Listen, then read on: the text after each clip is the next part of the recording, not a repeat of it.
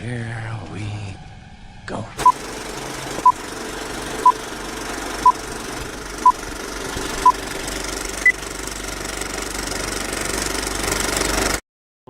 Yeah, so there's like 20 words you can't say on YouTube anymore, and I feel like we're gonna use them all.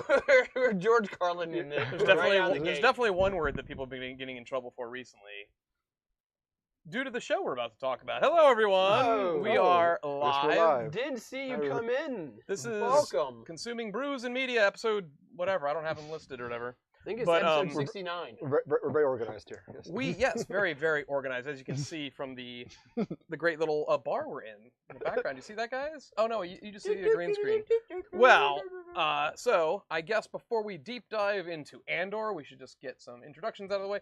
My name is Drew, and this is my channel. I usually do gaming on the Nights of Nostalgia for the most part. I also post little goofy reels, sometimes seriously dark reels. If anybody watched my Kingpin getting his head crushed reel, you should go watch it. I also made a weird reel about this show earlier, which we'll get into a little bit later. But that is it. I am Knights of Nostalgia, and we are going to be talking about Star Wars today. I would like you guys to give a little spiel about yourselves, if you don't mind. I guess I'm first. Hello, I'm Tim. I'm a recovering / in denial Star Wars fan from the beginning. Loved all the movies, read all the books. Through the Legends era, played a lot of video games, played a bunch of card games, old and new a little bit. And tell everyone why the holiday special is your favorite. Now is your time. I do have it. I do have it on my computer downloaded for some. Yeah, he only watches. He has it in a hidden folder in case the police raid. He only puts it on when he puts it incognito mode in. Just in case. You never know when you're going to need stuff like that. Right. So, of course. So, but yeah, that's. And you don't have a channel that people can follow, like, and subscribe to? I do not. They can't smash you at all to follow. There's no smash the Aglets button.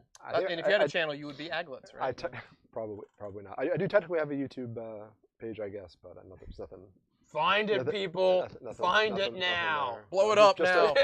Jump on that bandwagon. Just a guy here for love of the craft. Yeah. And a show just dropped, and we're ready to the Mountain Dew. Sagrona Tima. Sagrona. We're not there yet. Every time you drink, you gotta say any sip. New rules. Sagrona Tima? There's gonna be a lot of that, so no, we're not gonna do that. I'm gonna just do that in real life from now on too. Okay. All right. Ben of the Beer Thrillers. We've done videos, podcasts, home movies, back alley activities, dumpster activities, deals not allowed to be discussed on YouTube because of the 20 words we're not allowed to say. And I have a blog and website and stuff. I'm sure to be linked around somewhere. You might have even followed us over from my page. Who knows? Probably no one did. But you're welcome. You got like a ton of readers. Why aren't they here? They read. They don't watch. I guess it's like grandparents. We go to a bar somewhere and have like a live broadcast from. We're on like the main screen at Boneshire right now. So a very interesting show that we've all been anticipating dropped recently. The season 2 of it, anywho. Absolutely. I think we all mostly very, very positive of season 1. One of the few Star Wars products that I think most of us think it's halfway decent. It's the one that I will endorse, for sure. I've tried to get it's the only show I've tried to get people to watch, actively. That's how I feel. I've watched every Star Wars live action. I've not seen any of the cartoons for the most part. But did you get to finish Skeleton Crew? No. Oh no, I didn't finish that. Okay. So I can't say. I watched 2 episodes and I was just like, I just can't do it. It's not hard. I mean, I will say Skeleton Crew is not horrible. No, I'm sure it's better. Kind of, I saw the first episode. I'm sure it's just kind of like it was fine. Yeah. It did feel like a slog to get through because I don't have the interest in it. But I watched it, but I was just like, I don't know, Jude, whatever. He's a nice guy. Jude Law. Seems like a good. Steve Urkel. Yeah. Yeah. I don't know. It's. You got Goonies in space. Kind of sounds like it could be good. It's not bad. I can definitely say I've had fun dunking on stuff like The Acolyte, Mando 3, Book of Boba Fett, Obi-Wan. Go see our videos. We made a pretty credit on dunking on them. All They're your all- videos. They're all out there. You can all see them. All Go accolades. now. There probably won't be. There's the power of many. There's so many. Well, that's the of them. thing is like we actually have Friends. we actually have praises today and probably a little bit of dunking on. I would say I'm assuming it's a mixed bag a little bit to some degree. a little bit. Mostly But- positive. Mostly positive. Yeah. But this is there's a few things have been drawn to this show now recently. Almost everyone's on talking about one particular thing that happened in episode 3, which we'll get to. The same sort of complaints about pacing and slowness amongst the fans is something I keep reading. It's the same thing, Sure. and I get it. I got it in the season 1. I totally understand when people still alive? say we're Yeah. when people say we're My Right. thing's all weirdy. it's very very slow, very whatever. But well written. Like slow doesn't necessarily mean bad. Midnight Mass Right. was It's a slow burn. It just Midnight Mass is a there's- slow burn. I love that show, and Yeah. it's just people talking for there's 8 no- episodes. There's no getting around it. feels quicker in this though than last season. I feel like it's a little faster, a little bit. A little I bit. think, but and I yeah. think it's also designed. I mean, in the very first episode kind of jumps right in with a pretty big action scene. But I guess the first season kind of did. I too, think a the little other bit. big thing in that vein is season 1. You didn't know it was mainly built to be parceled out in like 3-episode chunks. I went into it not knowing that, and then Right. I caught on Me too. I got like halfway Right. through. I'm like, oh, these are like broken down into little movies. Yeah, and I Um, think the way Disney releases this season is a lot better. yeah. Yeah. At first, I was like, "What? Why are they doing it all in 4 weeks?" But now I kind of see why. Because And- I think it kind of makes sense. Yeah. And word on the street is that these are the weakest of the bunch. A couple people, Oh, really? according to a couple podcasts I've learned, there's a few people out there that have gotten pre-screenings of the whole thing, and they've attested that these 3 are the weakest of the bunch. That makes sense. Which- That Which makes means sense. that it's there's you can see they're setting some things up that are. Yeah, gonna be- that are gonna be in it's season, started in season as, 1, would you say the first arc is the weakest of the bunch? Yeah. I think I would say that too. The stealing the credits and all that stuff. Yeah. The But circus. that was later, wasn't it? When they go to the big heist. I feel like that was like the middle. I can't remember. I can't remember what The episode that was. heist is the second arc. What's Yeah. the first arc? The first arc is just him getting off the planet. Oh, right, Uh, off of Ferrex. it's- Yeah. Off of Ferrex. Is that he meets Wuthen at the end of that? Yes, Yeah. he meets Yeah. Ethan there. That's how. and then the that third triggers the second arc. third arc yeah. is the prison break, and fourth arc is the funeral. the prison break. Actually, I mean the That was the final with like the riot and stuff is obviously like the keynote, but like the prison break arc is really great. yeah, that was kind of peak of the I peak think of that's season everyone's 1 favorite. Peak Yeah. of season, like just the world. And we'll get to it, but the world building alone, just in that arc, I thought was just amazing. Particularly the monologues are very well written. Yeah. I think I can just think of a few scenes. Snoke's speech in I see what you did Wow. there. Snoke's don't- prison speech don't- in I season see 1. what you did you're gonna there. confuse the viewers. That's really good. Smeagol, Golem. The post funeral speech by Cassian's mom, Luthen's little monologue to his subordinate that's working for him as the Empire guy, where he talks about That's what the he best gave up. speech of like everything.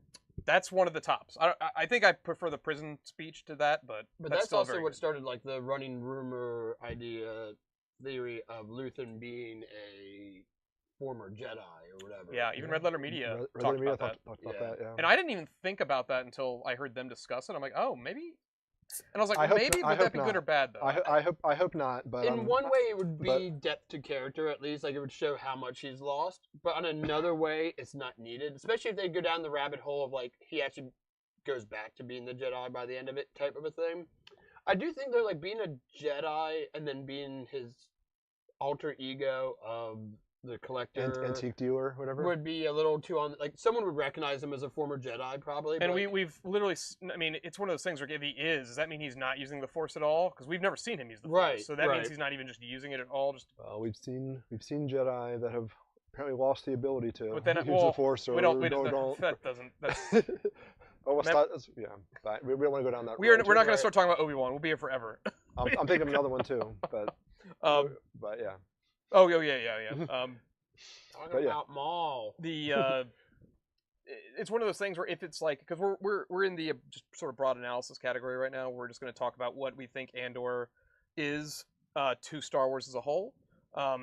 Why it's beneficial to have a show that's grounded versus the iconology and zaniness of some of those other shows. Eye candy. Eye Yeah. candy. Pew, pew, I don't know pew, why. pew. I don't know why it's an impossibility to have both, but apparently I it don't is. think it- We have well, to choose. I mean, clearly they can. Clearly they are doing both. I'm kudos to Disney for greenlighting another season of this after they spent a lot of money. I think it was like $250,000.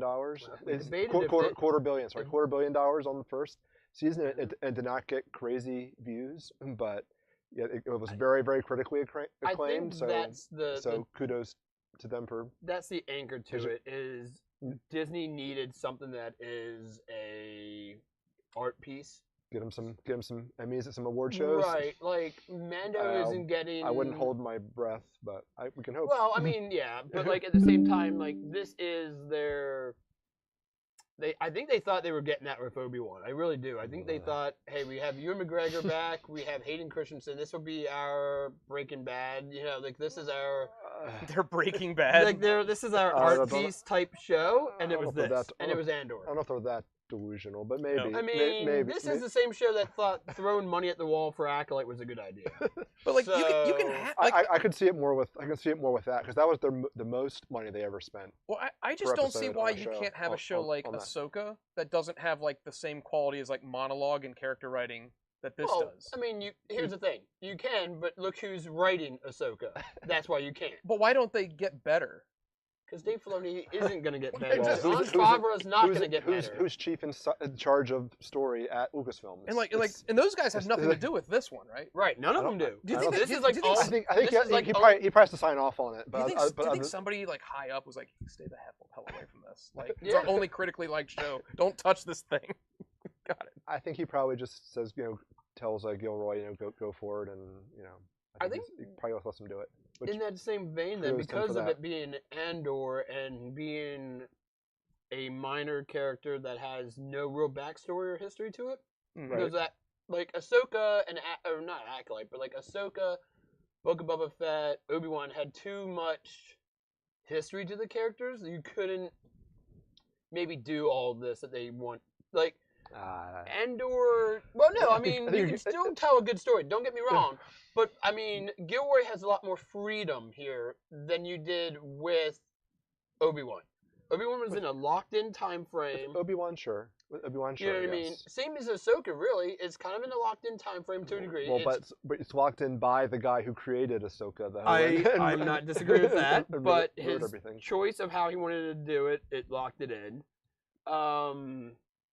It also had to rely too heavily on like Rebels, so That's- you're then also bookended by the sequel trilogy behind it. So it's almost like it's a moot point anyway of a show.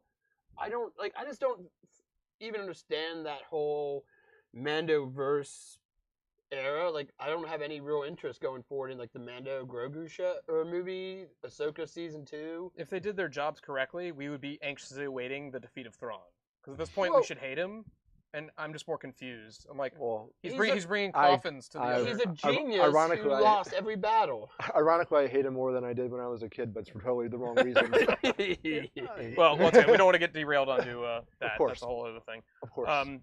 Would you guys prefer if everything was as grounded as this, or are you happy with just this being like in its own I little like- grounded bubble? I like what you said about having both. I think you can. Honestly, I mean, sometimes I feel like maybe Gilroy, maybe slight criticism might be that he maybe leans a little bit too hard into this, like tone and genre and deliberate pacing, the slow build. Mhm. I think you could try to marry the two styles together, maybe a little bit more, but definitely it shouldn't all be like this. But I think there's room for both, certainly. The thing with Andor that, like, I think there's a slight misconception, like when people say it's grounded and thinks like it's not Star Wars, is just how big of an umbrella Star Wars can really actually I, have. I would say it's no longer. It used to be under a small umbrella, but now Star Wars is Right. so broad. Right. That's something Like- that, again, not to mention Red Media so many times on this broadcast, but that's something they brought up a lot about. They always make fun of how small Star Wars is. Like, here's Star Wars, it means you have your AT-ATs and your TIE fighters and your And X-Wings Disney's and your Darth perspective Vader, is, though. and that's all you can have. I give Andor so much credit for showing that No, it doesn't have to be that way. You can tell new stories. You can create new concepts. You can have a whole 12-episode. Yeah. Wonderfully told story without a single lightsaber. Well, I was or a single. Yeah, my Jedi example I was or just going to any- bring up was the any of that farm stuff. here. The farm On feels both. Mina Rao. Yeah, the farm itself feels both very real world, like our Earth, like real world, Sure. but also very still sci-fi-ish in the sense of like how like the silos kind of hover, they're kind of up. There's still like the tracks for speeder bikes. There's still transport by that stuff like that. Mm-hmm. There's like the vaporator type thing. It still feels very sci-fi, yet design is also not like every other because like sci-fi can get kind of lumped into like all feeling and looking the same. I mean, you have like Star Wars has an aesthetic. You have like the aesthetic of Star Trek. You have the aesthetic of, but like all built from Lucas's sort of vision. Well, right.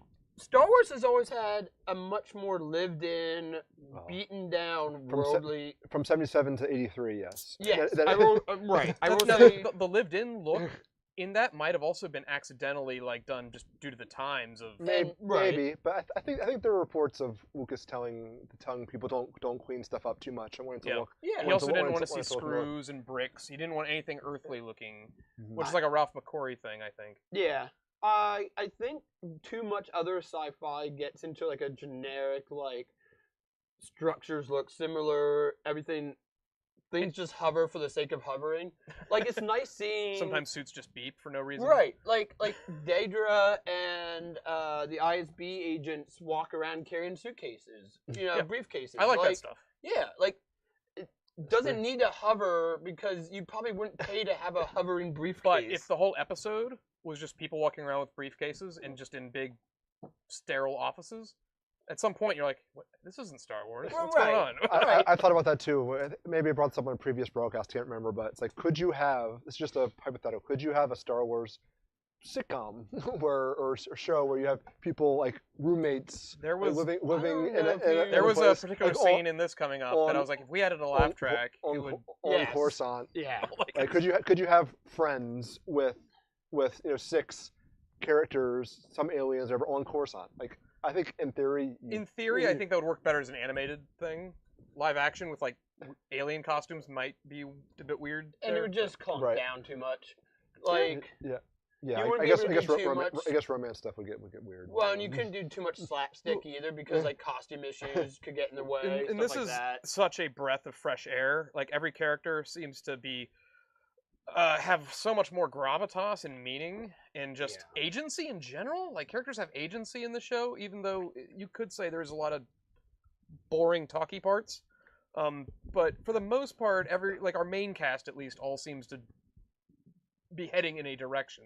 And even the Empire is depicted the way I want the Empire to be depicted. They have clear motives and goals for the most part. Even the Empire feels like a real giant enterprise that's corrupt at the core, but it just has bureaucrats working for it essentially and running things from. Which is the most evil of all. And there's red tape everywhere. The rebellion at this point, in its baby steps, is the opposite. It has literally zero oversight, zero red tape. Which is the problem. Which is becoming too big of a problem. They have no organization, and obviously, I think we're getting to the point where Mon Mothma, Luthen, maybe even that Forrest Whitaker, what's his name?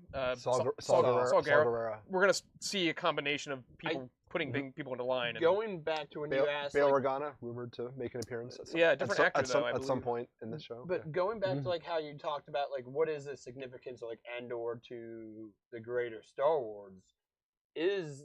I think that's a not very good question. Necessarily so much Andor the character as in right. Andor's place like as the cog in the wheel. I think he means the show, yeah. Right. But like but the show is obviously still called Andor. They could have called the show The Rise of the Rebellion. You could absolutely. I mean, but that is basically what they're telling is the Rise of the Rebellion. Yep. And I think we're going to see by the end of this because my understanding is almost each year, like each arc is a new year. Is a year, yep. That's why this started as 1 year later from the first season and 4 years before Yavin. And I think you're going to get basically right up to the beginning of Rogue One type of a thing. Speaking of Yavin, they've said that season 12, episode 12 will end right going into Rogue One. Right, and It that's said that, and yeah. you know, and I think that's where we're gonna finally see, because like Rogue One is basically the quintessential moment where they became one. Like the rebellions all got behind Jyn Erso with the hope and idea of we have to get these Death Star plans or we're all done for. Yeah. And then it segues right into being a full rebellion when Leia gets back to Willow. And I'm all for it recontextualizing Rogue One for me. Yeah. Because I was one of the people that was on the mid boat. I was on the mid train for Rogue One. I wasn't in love with it, mainly because of the lack of characterization. That was one of my biggest fights against it. And now the Andor character actually is a character to me now. So I'm like, I wonder how I'd feel about this. Would movie like to see them. I know K2 Urso or K2 Uso, whatever, K2SO, yeah. is supposed to make an appearance later on, like the actual one. I know they well, showed him already. They showed another droid of his kind, yeah, but in season 1. I would like them to see, like, they don't have to maybe show Blaze and Chirrut, but they could show Bodhi because he is an Imperial. If they could show like Galen. I was like, Mads Mikkelsen. Any rumor of him being? I don't know anything about. Yeah, there was a rumor that Jyn Erso appears, but not as Felicity Jones. But she doesn't need to be in it. Timeline-wise, she shouldn't even be. She shouldn't even be in it. No. Makes me wonder. All those characters you just mentioned will probably be in the. If they are in it, they're going to be in the final arc. Maybe. I would assume. And there could even be like a prologue, or not a prologue, like a epilogue, like a final, like. Yeah, I mean the epilogue of season 1 was the fact that the prison they were building the Death Star lasers. Like that's like that was a nice little ending. Yeah. I'm like, oh yeah. The fact that like the thing that ends up killing him, he actually kind of somewhat he sort of had a hand in creating. Yeah. Is sort of a really poetic way to look at it. It's like yeah. But the good kind of poetry, I would say. Yeah, like Walt Whitman. Poetry is poetry. William Carlos Williams. No, it's not. Yeah, it's not. Yeah, poetry is not inherently bad. There's a way to tell it artfully and carefully, like Dr. Seuss, and not beating you over the head with symbolism or whatever. Emily Dickinson. Well, while we're still in broad analysis, I do want to bring up the fact that, as I was talking to Ben about this earlier, this is the only show I've seen in Star Wars. I haven't really read much of any books or anything, so maybe the old books or the new books do this too. Paints the whole situation in a more of a different shades of gray than just good versus evil. Sort of. I mean, the Empire's still pretty on the evil dark side, but it paints the good guys as potentially not just objectively good versus objective evil. And I would have liked to see it more if they did that with the Empire more so. Like I was thinking about this the other day. The rebellion has all these different there's these people that will kill for the rebellion. They will sacrifice their own stuff for the rebellion. They will, about like Luthen. Yeah, these other cells, the Maya Pei or whatever. The cells are all whatever group this is. Yeah, this group is ridiculous. But that's another cell of. Well, absolutely. But I was thinking about it. I was like, would have been neat if we actually had a couple characters that were in the Empire, but they were just like legitimately good people. The books have done Trooper Davin Fell. Like maybe you have a character, maybe you have a bureaucratic character that is trying to change things for the better, but within the inside. Anakin claims he does things that you just need a strong leader. And he's doing it just to keep order. Their goal is, you know what? I can't change. I'm not going to join this guerrilla war fight, Drew. But I can hopefully change things from the inside to make things better. You know, what I don't know. What if I told you there was a movie that had in it a stormtrooper that decides to defect and leave and run away from? I heard he was also a janitor at one point. I went down the Wookiee hole on this one. Isn't he the guy who also came up with the technique to trip the walkers? He became like a defector and he like spread that information. He's talking about Finn. No, I'm talking about Finn. Oh, I thought you were talking about Davin Fell. No. He did mention Davin Fell. Yes, no. I forgot about Finn. Who is he again? What movie? The books have done both the old Legends books and the new books have done a little bit of the grain. Right. Davin Fell was a short story, basically. It was Tales from the Cantina, right? That was just a real quick throwaway kind of thing. More of the grain that the books have covered have been about the Jedi, though. Not so much about the rebellion. They've kind of kept the rebellion as mostly still morally good. Right. How much do you lose? How much of your humanity is worth losing for the good? They Right. have done a little bit of that with like the Clone Wars show, with like Saw Gerrera. Like that's kind of where his arc started in this like Yeah, downward slope. he started into, in the cartoon, right? Yeah. Andor starts off pretty I mean, violent in the in Rogue Rogue- One. so is yeah. Rogue One. Well, and Yeah. that's what when we were having this discussion earlier that you brought up. It's basically like Luthen is willing to sacrifice Andor at one point. Yeah. He's willing to sacrifice Tay. He's willing to sacrifice the things Right. he needs to Right. solidify the goal. Like that's even his. The goal is the that only speech. thing that matters. It's all that Right. It's all that matters. And yeah. and then like we were saying that Andor's learned from him as like a mentorship type thing, where like Andor's like, yep, informants no longer needed. Bop. Like Luthen's the closest thing we're ever going to get to Tywin Lannister in this.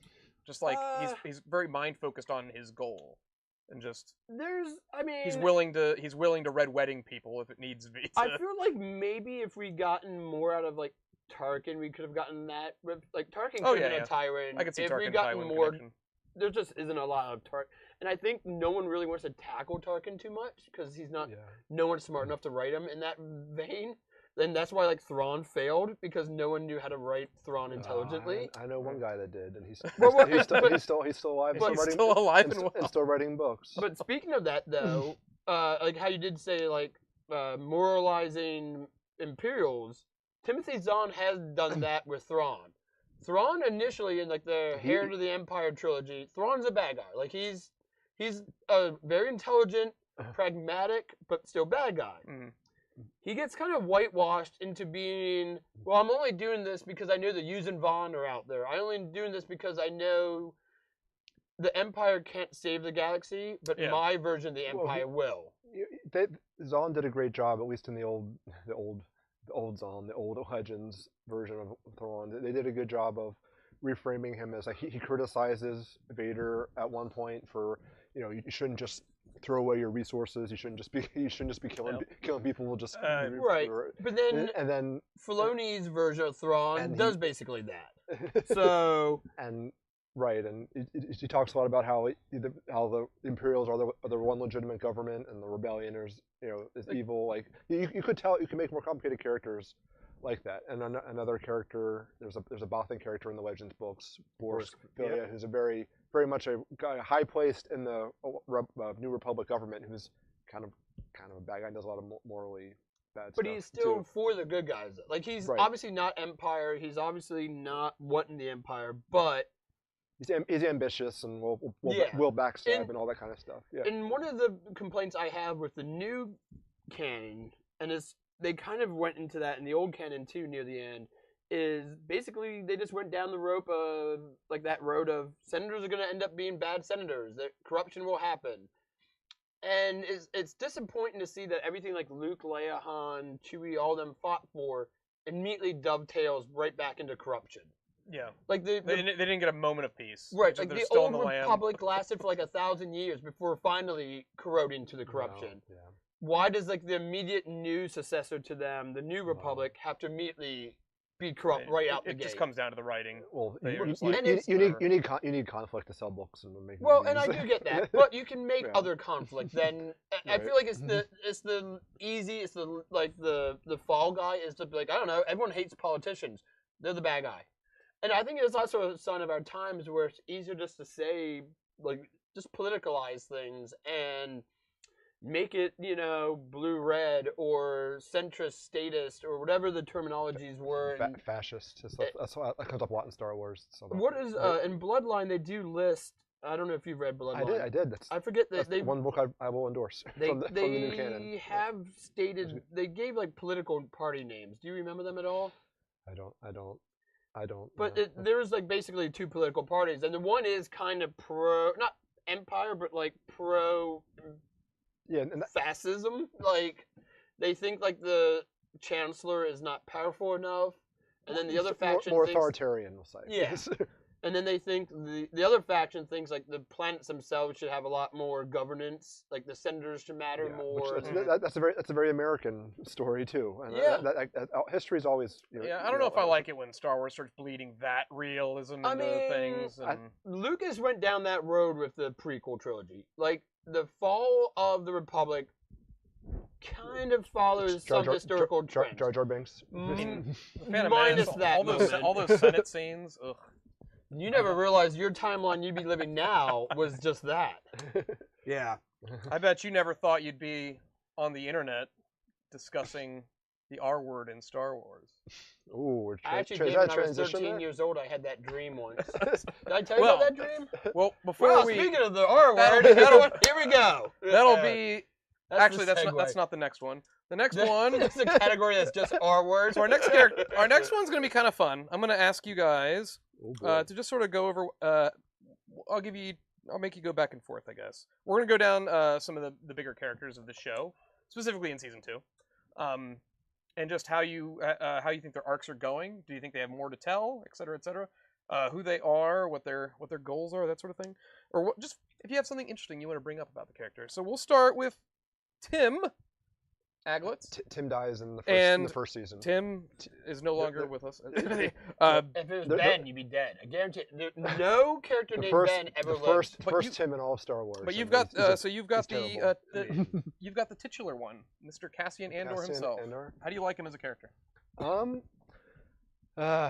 don't want to get too hot takey here, I guess, but I honestly I find him to be one of the least interesting characters on the whole show. I like him more, I think, now than I did. First, you just see him in Rogue One. You know like nothing about him. He just gives that one line about how I've been in the rebellion since I was like 9 years old or 6 years old or something. In Rogue One, he's like nothing. Yeah. But and then you start to get more of his backstory. You see his adopted family. He has a sister. But yeah, I feel like his motivations are not typically well as fleshed out. I mean, he doesn't. I mean, we can see he has some relationship with the Bix character, but that's only really kind of hinted at per se. It's not really shown, and that's another small criticism I have of this show. There's at least I think 3 different like romantic pairings that they make obvious that they're real and they're present on the show, but they never do anything to show them showing affection towards each other, or it's all just I can't feel that emotional connection between the characters if it's just kind of them just doing these little glances every so often, and then it's not. I don't feel like that's done very well. It's definitely not like a standard hero's journey, but it is growth. I would say it's more or less stripping away humanity towards Cassie? Towards a future, I guess, that you may not ever get to see, willing to sacrifice it all. Okay, Ben, do you have anything to add to the Andor? About Andor? I feel like there is an arc to him. I think his arc is generally, we just know it though.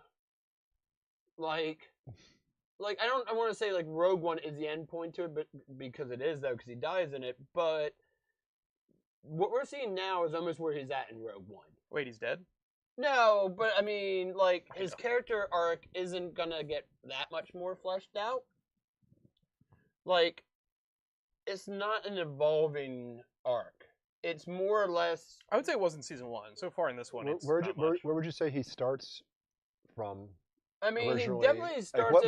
What's different in the beginning versus now? He starts in Season 1 as not being interested in the rebellion. He's not in it for the rebellion. He's not. He's almost Han Solo-ish, roguish in that sense. I would say he's slowly fighting for a cause versus himself. Right. Versus himself. That's the bigger thing. Yeah. Mm-hmm. And I think we're already at the point where he's now fighting for a cause. So there's not a lot more actual moral or psychological growth to him, but there's going to be plot element growth to him, finding his sister, understanding his place in the rebellion. That would be nice. Hinted at in the first episode. Most likely something's probably going to happen to Bix. I mean, we already know. Spoiler alert for anyone who hasn't watched anything, but we know Brasso now. You know what I mean? He's gonna. I think we're gonna slowly watch him lose all the pieces that make him him, And so by Rogue One, he has nothing to lose. Yeah. Yeah. You chalk it up to war as and hell. that's kind of a that's kind of a trope, right? Of every hero, the hero loses the mentor, and they lose everybody else. That's Yeah. not always everybody, but Well, we have a lot of characters, so let's we'll move on from Andor then. we need a timer. Beer thrillers. Chess timer. Beer thrillers. You Yes. get Luthen.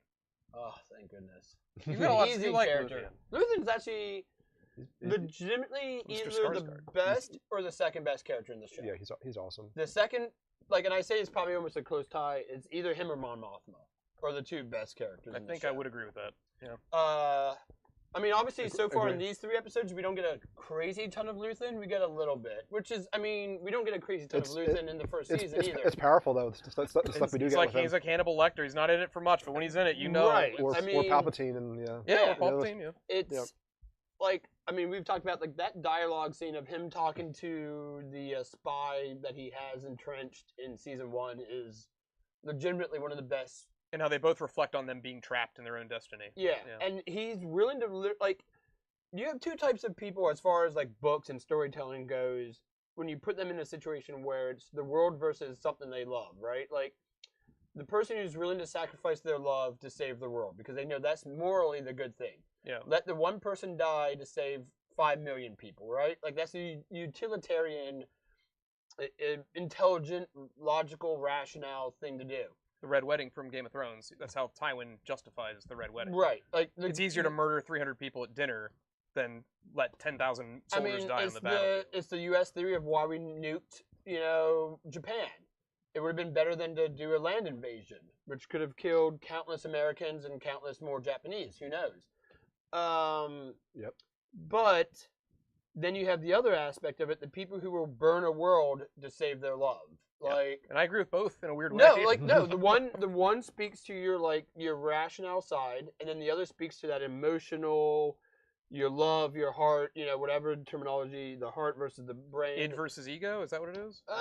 It's like, well, I think of like Lost as a somewhat decent thing with like man of science versus the man of faith. You have like the heart person Yeah, it's versus it's like head versus heart, basically. Yeah. Is what it is. And Luthen is definitely Does- in the vein of he will kill the 20 people he loves because he knows he's saving the I'm not- galaxy. Yeah, I'm not sure Luthen has a lot of conflict here. I think he's Right, he's no. kind of solidly on the one side. No, I agree with that. No, I Yeah, do. But I'm yeah. just saying, like, he's definitely, that's Sure. why it's kind of interesting, is he is, like, 'cause going back to, like, that morally gray that we're finally getting to see out of the rebellion, we're actually getting to see that through, like, Luthen is one of the best examples of that. Saul's, I think, shows a dichotomy of the rebellion, but just, he's showing, like, the terrorist side of it. Like, because that's something a Yeah. rebellion can too easily become, is just a terrorist unit. Sure.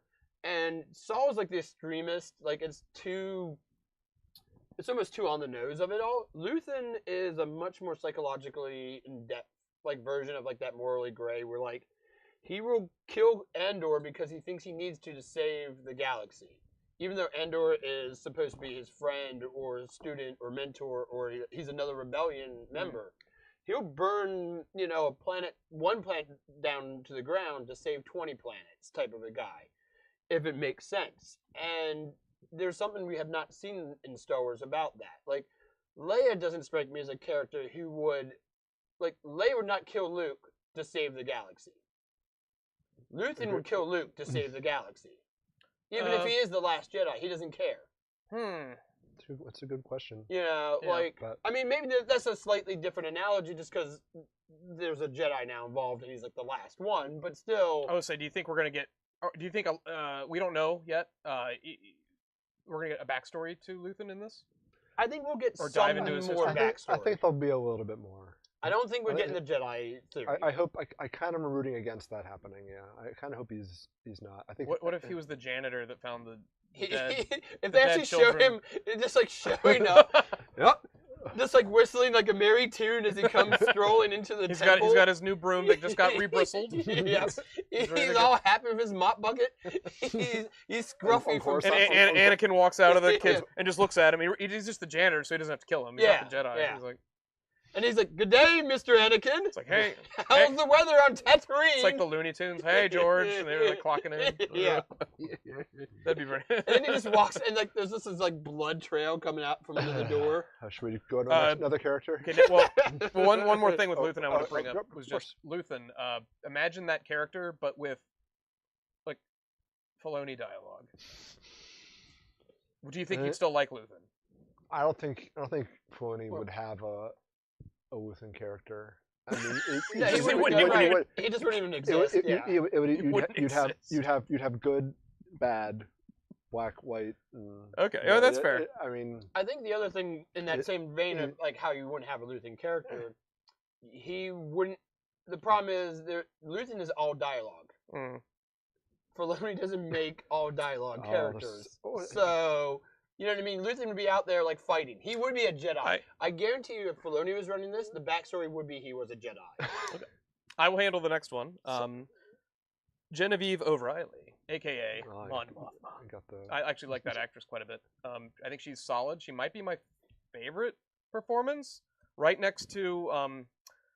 You're gonna have to remind me what his name is. It's Qyburn from Game of Thrones. He's Pycelle? the head ISP. Oh no, yeah. I love that yeah. actor. I think, Cyril? not Cyril, but No, ISP. Oh, the older guy. older fella, yeah. I don't know his name. It's not Yularen, because Yularen was actually at that meeting too. But Mon Mothma is one of the top tiers of the show and last season, Yeah, and she is fantastic, sort of an opposite to Luthen's character. Maybe I don't know if you call it Yeah. a foil, but she is on the side of it's the conflict, yeah. she's sacrificing her stuff specifically for the rebellion, whereas, Yeah. like you said, Luthen is the person who would sacrifice other people's things for his rebellion. Well, that's literally what happens. And that's an yeah. episode. It's literally the core conflict of what's happening. Of this show, yeah. The first 3 episodes, anyway. She's she's pragmatic, assertive. She's got the confidence. She's got the money. She's got the husband who's like a party animal fella who's just in it for the Yeah. pleasure and the joys of being like. Their marriage is a little. It's a weird. strange marriage, but that's fine. It reminds me of the Meet the Fockers, his parents in that. The dad's all like a party animal, the other one's But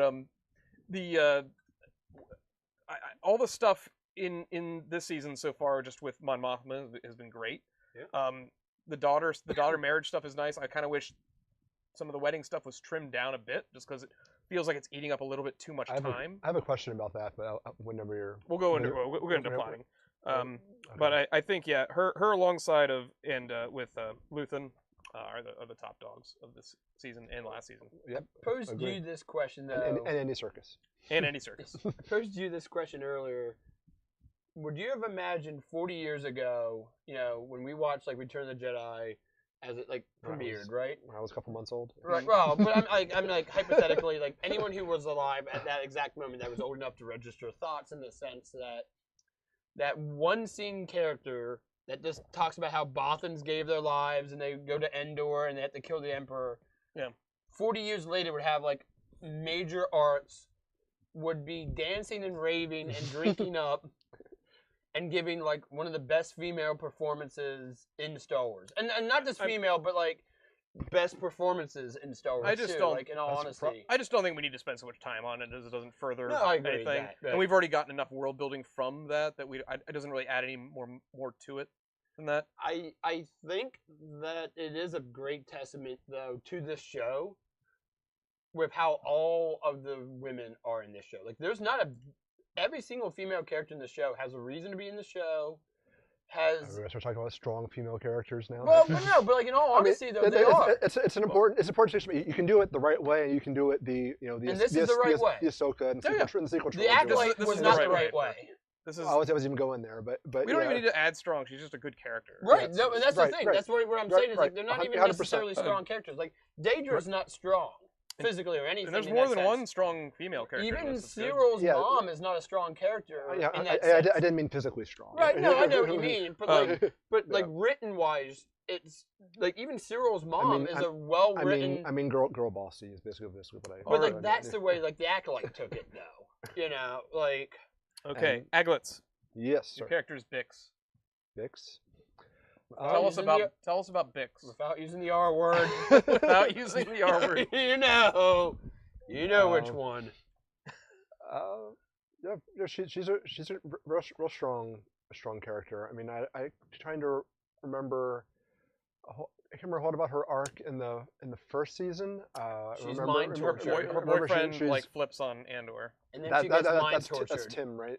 Is that his name? Is his name Tim? Yeah, I think it's Tim in the beginning of the season 1, and I just he remember the There's a Star Wars character named Tim? Yeah, I made that joke earlier. I guess. There should be no one named Tim. There's been one Tim in Star Wars, and of course he's one of the. Is there an Andrew? But yeah, then doesn't she get captured again towards the end of season 1? There's a doctor interrogation thing, and it's like the most one of the weirdest but most heinous tortures is this he makes her listen to the suffering of animals from some planet. Yeah, so she's kind of she's kind of almost like a Leia character in this show in a way. She keeps kind of I mean, finding herself going from the fire to the fire. She's acting as sort of damsel for Cassian to save. A little bit of a damsel in distress, but also capable. She'll talk back to the thugs or when called upon. She's not a shrinking violet. She has she's part of this movement.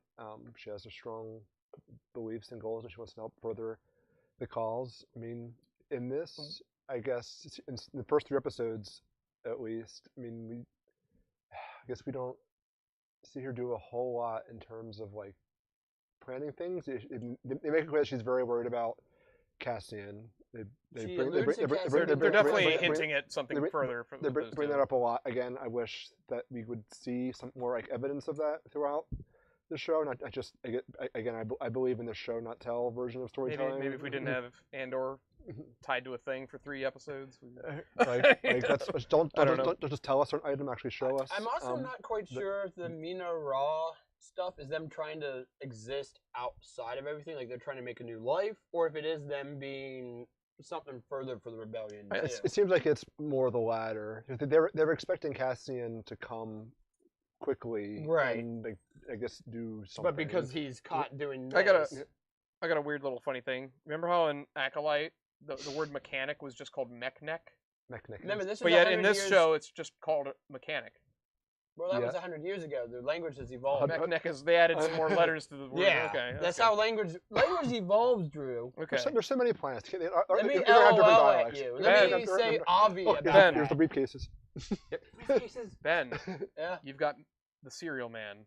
Cereal Karn. Cereal Karn.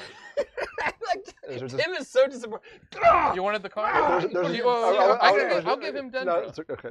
There's a distinct lack. You have something you want to. I was going to say there's a distinct lack of cereal so far. Okay, there's been no cereal. Not a single bit. There has been fondue. We've gotten cereal replaced with fondue. We're making headway. We've moved from breakfast to dinner now. Cereal, I'm just gonna call him Cereal because that's what he represents. Well, and the funny, his name is Cyril. Yeah. Like SYRILL. A cereal of cereals. Just So far, obviously, in this season so far, we get that scene where he's telling the other bureaucrat, hey, we can matter here.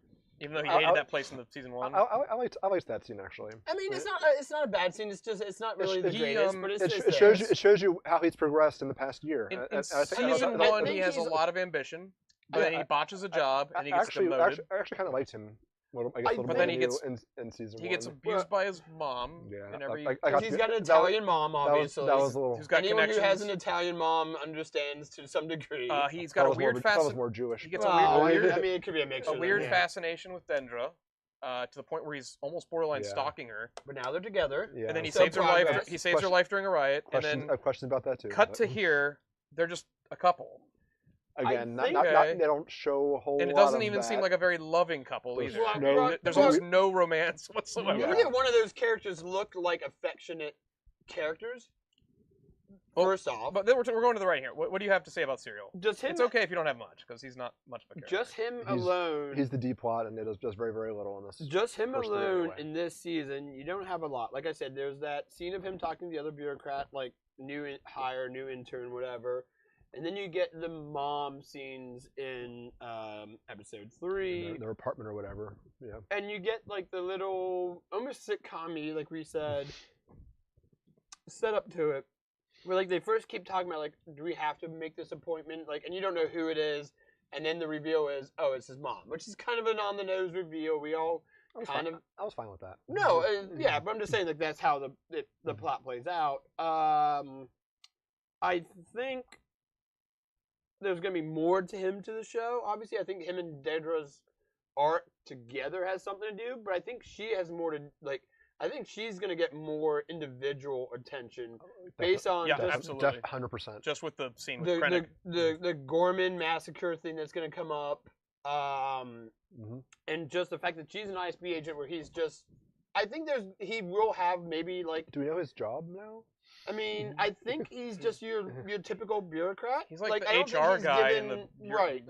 I don't think Bureau we're. of Measures or something? I don't think we're supposed to know more than he's literally one of 4 million, right? Like he's. Well, he was he's working that- in the boots, but now it seems like he's like up in the management tier. I don't know. I mean, it seems like he got a promotion. That's what I. Either it way, seems he's like. probably your low-level manager at any job that really doesn't matter, right? Like that's, and so we might get to see him have some either come He's a little cog in or, the. right, and that's fine for what he'll probably be. Ironically, Perrin maybe has more of a character arc than he will. I don't know, because I don't think Perrin survives the show. Yeah. I'm not sure Perrin's character is really changing much. No, he's not going to change, but I think he won't survive the show. No. Because I think Mon Mothma needs to be familyless to a degree by the end of the show, or at Okay. least by the time of Maybe. episode 4 anyway. So I just don't going into the show. I don't think Cyril will have a crazy amount. He was a big part of season 1 though. I have a feeling there's going to be some big role for him. I did like him wearing suspenders. Like he almost it reminded me almost of American Psycho, where like dudes like as soon as they take off their overcoat, you know, the Push 'em suit back. coat. Oh yeah, he's got the. You got the suspenders. I feel like he would have like He looks a little the like him too. like yeah. the sock, Well, you know, thing. All right, should we- Tim. Yep. tell us about Dendra. I like her character a lot. She's really interesting. Go very- get her in the ISB. A very interesting take on a. I'm trying to think. Have we ever had a real like ruthless like, female villain? Dodge. You're just pretending like Captain Phasma doesn't exist. Well, all right. If you want to go, Oh, that off was a of- deep. I mean, never mind. That was a. If That you was want a to go off that's of not- cartoons live, like if you want to go visual, I'd say Azaj Ventress is probably the most, or Kira maybe at the very end. Kira from like Solo and stuff. Yeah, No, but no, book-wise, hell is she talking Isard about? would be the biggest thing. I was say some. Don't say one of the Night Sister Queens or whatever. No, I'm not, no. I would No, say but- book-wise, Old Legends had Isard. He was, Oh yeah, sure. She was literally the head of the Or- ISB or- post Endor. Okay, we're not talking about that stuff. Anyway, so yes, yeah. So all that to say, I think that's actually a really cool, interesting way to create her character, and I like how in this first 3 episodes they give you even a little bit more context into her background. She says she like, has no family. She was, I think they died, or Wasn't she was adopted by the Imperial something when she was like 3 years old. Like that's pretty interesting. So she's a lifer. She's been, I guess you could probably say like, brainwashed to a degree, brought up in that Propaganda and all. yeah, you and know? that Imperial, and she definitely presents herself that way. She's ruthless. She will, she's not afraid to, speak her mind. We see or talk to, Cyril's mom rather coldly. But there's also the interesting scene where she's like afraid to fully give her mind to Krennic when she's like holding back her opinion about the Gorman stuff. That's a little interesting, and I'm sure that'll come in. I'm not more sure if it's later. necessarily But yeah, for the sake of squeamishness either. Like, I don't think she's necessarily opposed to the idea of them all dying. yeah. I think she just doesn't see it as Yeah, I think she's just cautious and calculating. I think that's what it is. so- She doesn't know what, and I like like it's that. not I think like that's she cool. has like a bleeding heart, and that's why she's opposed to the Gorman massacre that's going to happen. Right. I think right. it's much more like you said, a pragmatic. Like, is this really like? Do I want to tie my wagon to this horse? Like, is Krennic? Because there's already like my assumption is, based on how Rogue One is played out, is that Krennic is already kind of like viewed as like a buffoon in a way. Like he keeps promising the Death Star is going to be done soon. Like How does he's the the guy. buffoon get to his rank? Well, my I understanding is don't wanna say he he's a got that buffoon. rank and then kind of hits buffoonery, and buffoonery befell him, Like right? somehow, like he just got promoted in. Well, he got promoted maybe because of skill, but then once he got there, things just kept spiraling. Like things just happened against him. Like the Death Star, I think, is a product of out of universe reasons for why it is where it is. Because Lucas made the horrible decision to show it at the end of Revenge of the Sith. In all honesty, that was a dumb decision. Right. Because then it played into, well, why did it take you 18 years to build this thing? Yes. Well, we're going right into Krennic was our next one, so I guess we're just going right into Oh, Krennic. so who I had mean, there's not much. You, Is that- Krennic. There's not right? a whole lot. Well, there's not Yeah. too much to talk about Yeah. other than he's reintroduced in the series as prequel to Yeah. Rogue One. He's once again he's in charge of the room, and I do like how we have Qyburn. His name's like Pendergast or something in this Pendragon? Pendergrasty, or I don't know, something like You want me that. to Google it? No, it's fine. You know what? The older I have it ISB down agent here guy. somewhere. Mr. Google over here with his answers. Look at this guy, a walking Wikipedia. I'll have There's it. there's a lot. Hey, There's a lot of Just characters. put up the, just, Partagaz. All right, that's the old ISB What was agent it? guy. Partagaz. That's the leader. He's the leader ISB fellow. come again, please, sir? Partagaz. Part of Gaz with a Z. Partagaz with a Z. So Yeah. that's Okay. a bad Scrabble hand That's if I ever heard Qyburn. one. That's Qyburn. Okay. But I like that character. Just can't remember his name for the life of me. But no, that's because it's a bad name. I do That's like why. I like Yeah. the one that he's like in that meeting and he's like asking those questions like, wait, we don't have a station here. Like, what are you talking about? Well, You know, and his eye movement. Yeah. During his eye movement during Krennic's speech is like, yeah. all right. And why is Krennic even giving this speech? Yes. Type of a thing. I like that it's sort of starting to show the cracks in the bureaucracy, and like I said, maybe this guy who's not qualified to be where he's at right now is now like, because there's nothing worse than being like a fairly smart person in a room and then like somebody really dumb is all of a sudden running a meeting and just Yeah. like talking down to you and you're just like, oh no, what am I'm gonna Krennic is definitely your poor man's Tarkin. Yeah, he's Dime Like, Store Tarkin. Yeah, we all ordered something on Temu once. We know how this runs. I like Ben Mendelsohn quite a bit though. Oh, he's dude's great. a great actor. He's great in everything. I like him in this. And his Rogue One scenes are some of the best scenes too. You're on the verge of greatness. I mean, he gets to give Vader one of his best. Is Galen lines. Erso going to be in this show? Just for the memes. Galen Erso. Yeah, well, that was Mads Mikkelsen, right? Yeah, we talked about. Yeah, we all discussed. right. I think we won't see him just because of Mads Mikkelsen I being the think- character. I- We will get. I think allusions maybe to we'll him. get a cameo of some kind. I think he should be. I think he really should be. Think Qui-Gon from the Obi-Wan show style That's cameo. not- You that's know what? that's not thinking Liam about that. Neeson happened to wander onto the set and He they just grabbed him. They're like, hey, come over here for a second. Yeah. Put this robe on. Right. He actually was in his robe. It was like the Big Lebowski. He was still in a robe, drinking a white His hair was Russian. all unkempt. Yeah. It's how they got Harrison Ford for Rise of Oh, Skywalker. God, you look like a bum. Stop talking Can you at least about comb your Steve hair? No!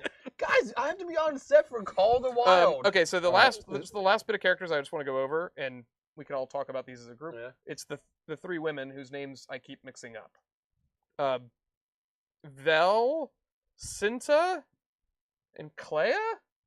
Oh, Clea's Luthen's assistant. Clea's Right. Luthen's Vel assistant. is The the other woman two, from Game of Thrones. Bella's Mothma's sister or cousin. Mon Right. Mothma's cousin. Niece And- or cousin? Cousin. Okay. They're cousins. And these three women, And I Cin- cannot keep straight and in my Cinta brain. is- Like, Cinta is the Indian, Cinta I is the assume? love interest Right. of My Vel, favorite- and that's I it goes back to the theme I keep but bringing what are up. they for? Like, what are these characters for? Well, one of my favorite lines in just segments, and I think this is just a great nod to like good writing, is when Vel has that little talk with what's Luthen's assistant name again? Clea? Clea.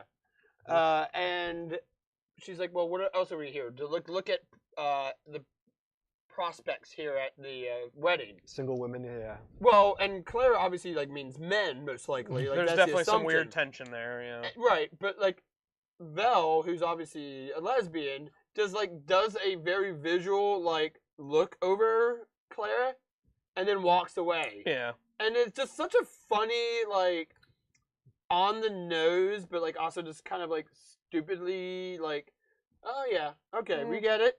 okay, It's you are not on the same wavelength. Cool, great. It's just a nod. It's not whatever. like it's not woke. It's not anything like that.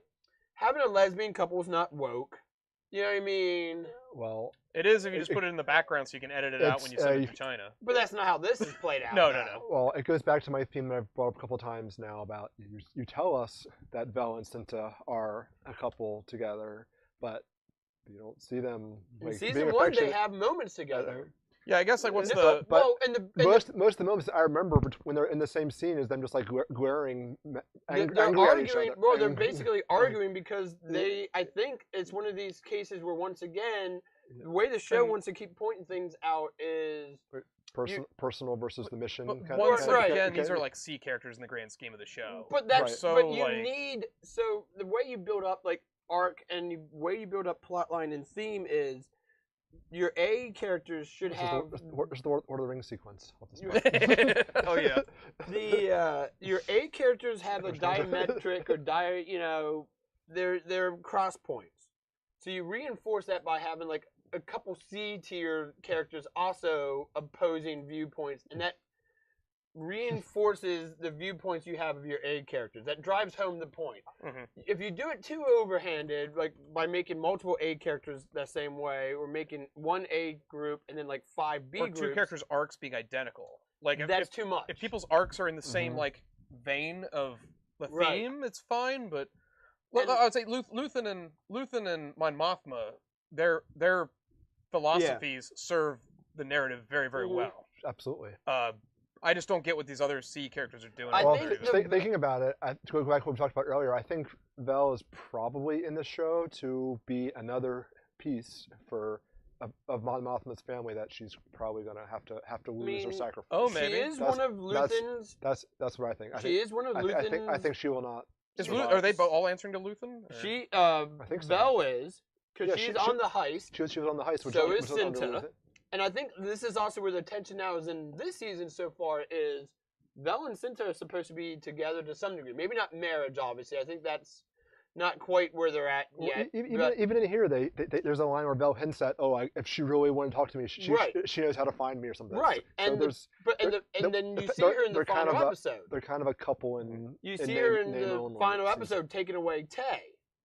And Spoiler alert, Ben. Well, we've established that you should have already have, But my point to Spend that, 3 I hours think, watching the show, then spend 3 hours watching us. Thank you. I mean, honestly, that's how, you'd be kind of stupid to do it in reverse. I'm not gonna, but if anyone is, yeah. But I think, in that vein, though, that's gonna be another, Cinta's gonna be one who will sacrifice what she needs to. Like, she's not opposed to killing Tay. No, she's. Where I think Vel, she's more Luthen for sure. and Vel is gonna be more Mothma, maybe not willing Maybe. to kill Tay. We don't want to start doing that because then we're just as bad as them. At what Right. point are we no At better? what point do you become the monster that you're trying to It's not defeat? not breaking new ground at all. This is something that's been done 100 times I over. mean, but- I It's a think classic. It's a classic. in the yeah. year 2025, how much more new ground in storytelling are we really going to make? that's true.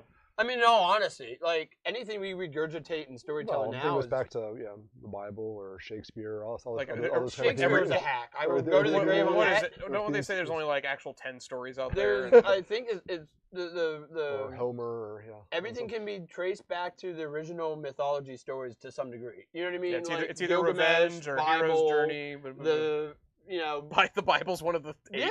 There's Bhagavad Gita, all the creation stories. Pick one that you like or subscribe I thought to. the scene was a little bit weird. I'm like trying to. Mastermind, don't watch this. Ben making the thing he's Trying to- telling people not to watch. Look, I didn't. All right, I Um, didn't realize we were taking comments Are from the we done Peanut with- Gallery Well- already. Are we done with characters? yeah, we're gonna go into world building. This is not gonna take us too long. I just want to have your thoughts on how Mr. Tony Gilroy, and his world building in the Star Wars. I like to refer to him as Mr. Anthony. Who do a Sigourney Tima for Tony Sigourney Gilroy? Sigourney Gilroy. Sigourney Tima, Hey. Tony Gilroy. Mazel tov. No, I mean that's. Yeah. What's so funny, Drew? The way he looked at me. We've had a discussion that this is just it's basically just Star Wars muzzle tov. It is. That's all it was. But we're Is that doing- world building then? Yes. Yes. It's fine. It's established that Star Wars does that. Right. I like a lot of that stuff. You can no, The no, wedding, okay, the wedding ceremony. We were. Right. If we want to do world building, let me jump in with the wedding ceremony. Yeah, that's a huge part of it. I think Yeah. it was done very well because it felt different enough, but yet still believably like. Sometimes I think like fantasy or sci-fi Sure. genres can make Didn't get too Star Trek-y or too like or out any there. any ritual like or- funeral, wedding, birth, coming of age, any of those kind of like rituals that we all have, like bar mitzvahs, weddings, that kind of stuff. When you put it in like fantasy genre or like the sci-fi genre, it can get like just too weird for the sake of 100%. well, you have to make it different. And this was just they walked in a circle, they had to step over a branch. Yeah. They did a little dance. It felt very Game of Thrones. They had to like Yeah. twirl their hair together. And he cut her braid with a knife. Yeah. That seemed like it's no. And all you stepping have on to the do is glass. gauge everyone's reaction in that scene to know that this is like a big moment. Yeah. Even though we don't know what it symbolizes And, or anything. and like it that, is. I do Subtle- like subtle all but- this though too. Subtle but effective, yeah. I like the build up that we got. Yeah.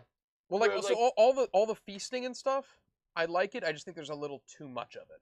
Like I would we could probably use say those. We could use that screen time for doing something else. I'm you know? okay with all these scenes. The like the wedding rehearsal type scenes. I'm okay with these. As The long as- wedding as long day as- scene. As long is, as they serve other purposes, like here getting the two characters well, right. together. The and reception, I talking. think, goes a little bit too The much. rave scene we don't need.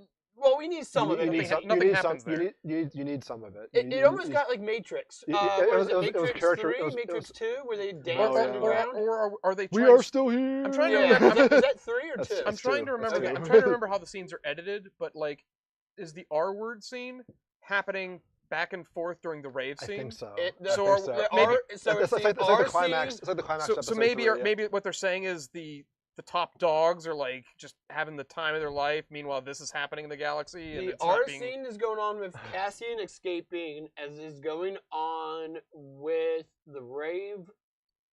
And there's one other scene, I think, too, that's getting intercut, right? Oh, the mom getting berated by Dedra. We're going after Tay, maybe. Oh, see that? Oh, and then like that, Going yeah. after Tay at the end. Well, I the don't Tay know. scene It is just- a quick one scene thing. Once again, though, I'm not but- saying eliminated. In fact, I like a lot of it. I just want it more truncated. You could say trim it a little bit, but I think you need to see Mothma kind of. You can tell she's really upset. She's Yeah. taking a bunch of drinks. She's just I mean, her way of It's a- yeah. her way of dealing with it. When It's I a finally very have human- Drew put down, it's a I'm very gonna human- dance to get over my horrible feelings. Cut the camera. We're done. Drew just walks off set in his own house. So yeah, but there's Like Bill O'Reilly. Shut the. we'll do it live. We'll do it live. Oh, we are live. So is there world building in the show that doesn't take place on Chandrila? I think I would say yes. And, No, the and- Mina Ross scenes are great. Yeah, I really love seeing all. I mean, we can go back to season 1. We talked about the prison sequence. I think that was amazing world building. The scenes on- Very of little course- CGI, and some of the sets look amazing. Oh, Yeah. 100%. Like, And they look better than like the Mando and stuff, where like they did that. What's that volume? the volume, yeah. I call Which it. made it really, I don't know why, but like it all felt the same. Like Mando and Book of Boba Fett, like they could have all been one season. Like you wouldn't even know difference of sets. You wouldn't know difference of Yeah, cinematography. I guess that's where a lot of the budget went for the show. It is- transitions so well into like the episodes 4, 5, and 6. Like Tony Goa recreated like something that I believe would actually happen in the original trilogy. You know, like in the prequels, even like a lot of that feels like it because it's all CGI and sterile, and Yeah. it just doesn't feel like the same. Well, and universe that's the other almost problem half too. the The time. prequel trilogy doesn't even hold up more because of that too. Yeah. It feels a product of Dated. It feels very dated. right? Like early More dated. 2000s. It feels more dated than the OT. yeah. In a weird way because of that. Yeah. It's sort of like how like a really good Super Nintendo game that looks really nice and crisp and colorful, but then like, you know, I like N64 quite a bit. Yeah. A lot of games on N64 are ugly. Yeah, GoldenEye well, is not. Yeah, well, You yeah, turn does- GoldenEye now, does it look- looks Yeah. hideous, but does like look- there's it still does a lot of Super Nintendo games that still look great. Yeah. You know? Well, I mean, yeah, 2D you can only kind of go so Any far. wrestling game from the N64 era, like No Mercy, Any- WCW, NWO Yeah. Revenge, all you those can't games. animate 3D humans well in No. 64. I think we all. But I mean, anyway, Donkey Kong 64 looked okay-ish, but yeah. that's not another podcast. So we once again Mazel Tov. Sigrona Timo. Sigurnatina. Yeah. Selena Todd, Selena Kyle. What? Selena Gomez. Tony Gilroy, we thank you for at least the care you've put into the world building of Star Wars. He makes Star Wars feel bigger and That is the have other more potential. That's another thing. It makes it feel bigger. It makes Star Wars feel bigger. It makes it feel and livable. It makes it feel like real people. Yeah, like this little antique shop. Yeah.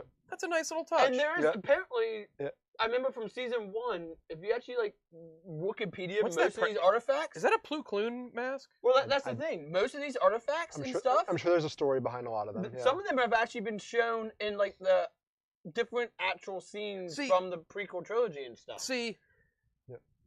Okay, I'm gonna make another Filoni comparison here. Oh God! If this whole thing was a Filoni scene, it would be a CGI backdrop, and their mentality would be like, well, we'll put some interesting stuff in the background later. We'll figure it out later. Instead of actually decorating a set and thinking about like, oh, let's have this hero on over here. Let's maybe use some interesting camera work to. Because the camera lingered on that mask thing for a little bit, it's gonna have some sort of. Well, that's where her button. She had to press a button. But I'm just saying, it's like the mask took up most of the frame. It felt maybe it doesn't have a reason, but it felt like is, I don't know. Did you play Knights of the Old Republic? I did not. I did not. Okay. I haven't played a Star Wars game in forever. That's embarrassing. Well, that's old school like Xbox. That's like 2000 something. Yeah. Right? Oh, but they've mentioned in the show like 3 times now the Rakitas and the Rakatan invasion, which is from like the Knights of the Old Republic.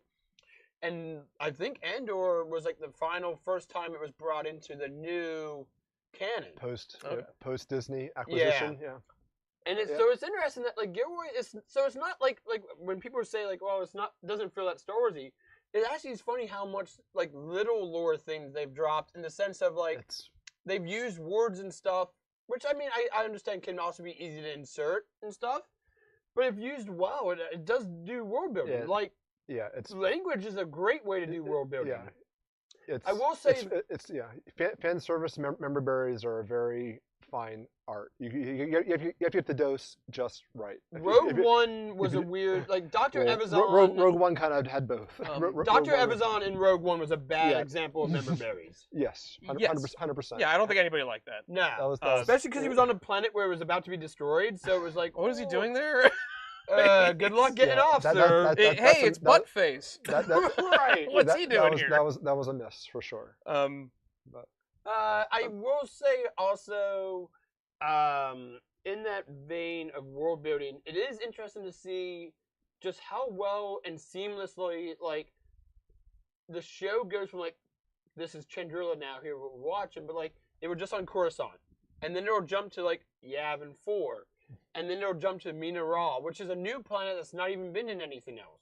Is that the wheat planet? Yes. Yeah. Okay. Yes. And each place and location feels unique to its spot, still feels Star Wars, and also like as soon as they don't have to like put up on the screen. Not a single desert planet in this whole show. Yeah. Not yet. Not yet. I probably just ruined it. I do remember. I remember watching episode 1 and seeing Naboo, and I'm like, oh, Lucas can do water, because like there was only like Hoth, there was Bespin, and there was Tatooine. It's just like elemental planets. And Endor, that's it. Yeah. And Endor didn't show any water. It was just forest. I don't know how the forest got water, but I'm gonna segue for one little quick joke. Yeah. Do you remember in Book of Boba Fett when Stephen Root was complaining to Boba Fett that some kids were stealing his water, and Boba Fett's response to that comment was, "I know about this water. I grew up around it." And it's like, that's I forgot. I forgot that line. Boba Fett. That wasn't one. That's not a response to what he said. I know about water. I know it exists. It would have been great if Boba Fett went into like an Anakin like monologue of like water. It was just everywhere. Makes you wet. It's just there. Somebody wrote that, but they're like, "Oh, wouldn't it be cool if we reminded people that he grew up on Camino?" But now he cares much more about Tatooine than he does about Camino. But for some reason, he wants to be god of Tatooine. I don't know. Okay, wait. Okay, no more Book of Fett, because we'll talk about that for hours. But the next thing before the real meat and potatoes, where we break down the plotting of the 3 episodes. Tone and pacing of this. Perhaps the I- most controversial I part don't have maybe to. of the show. It's sort of the same pace for me. It's the same pacing as season 1. Maybe a little bit I faster. think maybe slightly faster. I would say this is a Slightly little bit faster, but faster, not by enough. where Some it's of the really any Yavin 4 different. scenes is a little bit drawn out. This whole stuff. Yeah, I'm I fine think with was- slow I think was pacing too- if it too has drawn. good context, and for the most part, it does. Like the wedding stuff is good. Yeah, Even though it's I like- drawn out maybe too much. Yeah. The- These scenes. This- aren't- yeah, but this stuff is the This worst is the for only. me. This is the only stuff that really bothered me when I was. This is the low point of the show so far for me. Do this you think stuff. it's also a That's product of our time of streaming that we kind of care more about pacing? Because like growing up, when we watched shows, we knew a show either had to be 30 minutes, give or take with commercials, or an hour. So, and they were also much more serialized when we were growing up, right? I'm not sure You know that's what I true. mean? Actually, I feel like it was more separated. Actually. Well, think about say I mean, even I'm- Lost. Lost was a serialized Okay. show for the most part, I right? thought you were talking more like the '90s. We were talking about when we were young adults. All right, Right. this We're is talking now about Lost. Tell us Right, about Lost, but Ben. No, but like Breaking Bad, at least for the most part, had a contextualized arc for the most part. Yeah. Season 1 maybe not as much, but still an arc. Yeah, I had an arc. Yeah. Yeah. Like Hannibal. Hannibal season 1 is Monster of the Week. Mostly, yes. Season 2 and 3 is an arc. I would. Well, season So- 2 is a full arc. Season 3 is 2 arcs, Well, essentially. but yeah. But I think we've gotten into this mode now with streaming. Like any episode could be any length at once. There's no True. rhyme or reason. And I'm absolutely fine with that. technically Just true. give them the time they need for Technically what they Right, want to so true, do. that's but, where I think- but still they tend to stick pretty close to that formula for the, Right, for but the I most, think for the most that's part. why we sometimes notice pacing a little bit differently now than like when we were younger and we were like, well, the show has to be an hour long. If this scene runs an extra minutes because they had we just mentally Right. acknowledge Well, the fact that it has to be an hour. Right. I mean, back in those days, before streaming, it was always you had these hard commercial breaks, and a lot of times it would be written in a way so that there'd be this mild little cliffhanger to force viewers to stay tuned through the commercial break. How are the GI Is it- Joes going to get out Or of command? the or- Power Ranger, these the guy Griffin- mutated right before commercial Yeah, break. These You know what I Griffin, mean? these Griffin It fades, boys. it fades to black. You ever see a show where it has like a fade, and then the show keeps going. You're like, was that fade because they were thinking about putting a commercial there at one point? Yeah. And it has no purpose other than that. It's also weird watching an old show like, say, So that's the Saved by the Bell, G.I. Joe, Power Rangers, any of those kind of shows. Watching it now on stream, and like you said, it just goes that like moment where like they all like, and then it fades to black, and then they come back but because it's streaming, it happens like 1 second later, and they're like in a scene differently. You're like, well, why are you, commercials were a thing back in the day. Yeah. Thank you, Yeah. Hulu, for bringing it back now, though. Yeah, we've come full circle. Right? Streaming's almost worse now than like Your the life old starts school- with commercial, they Yeah. go away, and then they're back again. How many commercials do you think people have to watch to get through this, your YouTube thing if it's not live? I'm not monetized, so I don't think there'll be. Oh, Maybe okay. You have to be there will. I don't monetized know. for it? I think it has to be a certain size. I have to be monetized for Oh, ads. so YouTube doesn't YouTube care doesn't even our bother size. about us. That's- Not thought until they- I get 300 more subscribers. I thought YouTube just put ads in like every video. We're too small not to be we're too small to be noticed by the Yeah. So by we're the empire. ECW right now? We're is what you're saying? Orlando on Best Ben, Buy. go get me 300 more subscribers. Not literally. What was with this rock paper scissors kind of stuff here? I thought this was Hey, that's a claw. Uh, Clearly a claw, I thought sir. this was a little strange. Yeah, this is the. It's like you said, Tim. This is the closest we get to Filoni writing in this. Well, and it was also Yeah. weird because like they made a big deal, like they're doing a challenge, and then they're like Roski rules, and like Cassian even says like, and there's like a slight, I guess it is for comedic effect, but like Cassian even like, what does that mean? He's like, it means total submission. Yeah, that's a total. And they're setting it up so it's like it's going to be a Like fight a- of right, something, to the and then death. they're playing rock paper Yeah, scissors. and I this- guess it's comedic, This but like, is total. And then Filoni's imagine type of- if this scene was being intercut with the R word scene. It would feel so oh, strange. that would be great. That'd be mwah. That would be like we're cutting back and forth. Like, what is going on? Oh no. It's like in Thor 4 where they had like this really Sir, we slapped... we stopped the Thor at the 3.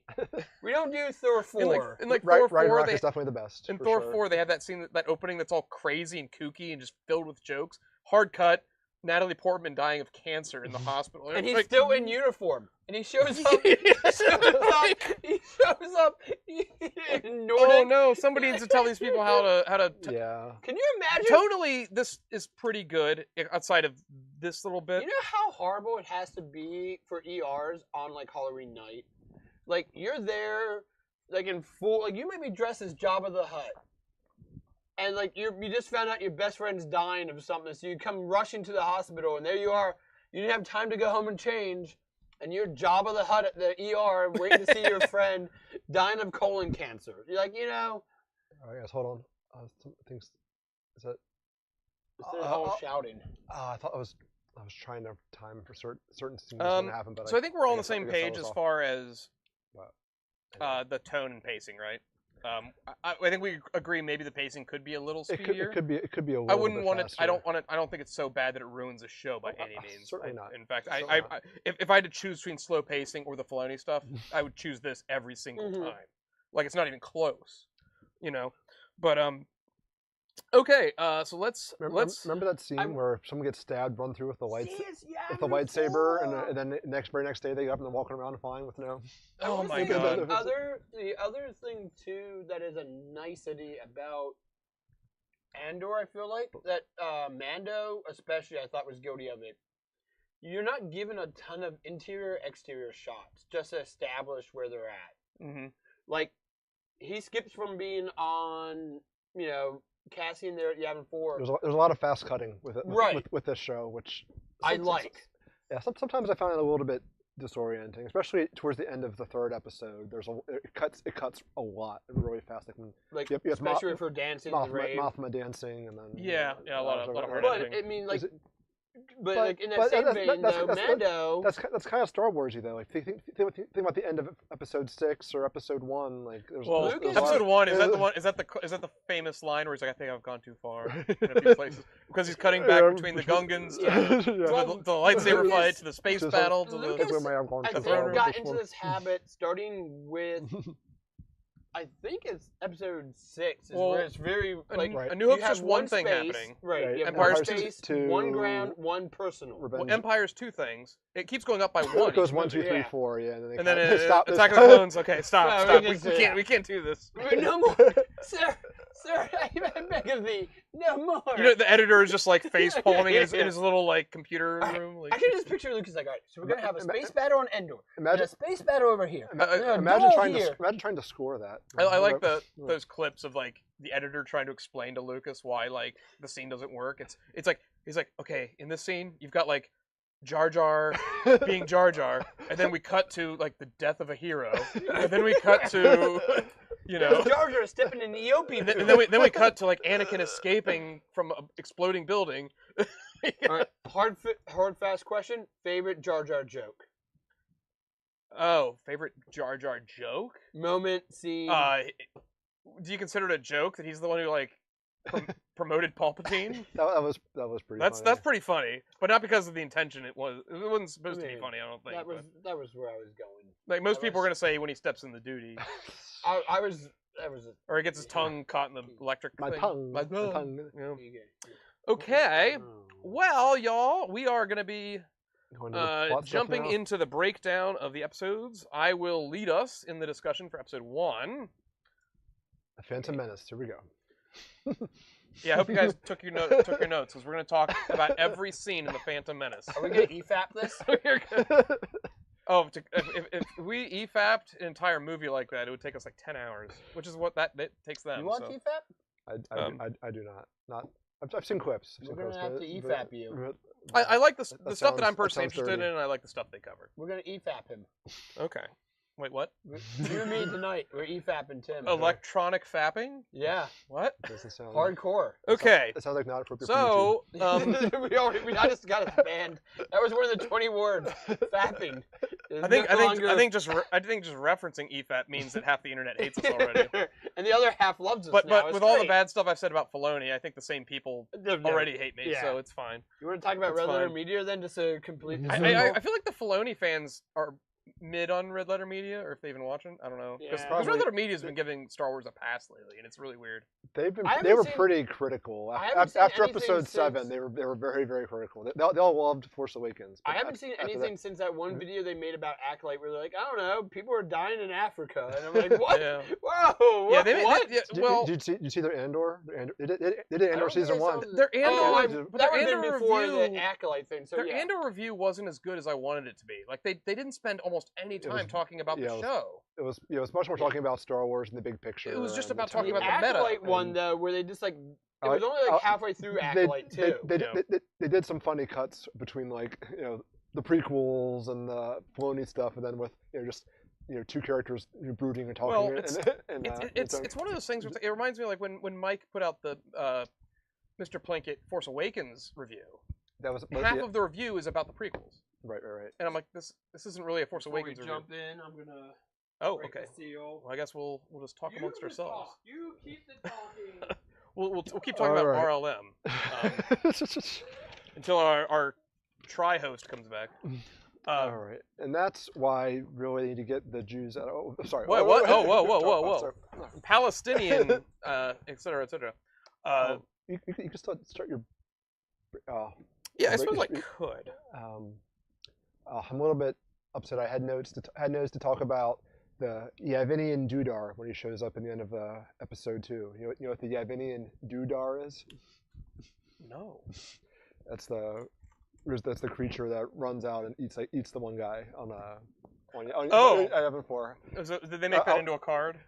No, but I was watching with subtitles on, and I saw a thing that said like Dudar grunts. I was like, whoa, what is that? What is that? And then like a creature. Is it like a Ronto or a Womp Rat?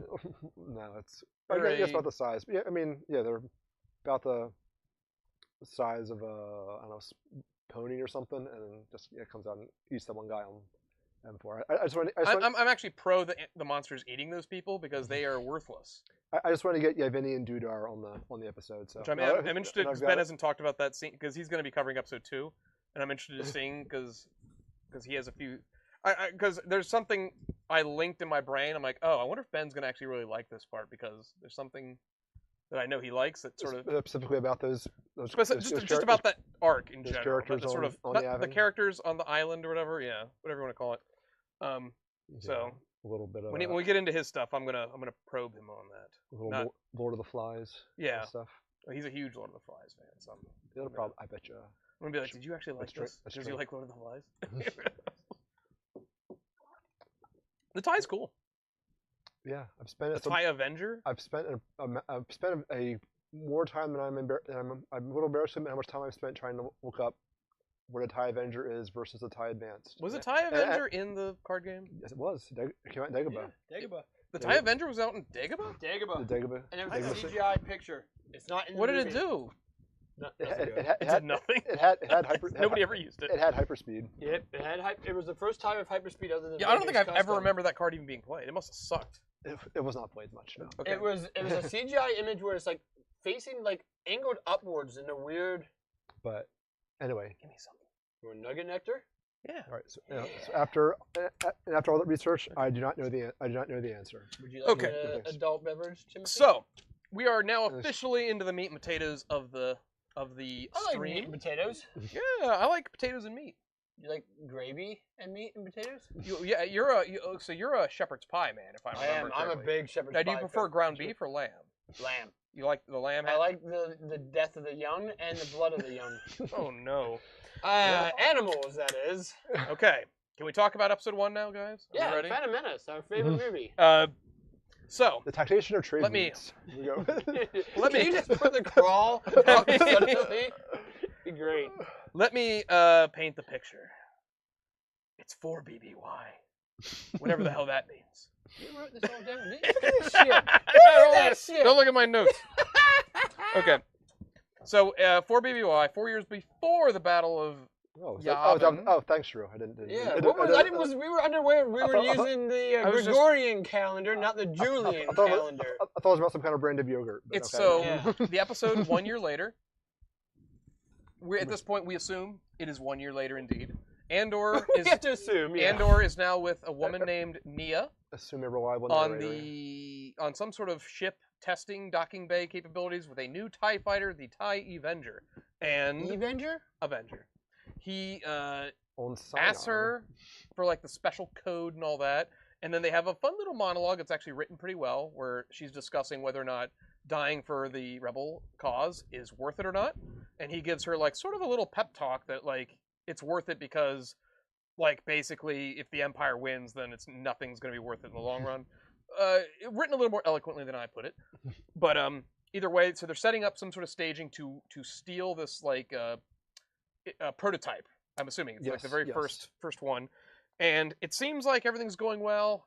He goes into this is where things start to get a little bad. It gets a little wonky. Are you He talking walks about in- in story or your this- view of it?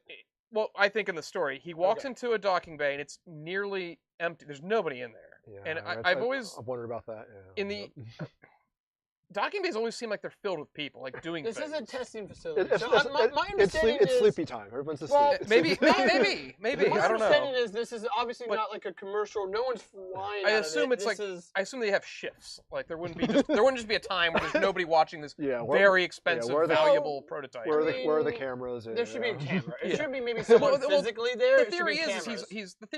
he's a pilot. he's- yeah. Everyone knows who he is. He He's- uses the code. he's undercover. You know? Yeah. So you can still put people in there. Sure. Nobody knows he's a rebel at this point. Right. He goes in and then he just immediately gets outed by a droid. The droid's the only thing in there, and it starts to set an alarm off, even though he's just walking.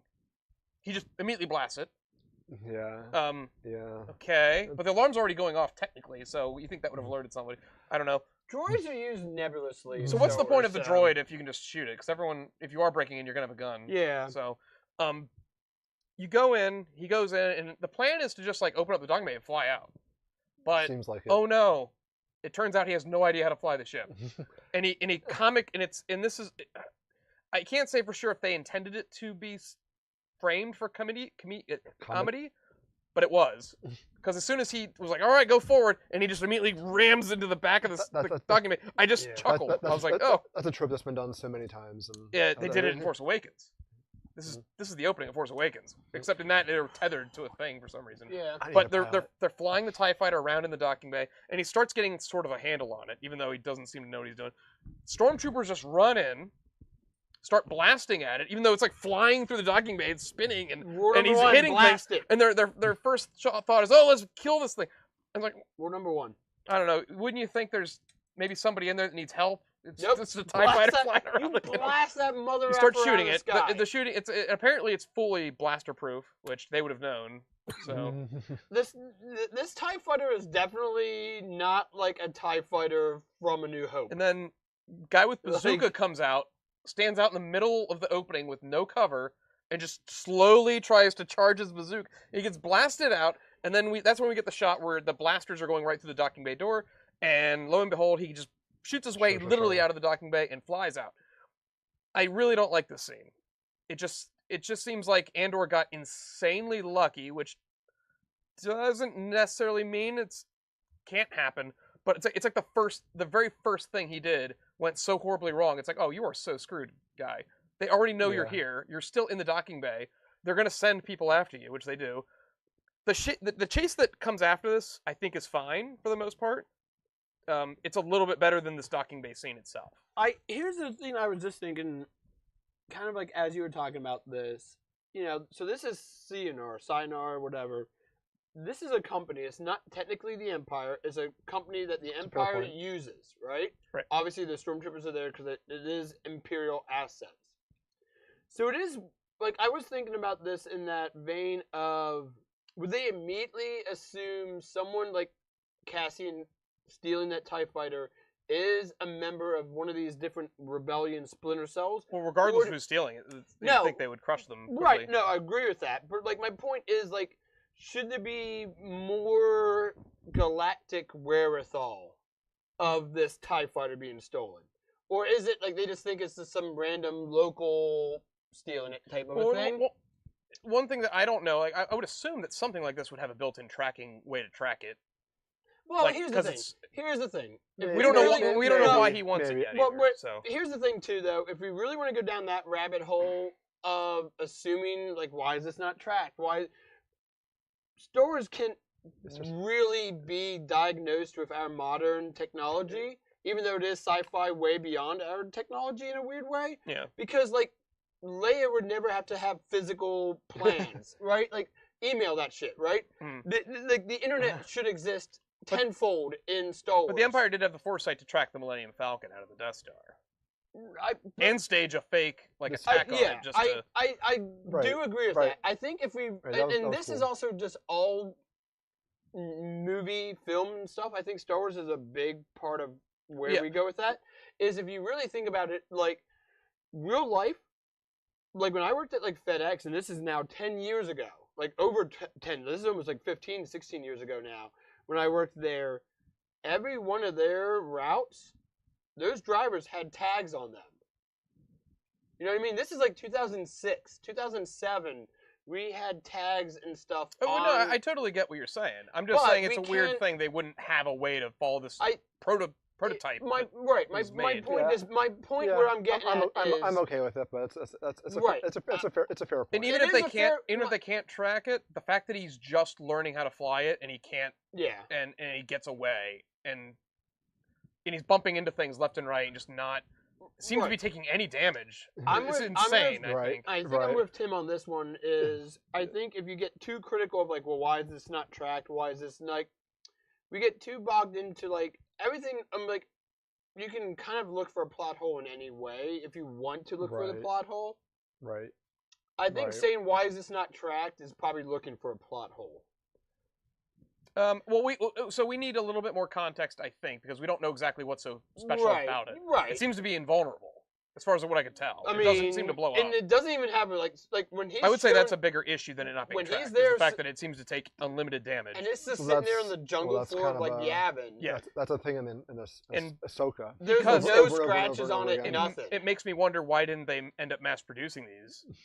You know, because imagine if those are the TIE fighters they had to deal with in Endor that just like obliterate everything in its Well, path. here's Vader wanted one, then he said, "Oh, nobody else can have it. This is mine. No, and no, here's no, maybe no one another else can have issue that one." we'll get into in the sense of Star Wars has never been good at scope with economics at anything. Yeah, Like, where all these raw materials coming from? well, right. Well- Or, like, no, seriously, it's like when you mention like why was this version like why is this TIE fighter not mass produced instead of like the TIE LN, right? Yeah. I mean, It's probably because in universe you could come up with the excuse that the TIE LN is cheaper. But like we are not shown that to any degree. We're not shown even what makes a TIE. We don't know what the economical level of the Empire is. We're not. We don't know what their. How many Star Wars stores does the Empire have? We well- have no idea. Well, in the meta of things, I would say that the reason this is the way it is because there were so many complaints about last season being boring. And so maybe somebody Right, was saying well, like we need to open this up with well, an action sequence right. because you I- could have just written this in a way where I think that's right. you I could have just written this in a way where he just steals the tie. Plus, and I mean, And any show. because at the end of the day, he still goes to the planet where he drops the tie off. The chase sequence doesn't really matter. I mean, well, and also in any show though, regardless of maybe past complaints, usually there's a kickoff. Like it's like writing a book. Like a James Bond movie always opens up with Right. a sequence. And That, that's like any movie or show. Indiana Jones Yeah. is famous for that too, It's right? books There's always a big opening action sequence. for Some go on writing. for way too long. Yeah, But, for but writing, they always tell you have to lead with a hook. You have to like if someone doesn't Which- start reading your book by like page 5, they're not gonna read Maybe your book. maybe Drew's point is that you could have still had that, but maybe also have it not quite so pseudo comedic, like him bumping into Yeah, maybe- stuff. maybe- Not over the bump- top. bump- and well, bumping pseudo over the comedic's top. going to come back again in a little bit. Mhm. Season 1 of Andor like doesn't have that massive. It just has like that small Well, little yeah. sequence where he Well, he- kills some troopers. smaller scale, a little Very bit, smaller but, scale. but But ripple effect, like that But little still- but still- that tiny event turned into this Sets massive everything. thing. that's just my true. my That's true. favorite comedic probably- it's thing probably in done Star better. Wars is when the stormtroopers When can't Jar hit- Jar steps in the poop. No, it's when stormtroopers can't hit soda cans and Mando. Um, They're bad at We've read all- shooting. we've I like how they canonized that the stormtroopers are useless. That's a really good way to It's sell the bad guys yeah. to the They're public. putties. All Remember right, the let's keep putties? this Um, thing moving. Yeah. Okay, so after the chase sequence and all the action dies down, we are cut to Bix Brasso, the droid. Don't know its name. It's BMO, I think. BMO. It talks in like broken sentences. He stutters, Yeah, and it's a year after the events of the riot on Fenix, and she's having a nightmare of being tortured by the evil Dr. Mangala, or whatever his name is. Goebbels. Goebbels. Yep. This is the Star Wars name. She wakes up, and then it turns out that they're actually just living fine on a nice little wheat planet. The whole, I think in Drew's mind, the whole planet's just wheat. I think it is. It's just a planet of wheat. True. It's like Settlers of Catan. It's just a planet of wheat. Drew, would Star Wars ever be so lame to just have a planet defined by one topographical feature? Would Star Wars ever do that? We've never seen the wheat. The answer is yes, damn it. I'm not even getting into it. The answer is just yes. Remember that? I like my planets like I like. Remember in that like one Star movie, the Wars. guy ate the snow and just went salt, and then looked at the camera. That was. But then the trick was that when you moved this salt, it made a red color. It did.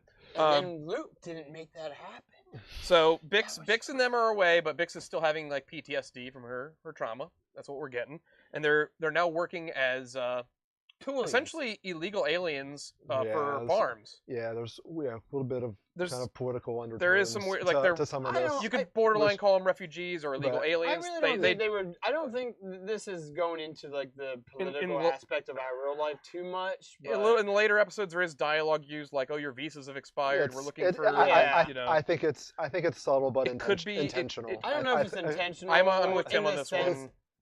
Because it's just such a weird aspect of, especially when it's like a planet of wheat. You could have. It's like your visas, like you could have changed. Well, I think they could have used different words to it. There's one way a line where they say, "Oh, I know you're illegal." Well, I think the point they're trying to get at is just that the Empire has clamped down so hard. They want to make sure they know who's. It's like the Roman Empire taking a full censorship of their. Because Mary has to get back to Bethlehem. Exactly. That's I think what they're really trying to say.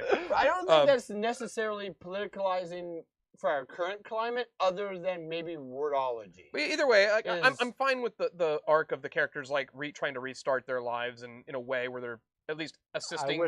They're assisting good people. They're just trying to. I wish we knew a little bit more. Like you said earlier, we wish we knew a little more about why are they there. They're working for a nice fella. Are they just in hiding, or is there something else going on? Well, they're working for what appears to be a pretty nice fellow named Kellen, who's really about trying to keep them secret from the Empire and all that. So things are looking okay for them. Cut to the Chandrilla estate. There's a wedding, guys. There's a wedding happening. Can I read your notes? Because I really want to know if you wrote this to have. Like, did you italicize the Mon words? Mothma is greeting people at the docking bay, and she tells her cousin, "Did you see who's here? Somebody has landed." And at first, I couldn't tell if she was referencing Tay or Luthen, because they both appear back to back. And I'm thinking she's referring to Luthen because she hasn't seen Luthen in over a year's time. And Tay she knows fairly personally. I think that's right. So I think she's worried that Luthen's here for. The one guy then talks about the governor and his ship. Right. Taking up too much space. They never even show the governor. Like, that's not even... We're seeing the aristocratic people doing aristocratic things. They're 1%ers. They're spending a lot of money on this wedding that is just happening for not because of love. Charlemagne. It is a wedding. It is a wedding not based on love, because these two people don't even know each other. But the families are marrying their houses for as any good wedding should be. And we know Mon Mothma's side of things. She's doing it. She doesn't want to marry her daughter off, but the financial backing between this will... The Skuldans, right? The Skuldans, yeah. It's basically a mob. Which like, is... Let's be, pretty blunt about it, right? Yeah. Was the show blunt about it? I know they say he's an under sort of... He's got some dark money. He's the some blood money might be... We would call him mafioso. He's got an Italian name. Yeah. He doesn't. His name's not Greenberg. Okay? No, it ends in a vowel. Right? Ends in an A, O, or U. So basically, what happens in the scene is Mon Mothma is disturbed a bit to see Luthen here, and at this point, since it's been over a year since she's seen him, she would probably be like, what's happening now? What I don't really know Right. what am I to you if it's been this long since you know. Do you guys have any input on that? Like, Other than, do we have our own like actual reason why we think that Luthen is there? I know they Yes, they talk about it. I have to deliver this thing. he This presents the the gift. Charlemagne. But or with him, whatever, with him, there's always an ulterior motive. It's like, why is he actually there? I hope it's not just so that the plot can happen, so that he sees Tay I there. think And the point 'cause- is 'cause that he gets wind of the Tay stuff while he's here. right, because he wasn't expecting that.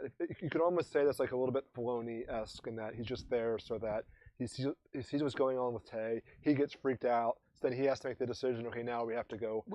Once again, this could be recontextualized. Maybe Luthen got a wind of Yeah. something, and that's why he's there it to begin does with. seem odd though that like if you're gonna make Luthen like as a writer, if you're gonna make Luthen only learn about X and that being like retroactively, It's a little coincidental. well, no, That's all I I'm get saying. that, which That's all is very much what Mando season 3 was. No, but my point is, it seems weird though as a writer to write your one character sole purpose of being there to uncover X from happening and being surprised by X happening, but then to even call that out by another character being like, well, why is he here? Like it does. Like, why would you purposely call out the reason for your own plot hole, kind of a thing? Yeah. So Maybe. I feel like there's maybe some kind of like Drew said, maybe some, because I do definitely think these 3 episodes are getting recontextualized to some degree. Yeah. Probably. Maybe not massively, maybe not, Maybe a little bit. but like But obviously motivational wise for Luthen, probably. Right. I Yeah, think we're yeah. getting, because like his assistant definitely does not seem like she wants to be there at all. Right, and She wants to be on Coruscant. and she leaves. She wants to be at the antique store doing her thing. Because she's even saying like I'm not getting any reception here. I need to be back at home base, basically. Like, so I think there's definitely a reason. Like maybe it's just Luthen wanting to keep ties on Mothma. Like he doesn't necessarily know the Tay thing's gonna happen, but he also knows Mothma's up to something with Skalden and wants to just see it through. That could be a good reason. A good in the universe reason. Like, he doesn't- because Skolden's money is like really critical for them funding their operations. Yeah, right? that's- And he wants to just make they sure. they call it the foundation, right? Right, Mhm. and it would be like I mean, Yeah. and it wouldn't be out of his like if I was an Imperial. I think about like the Godfather scene of like when the police go around at the wedding and they like take pictures of all the license plates until Sonny kicks them out, basically. Like even if the police, like the ISB or Imperials, would show up, there'd be a reason Luthen should be there. He knows Mothma. She's been to his shop. He's a well-to-do aristocrat. She's a well-to-do senator from an aristocratic planet. It would make sense politically for him to at least pay some level of homage or tribute to her. So, like, maybe it's just him keeping tabs on their dealings, like her with Skalden or whatever, and make sure, like, she's actually... Because I wouldn't really buy the idea that, like, Mothma would sell her daughter off to a gangster's son. You know what I mean? Like that seems just overseeing it to like make sure it goes down without right. a hitch. All right. So I'm not saying that's what's going to happen, but like it could be. We have Andor. He got away. He lands the Avenger into a foresty type planet, I would say some kind. jungle. jungle-y sort of planet. Okay, Jungle. it's a lot. It's a lot of green It's and brown. lush. It's a lot of green and brown. He lands it, and he gets out into a clearing, and he just starts yelling, "Porco! Porco! Where are you, no- Porco?" No comms in Star Wars. Just lands it in the middle of This is a bad in the scene. middle of a jungle and starts yelling, "Porco, where are you?" Turns out he's surrounded, and they scream, and he doesn't know by who. He gets told to drop your weapon. You're surrounded, and while they're telling him this, they're arguing amongst themselves in apparently as loud as so Andor can hear them, even though he's in a clearing. It's really sort of strange. Real Keystone Cops. And we are kind of introduced. stuff. Yeah. We might be introduced to the most unlikable group of characters in quite some time, at least in Andor. Yeah. I don't like these guys. I don't even remember their names. I don't even. It's not even so much I don't like them as I don't like them as plot devices. Like you know what I mean? It's one of these this whole thing's happening because they're really stupid. Well, and we they're- need to keep It we need to feels keep like Cassian It feels like stalled. Yeah, we Cassian needs to be tied to a tree for the next 2 episodes. So Yeah. it feels like a forced conflict. So I mean, yeah. I like the fact that it's properly set up that they're arguing amongst themselves right out of the gate. But I kind of feel like they're some of the worst actors I've seen in Andor. If Maybe not the worst actors, but like the This is the- worst this is the- story. dialogue This feels is the off. I don't know. this is the Filoni versus the acting kind of question. Like, is it the writing or Like is it these or characters they're- don't feel like they belong in this show. That is what my I point agree. is. I agree. It They feels stand really out. odd because They of stand how they're out. arguing. They It's- are this- apparently a part of a splintered rebellion The cell that got Maya left Pell. behind. They themselves Maya Pell or something. Somebody Yeah. left them behind on this planet, and I'm Maya- guessing because Maya- they are Maya Pell. useless. and none of them know how to fly anything. None of them know how to fly nothing. And I guess they killed Porco, right? Yes. No, Like, as soon as Porco- They said Porco was a bad man. the contact that he was supposed to meet, they killed. Presumably. So apparently, my understanding is Porco lands say Tuesday, Cassian lands Wednesday. So where's Porco's ship? That's the thing. I think that's the one that's grounded. is that- that they Oh, crashed. that's the other one. Oh, okay, gotcha. the other That's one my there- understanding. I could be wrong. So that though. was the ship Andor was going to take off, and Porco was going to take the Avenger. No. But I think they were just there meeting there were there. 2 things that Cassian's in the one and The Yeah, two it- splinter groups, it- one it- hides in Cassian's Avenger, and the other And- hides and into it's- whatever that other this ship other is. ship, yeah. I That don't was know the what kind of plan, ship and then it they were is. going to just leave from there. It has like Or- a tree trunk or a branch through the window, Yeah. thing.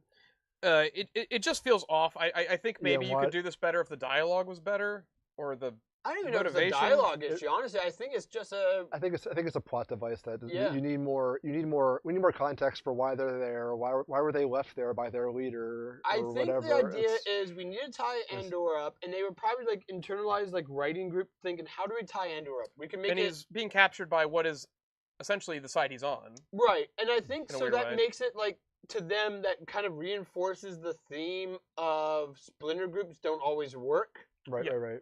but it feels very bad. For a- I don't even know. I was gonna say, like, for a it brief- feels Very eloquent. Thank you. Ben. Right, yeah.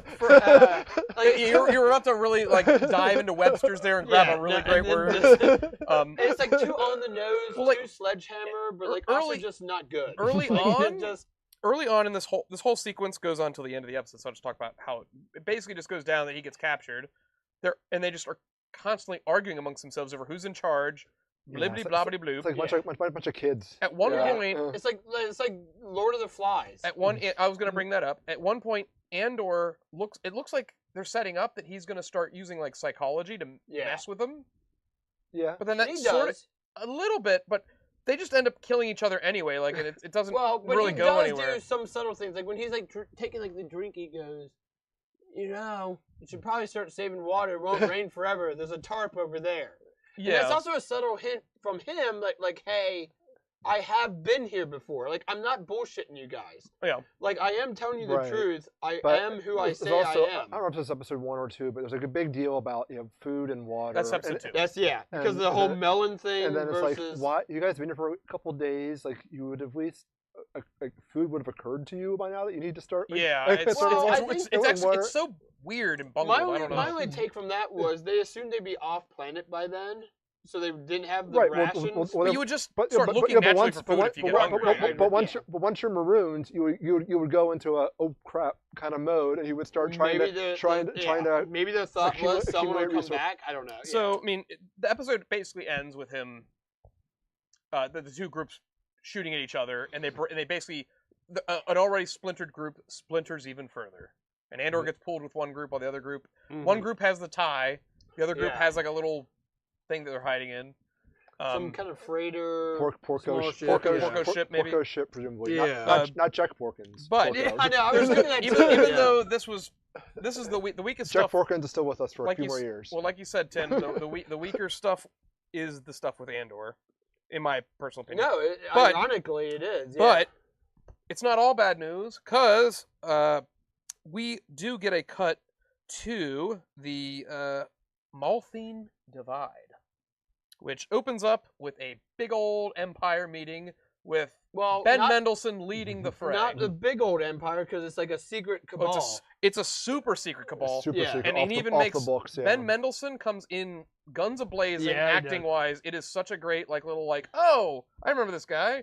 And he like has a bit where he's like, look around. If you don't see your superiors here or whatever, They're then not. they are not like officially allowed to. Yeah, Which right. know about immediately this. would make me be like, all right, I And- know how chain and of I think- command works. Well, I think Dendra and Pentagrass or whatever. I've never Pendragon. Pendragon. They Pendergrass. sort of like meet Artigra- eyes there. Pycelle. Kyburn. And we basically go in, and he starts this meeting off with a fun little retro '50s commercial I did about enjoy the about little- spider webs. About- I did enjoy the About little Gorman Gorman spiders. brochure ad like video. Yeah, Yeah, it felt very retro, yeah, like an 70s, old timey. Yeah, Uh, I did like It was- that. it was- though. it was there's alright. various governors and stuff there. They watch a video about the Gorman twill, Gorelectopods, which are spiders that make fiber. But he turns the video off and he's like, "That's not the only thing they got." Well, so this is Yeah. old EU. This This is actually, I think, Legends. I think before even Disney, there was something called the Gorman Massacre. Oh, so this is already an established thing. Yeah. I should have looked that up. I have not. I have not personally looked it up, but I remember hearing the name, and as soon as they mentioned the word Planet Gorman, I was like, I know.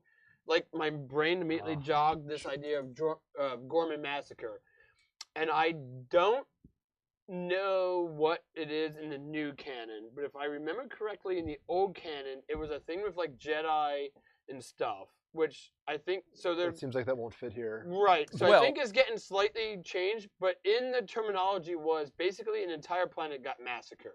Well, I was gonna say, so what they're preluding to is that Yeah. he talks about how we're basically gonna take, even though it's not really fully under the Empire's control, we're planning on making new stations around the planet and basically just annexing it because we need that precious calcite. Well, Which you apparently can't get far in life without calcite. Apparently Drew. the That's just how it is. apparently the calcite is some really important mineral that's going to be used in the Emperor Palpatine energy Rehabilitation. energy conservation program or whatever. It's like all of a sudden talking about finding a new clean energy source. Or Yeah, they're talking about like infinite energy, there's- clean. It's not going to be coal. Look, We're not using coal the anymore. The funny thing is, Yeah, though, like, it does again, sound this- funny when it's like filtered through. This did pull me out a little bit. Well, but it is. But it is. It's a of- weird thing where like it's funny when it's filtered through like a sci-fi lens of Star Wars, but like if this was a lived-in universe, you would have to evolve new forms of energy over time. Like we don't Oh, here rely on comes the party same. robot. What's that? Here comes the party robot. Oh, yeah. The But like what I'm saying is like we don't rely just solely on coal. We don't rely just solely on fire. True, anymore. but in sci-fi you can just do a couple words and get around all that stuff though. You can say, you can, that is true. Right. We don't want to waste time on. You can say you have, doing- But, you you, can say you but I have think it is fusion and a whatever. testament to world building in that sense of like, and it's gonna also show the You just- massacre. The massacre will show what the Empire is like. Well, can't each they just planet- write it so the calcite is something they need for the Death Star? They could something. give it any reason. They just chose for this purpose. They chose it as clean energy. Or maybe that's what they're writing on paper for everyone. Everyone reads that and goes, "Oh yeah, that sounds like a good thing. Let's do that." I mean, you here's know? the thing too. So it Star could just Wars be- is a very weird sci-fi IP. Most sci-fi IPs are not so heavy-handed on good versus evil, I would think.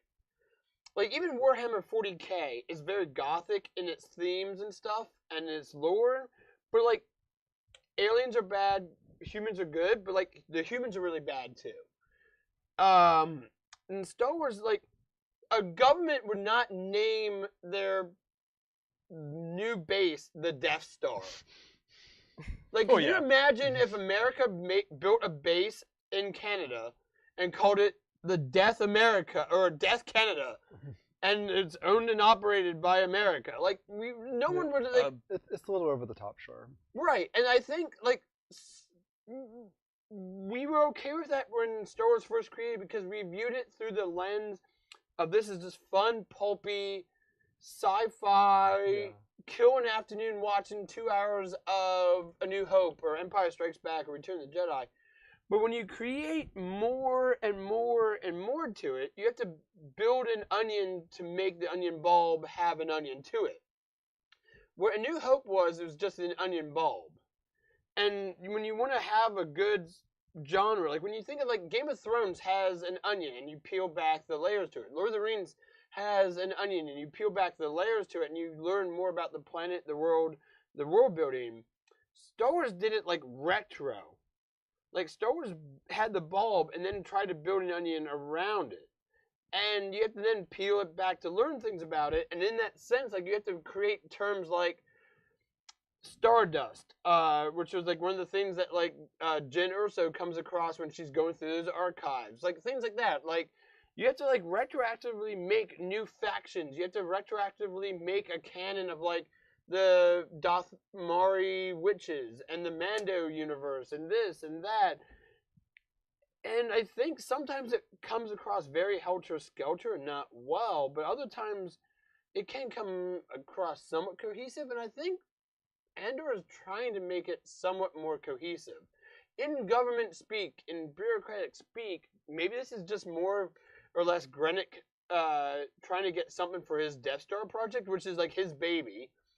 Right. But he wouldn't just call it like the Death Star fuel situation. Like, because that would sound dumb. Emperor wouldn't go for it.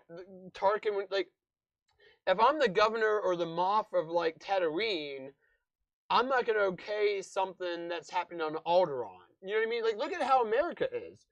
A California person doesn't... Let's not get too derailed here. But no, but like, in all honesty, though, like, a California person doesn't really care what happens in Florida insofar as what a Florida person doesn't care about what happens in California. You care about your local area because that affects you and your family. Right. So if I name this the Death Star Fueling Station Project, people won't care about it unless I call it like the new fuel efficiency situation.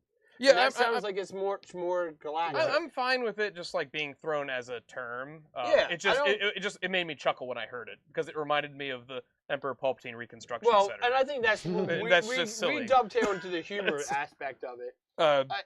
The Emperor's energy conservation program is a silly thing to say, just because we know he's an evil Dracula man in a cloak. And this is like what I said though. Like, I think new Star Wars has to come up and has to abut the idea of how old Star Wars was so black and white, and you cannot maintain a franchise on just purely black and white. Yeah.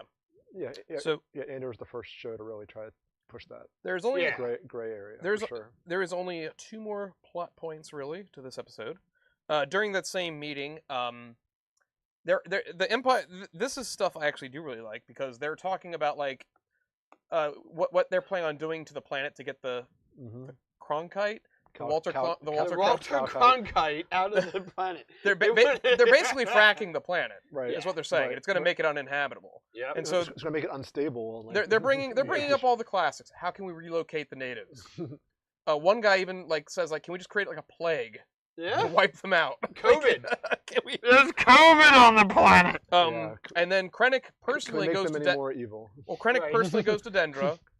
Because I guess he's heard some things, and once her on the team, I think he also just like saw her at the table, like eyeballing things, like he saw the eye roll. He's reading her. He knows that she's smart and she's holding something. And she comes up with the conversation. We don't really get to the closure of the conversation, but basically, she is coming up with the idea of make them look like rebels, but evil rebels. You need Gormans that can do the wrong thing or something. Yeah, make them fight. Make them Saw Gerreras. Well, and then he also has He has 2 guys that also talk about basically just using propaganda. Yeah, they do that whole spiel. Yeah, so it's like literally just following the Empire. What you do it as a fascist. And that's what we're seeing today. Is just exponential. Yeah. Well, okay, let's not talk about what's happening today. We're talking about the show. We're making evergreen content here, Ben. This is not going to be evergreen. This video don't bring your political. There's no evergreen. Evergreen's not a... This video is... Now, I'd like to talk about the R word. It's actually... never mind. No, I actually like the scene quite a bit because it just does reinforce the Empire being... I need more barley wine. They're doing the things an evil enterprise would be doing. You know what I mean? Yeah, I thought it was a little. I thought it was made a little heavy-handed, but. The last big scene we have is back on Chandrilla. It's a Parsec 6. Luthen is somewhat concerned that Cassian or Porco have not reported back, and he doesn't know what's going on. Who do you But- think but- out of the but three yet of us they- would be pork? So we know- but yet they know they're on a planet where they can't get any communications, right? So, And- so Yeah, a little iffy, but at the same time, it makes you wonder what plans does Luthen have for the TIE Avenger? This is your we, favorite scene here. we don't Drew. quite know yet. Oh no. Oh, talk about no. first in Star Wars. Yeah. But either way, so the episode ends. The wedding's about to start. Andor's tied up with some pretty stupid, violent people. How that wakes that dude up. Yeah. And the Empire is planning on fracking a planet and using really evil tactics to make it justifiable in the eyes of basically the people of the Empire.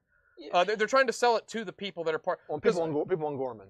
Right? One of my favorite games of all time, Final Fantasy VI, had a pretty great line, and this was back in early '90s. And Final Fantasy is filled with Star Wars homages, but it has a really great line where the returners, aka rebels, are planning to strike back at the Empire after doing a really evil thing.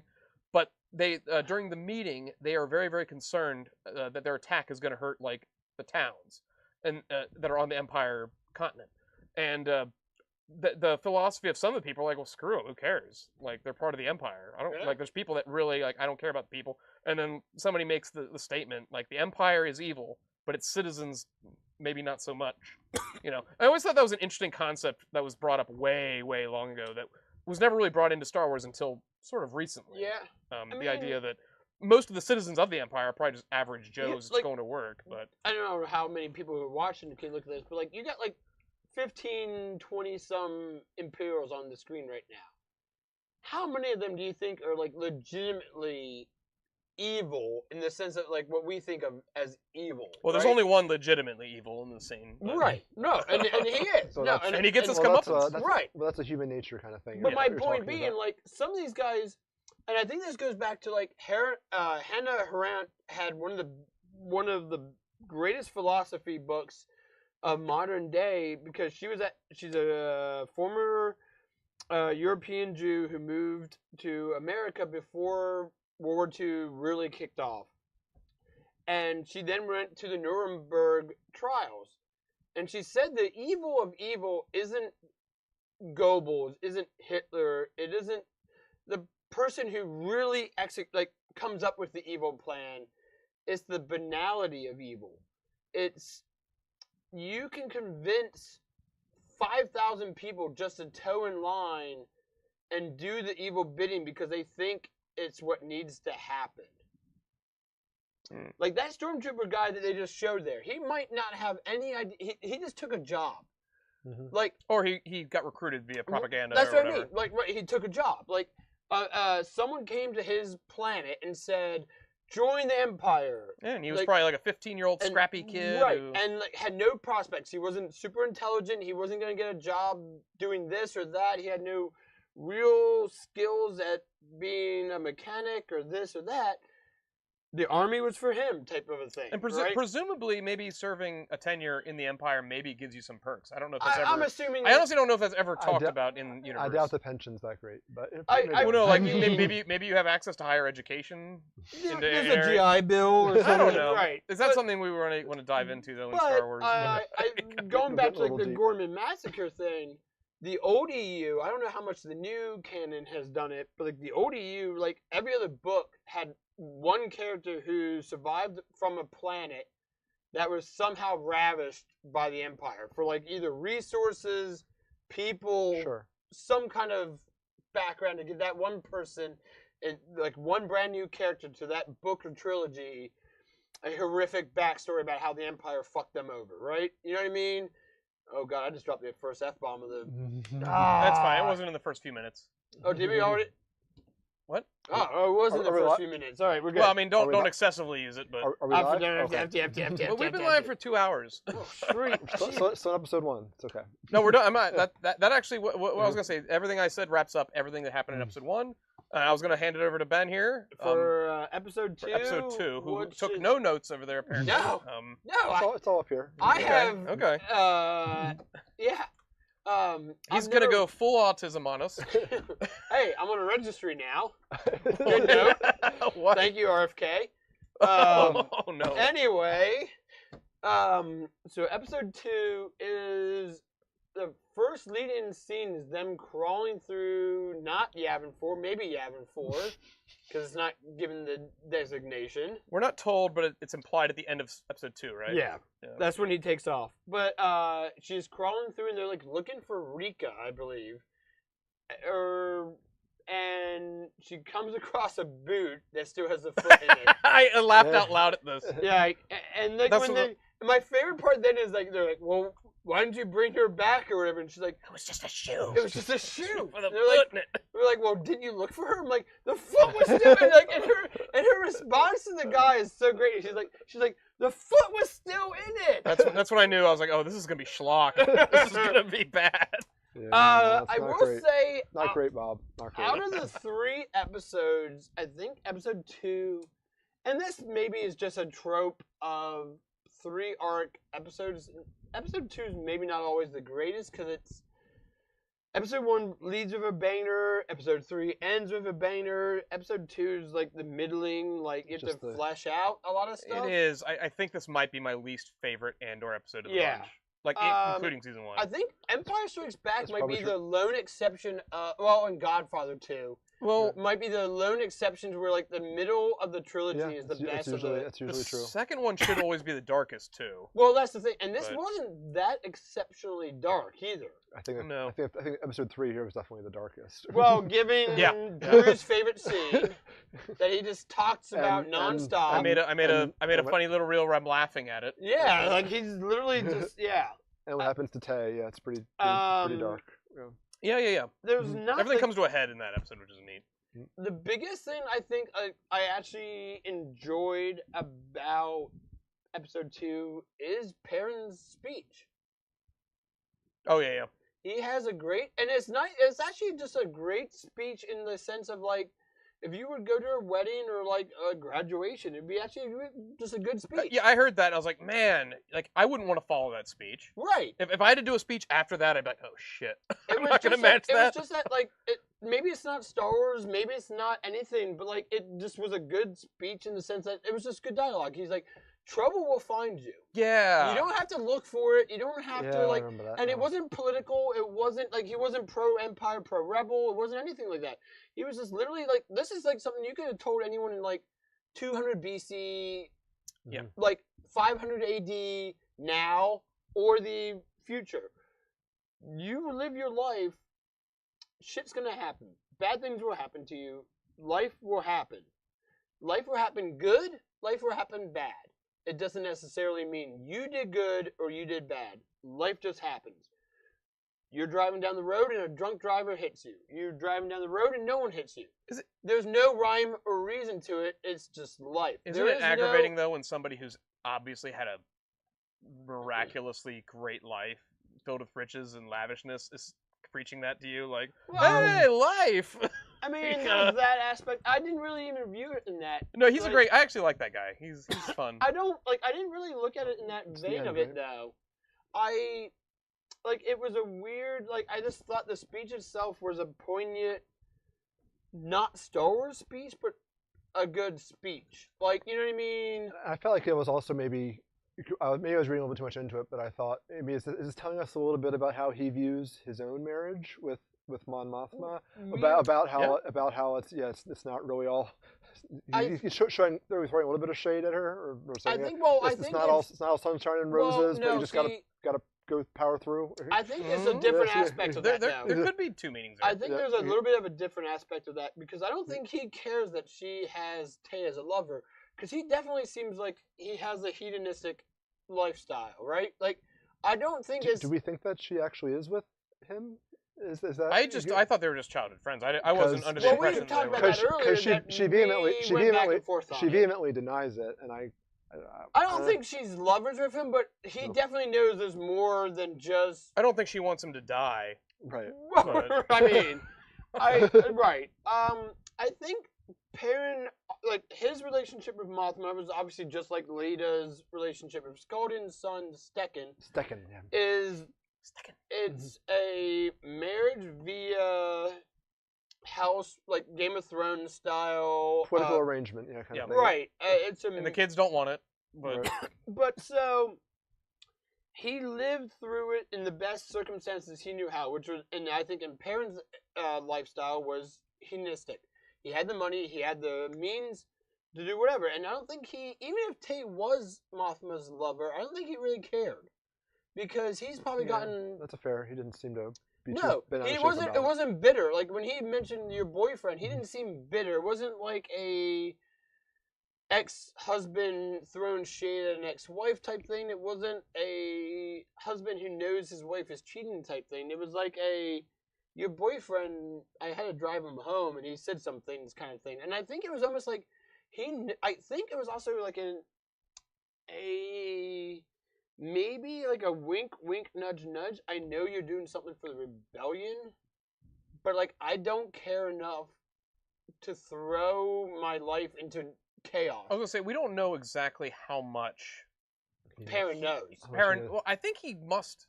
He has to know something, right? Like, And he just, can't be like that you said, oblivious. he's like Tom Bombadil. It's just like whatever. I don't Right, care. he can't. I'm Like, sure. he legitimately can't be that oblivious to know that Mothma might at least, like, Sure, he knows she has to disappear for some time, right? Like, he has to know something's going around. So, like, maybe it's him just giving, like, that'll probably be fleshed out more.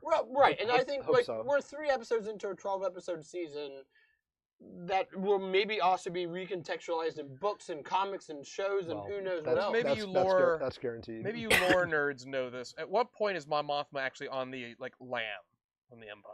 So At some point that's gotta technically, happen, There right? was a deleted scene from Revenge of the Sith. I think it's on the DVD Blu-ray where the Palpatine approaches the list of 300 or something like that, and it's like 300 senators that were like signed a document basically saying that Palpatine's the fastest and a dictator. I don't remember this. Do you have the Is it- DVD? Is it or in the Blu-ray? novel? Is it in the Yeah, novelization? I don't know if it's in the novelization. I But have the it's the, a like the- deleted scene. like the original DVD. I think. Yeah, have. check. I like double check me on this one. Like I don't like I have the DVD, but like I It don't might be have on the DVD. YouTube. I don't even know. But just like look it up, and there's like a scene where like Mothma, Bail Organa, and like 2 random like alien senators are like in. But that's like 14 years before this. Right. Well, that's kind of Yeah. my point. Like I'm It's like, like how would he? I don't think Mothma's on the lam. Right. Like I think like her and Bail have to be somewhat on Palpatine's radar, but like he Maybe. knows he. Well, they don't needs to- seem to be being watched at all. Or... But like I think he also needs to keep them not thinking that. Like you know what I mean? Like you want them on a leash, but not. I bet fully you- on well, the leash. the Obi-Wan show ruined Bail because they have proof that he's talking with Obi-Wan. Obi-Wan's show and it- ruined and then they everyone. just ignore- Obi-Wan's and then show just fucking apparently the ruined Empire just everyone. ignored It's that just bit. trash. It ruined the internet. Because apparently Reva used the internet to figure out that Vader equal Anakin. Reva just found the biggest secret in the world just in the archives. Oh, Luke just happens to live on Tatooine. Anakin had a son. And, like, no one else. Not even Palpatine himself knew this. Vader didn't even look this up. No! Vader himself didn't know he had a son. Vader never Googled himself in the... Yeah. in the- I can just picture Vader, like... There's a lot of Skywalkers. Don't worry about it. From on Tatooine too. Lucas did do something after, like, episode 3 or episode 1 came out. I forget which. Where he was like, when someone said, like, wouldn't the Skywalker name on Tatooine be, like, a red flag to people? And he's like, no. It's like Smith. Skywalker is like the word Smith in Star Wars. He said that. Something to that, like they're like verbatim, like you know what I mean, like. But it's Somebody also asked him, what color do you think Yoda's blood is? And he just like, there's like a moment of silence, and he just went, green? Yeah. I knew it was gonna be green. I knew the answer was gonna be green. Because he's a green alien. Of course the blood is green. I'm with Lucas on that. That's a dumb question. Yeah. It's a dumb question, but at the same time, it's a dumb answer because it feels like green. Green? You know, Admiral Mahdi's first name is Conan. Really? You know why? Because George Lucas was on Conan O'Brien, and Conan O'Brien just quizzed him on like random Star Wars trivia, and he said, "What's Mahdi's first name?" And Lucas froze and said, Conan. Oh.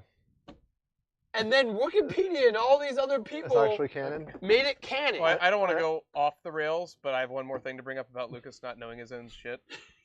There is a clip out there of Seth MacFarlane, like with George Lucas, Mhm. quizzing him on the Nice. music. Music. Okay. Like he's in Seth MacFarlane is just humming different themes from the OT and asking him to like name what it's from, and he can't do it. Like at one point, MacFarlane's doing like the Cloud City theme, or how does it go? I don't know the Cloud City one. No, it's the one where they're like walk. Dun, dun, dun, dun, dun, dun, dun, dun, dun, dun. He's doing that, and then Lucas is just like staring at him, and he's like, and Lucas is like, Superman? he's like, Tatooine? I don't know. And then I was like, oh, come on, it's Cloud City, bro. How often? Well, here's the thing. Poor George. How often do you think Lucas watches Star Wars? Like, in all honesty. Probably I not. mean, it's probably Not at all. I Probably. bet you zero. He's never I mean, watched it. No. Like, he watched it the 3 or 4 times he had to watch it when he first made it. Just every time he did a new special edition or new changed it, he had to. It always bothered me when he called Yoda's lightsaber a laser sword. How often do you watch your streams? Do you for rewatch editing, them? If I'm planning on editing. No, yeah. if you don't have to edit it. Like, Not usually then, I don't rewatch yeah, it. exactly. People don't like to revisit their own property. Like, people don't like... That's fair. Authors don't reread their books. Because they were there when they wrote them. Right. So, like, and I think movies is probably like a version where, like, you're exponentially removed from the process. Because he wasn't John Williams. He didn't... And the editor was probably the one who edited in the music, so he wasn't there for that. I think editing is done first. The editing has to be done first because the music has to sync up with what's happening on the screen. Yeah. I thought you'd make the music, because then you'd have to make the movie around the music, which would That's be still not Lucas. that would then be at infinitely that hard. aspect, though, right? That's true, but I can't vouch for Lucas, but normally a director is in the editing room as well, like looking at things, like because the editor might make a piece I'm sure the director's involved. Yeah. The director usually gets last say of the edit. Right. Like, no, and I guarantee you, Lucas has seen Star Wars. Like, I'm not trying to say he hasn't watched it, but like, I'm just saying he hasn't watched it recently.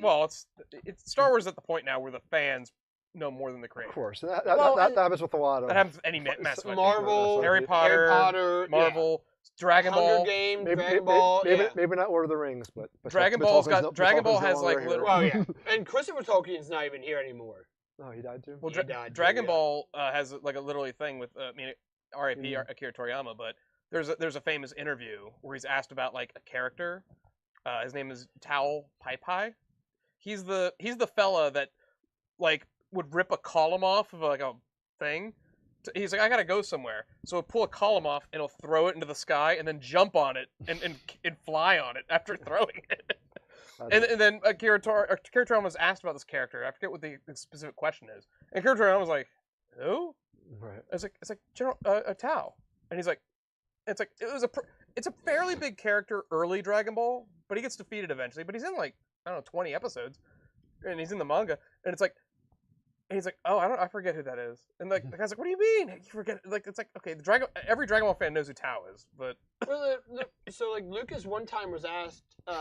This was near the. We're really going on digression here. Okay. Well, Lucas was one time asked about Mara Jade, and he had no idea who she was. Well, he didn't write her.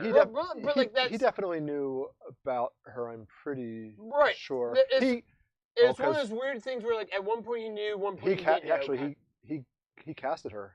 You guys were out of.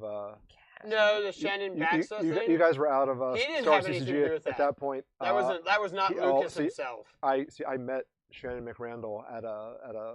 She came to a Star Wars CCG event. Yeah, because what's his name got banned from that event in 2014 or something we've like talked that. About that. 2012. It was around that time, and I talked with her for a little while. She was there with him, and she said that George Lucas, like she had some headshots and things. She was like signing for people there, and she had Lucas was planning on using her in a movie. No. But she had one of her what do the models have? They hand out not headshots, a good looking picture of her, and she said like this picture here is what George Lucas saw and made him want to pick me to be to be I Mary, have to, to to, be- think to, to be Lucas Mary had Jade. no pick in that. Like, So- not to disagree That's with what, her. that's what she If said. she says it, then Maybe You somebody can, told her like- that's what happened. And just, but like But- I don't think that came out. That was George Lucas Lucasfilm. himself was picked you. But Like Lucasfilm picked her, maybe not Lucas. I, thi- could be I think- wrong, but I think Lucas still had a lot to say and stuff like that 'Cause because it was his baby. But- Lucas had but- like a very weird relationship with the old EU. Like Ayla Sakara makes it onto the screen in the Clone Wars era and stuff. But like there's a weird thing where like Lucas knew some things, like he knew about Desh Rendar and he knew about Shadows of the Empire and he made like but like there's other stuff. All that's right, just... so where are we? We need to get back on We're- episode we're 2. episode 2. Where do we leave off? Yeah, so C-3PO and R2, a battle droid, right? So C-3PO's head goes onto a battle droid's body. God. Remember that scene? Yeah. They're on Ben, Geonosis. we really need to get on this. Oh, I don't even know. It's your episode. Yeah. Where do The we- ending of the episode is basically finally. Are we at the end already? I feel like we barely touched. Mina Raw is a like. There's nothing happens in episode 2. Most of it's Yavin 4, right? Well, Yeah. we're introduced to Chandrila- Commander Kroll. Lieutenant Well, right. Lieutenant Okay. Kroll. So Lieutenant going Kroll. back. Okay. So going back to Wheat Planet, Settlers of 10, as Drew calls it. Wheat Planet. Mina Raw. Basically, all we are is we're. You. All right, tell us about We're Commander talking Kroll. about Settlers of Catan Village. Lieutenant Kroll. Pike. Kroll Pike is his name. So. Okay. He basically lays down the pipe work to try and get Bix, and it doesn't work because she talks about her husband who's off planet. She does the thing that a woman should do if they're not interested. She basically tries to de-escalate. Right. Say, hey, I got a husband, by the way. But he thanks, does- Thanks. He invites her out to a nice city, apparently, that's on the wheat planet. There's There's apparently a wheat city somewhere. There's a farm show happening. The farm That's show's basically happening. what it is. It's a wheat. It's just a wheat expo. Right. I heard the wheat expo's in town. But she does say he's off planet, meaning Cassian. The ironic thing is, Kroll Pike knows they put that interdiction down on the planet that he should not be there. Like he should not have been able to leave the planet and come back. Is Kroll's name actually Pike? Yeah, Oh wow. his last name is Pike, Pyke. Okay. I don't know the spelling for the Kroll part, but I would assume like KR. It's probably like cruel, but Right. OOL. So that's the Mina Raw thing. Cassian's one friend is starting a love interest with a farmer girl. Not Brasso, the other one. Nothing really major happens on that. Yavin 4 has the. Well, we're establishing there's the censorship is coming to the wheat planet, and that they have the visas of the shared. the Keller, the main plantation owner, wants to help out, but he's letting him know what sort of the Empire is planning on doing. Because he's going to turn evil in the next episode. Oh, you think? 'Cause I read that scene differently. We'll talk about it when we get to that episode. But he says like you could maybe get ahead, But like that's when by they keep moving if you But get out of the he censor. also then says that the people who have been caught were the ones running. Right. Yep. The biggest thing is like Yavin 4, the Splinter groups, instead of just being splintered, they decided to drop down a challenge. They all meet up, drop their weapons, No, this is embarrassing. and do sci-fi space. Which apparently is in paper, a rock, video game. scissors. Somebody on Game FAQ said it's from a video game. That rock paper scissors thing. Oh, really? I think so. I don't know which game though. I didn't know that. I've It's- not checked out Game It is FAQs, because so I don't this know. was just like wow, they are really just stupid.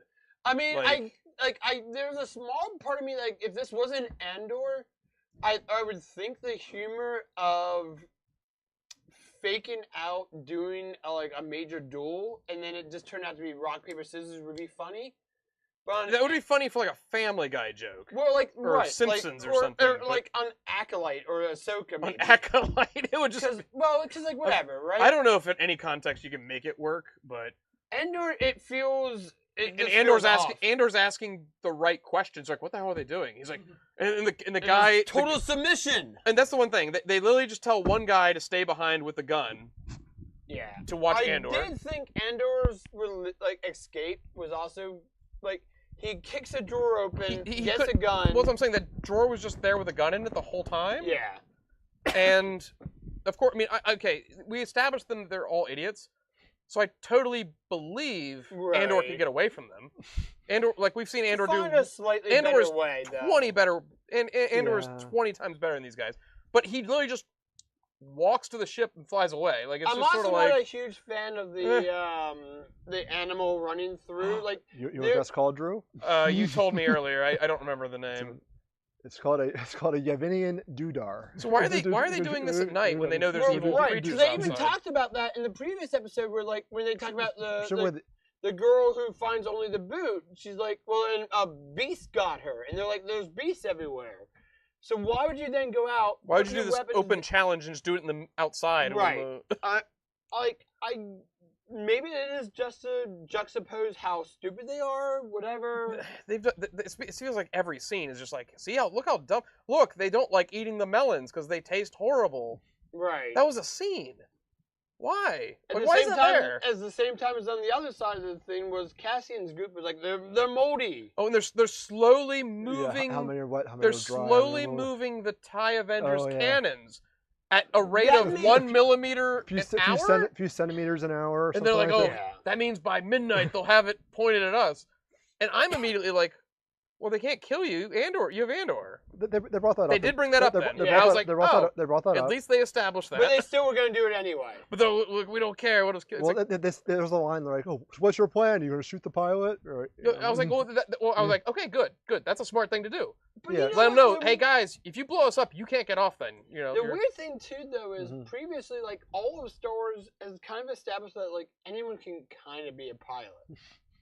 Not Except- like saying that. except for this show and except for Finn. I think the idea though is that Right. the TIE Avenger must have totally different Right. Cassian, style of Ca- flying. Cass- Because That- Kandor that's, seemed. that's why he couldn't fly it in the very beginning of Yeah. episode 1. No, and, Well, I, even- and that See, is- it was that so is- funny and pseudo comedic to set this up for episode It 2. is- was- it is. in episode 3, somewhat- in episode 3, doesn't he say in his transmission that like the TIE Avenger didn't have the same piloting Well, he- schematics that I learned? or whatever? He does say to someone, I forget who he says it to. I think it's over the radio to what's her name? To Luthen's assistant, right? Yes. Claire That or this was something. not the ship I Clea? thought I was stealing.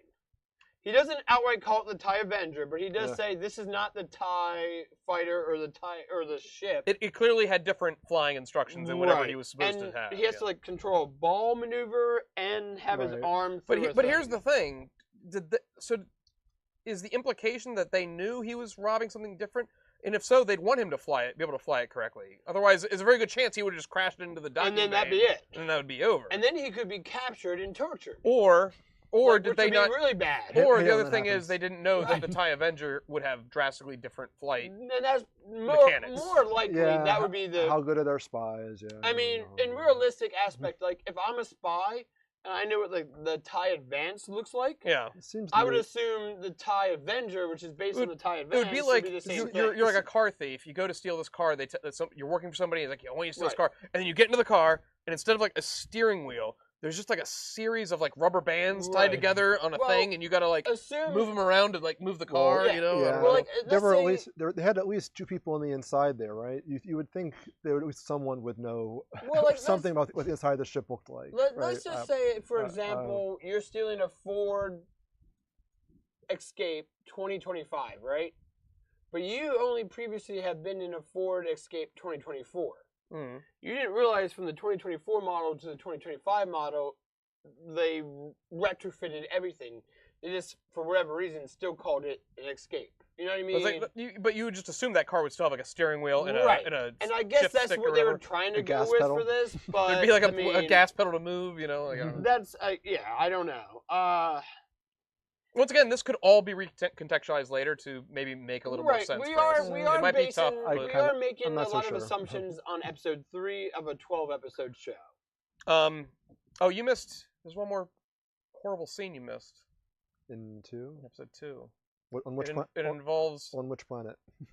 Well, it's on Coruscant with Oh, the Cyril. Cyril and Dendra. Well, they start the whole. They mentioned we've been Yeah. putting this off for too long. This meeting for too I long. was gonna. We talked about That's- this earlier. that's- There's the. Isn't that in episode 3? No, episode is that- 2. No, episode 2 start the lead-in for episode 3, where the actual meeting happens. Oh, episode 2 is they mention it. There's a meeting coming. He Oh, okay. walks around Dedra comes home and he realizes, oh, And this is I the didn't first know time you were... we're like, wait, are they a couple? We know that Yeah. they're together. And even though, he again, even it's sa- not, they 'cause don't he- really show that they're a couple. Because They're he's just- not even in just- episode 1. It looks like a Right. joyless marriage. He's well, not in they're episode definitely 1. not married, I don't think. Cyril's not in episode 1. She comes home in episode 2.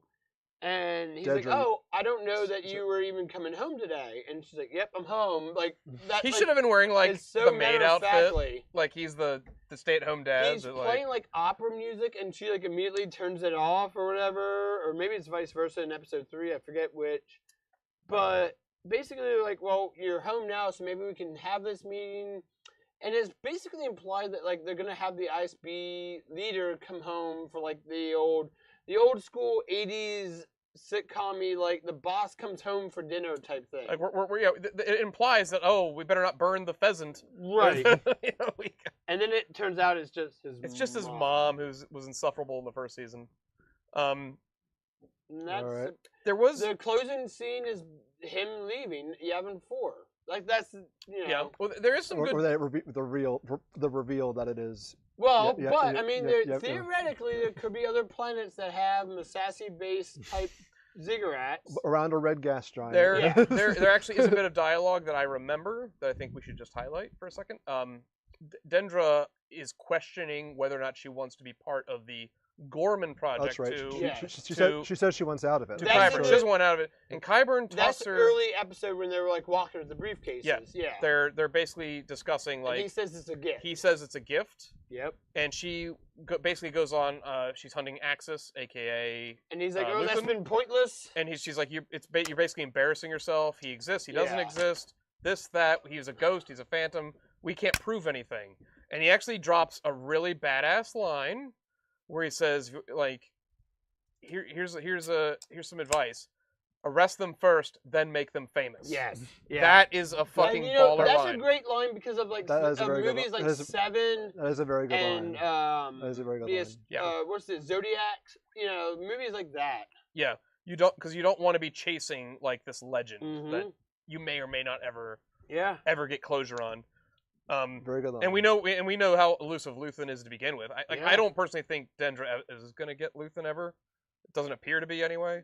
No, I think he'll win at the end, or maybe he'll do some kind of sacrifice at the very end, self-sacrifice. Luthen doing a self-sacrifice would fit, but they may try to but- subvert somehow. You know, you never know. You never know. But no, I don't think. I'm she'll- not against subversion. I don't think I she'll just get want him. it to be done Oh, right. we all like the subversion from the Just no Ryan Johnson subversion. Oh, please. God. But yeah, most of the one thing I wanted to comment, Ben, was I know how much you love Lord of the Flies, Yeah. and I wanted to know if you saw a lot of comparisons to the Lord of the Flies with this episode with the maroon stuff. I wouldn't say just this episode, but like the arc in general, yes. There wasn't a I'm sure specific. Is the dialogue better in Lord of the Flies? It yeah, must, well, it must yes. be. Well, the Lord of the Flies is done better in the sense that, like, obviously as a novel, there is.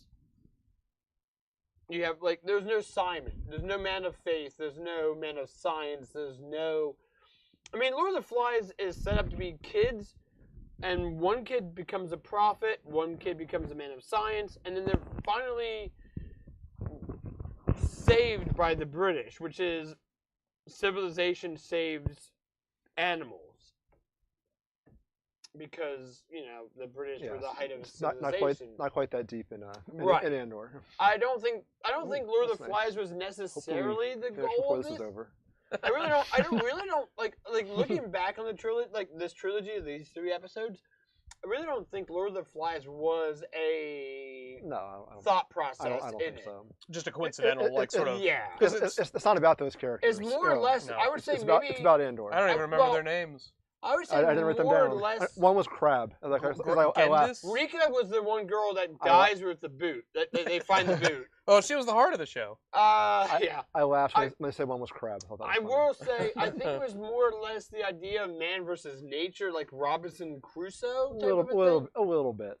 They bring up the water and food thing a little bit, Right. but it's not the heart of this That's episode. not like I don't think there's a literature one for one in this. I think what they were attempting to do was they're just like they already made this point with the Saw Gerrera like splintered cell. They're just trying to show like, oh, there's another one, and look how disorganized and Right. look how Sure. poorly ready Yeah. they are to fight for the cause. I will that say was the point. It's just like these people would barely survive Right. living in any environment, let alone Right, being in part of the war. rebellion. These you people know? should be. And- These people should have been killed by now. Yeah. I'm pretty sure whoever left them there left them because of how useless they were. right. You know what I mean? Like, why would you? I hope that gets recontextualized for sure.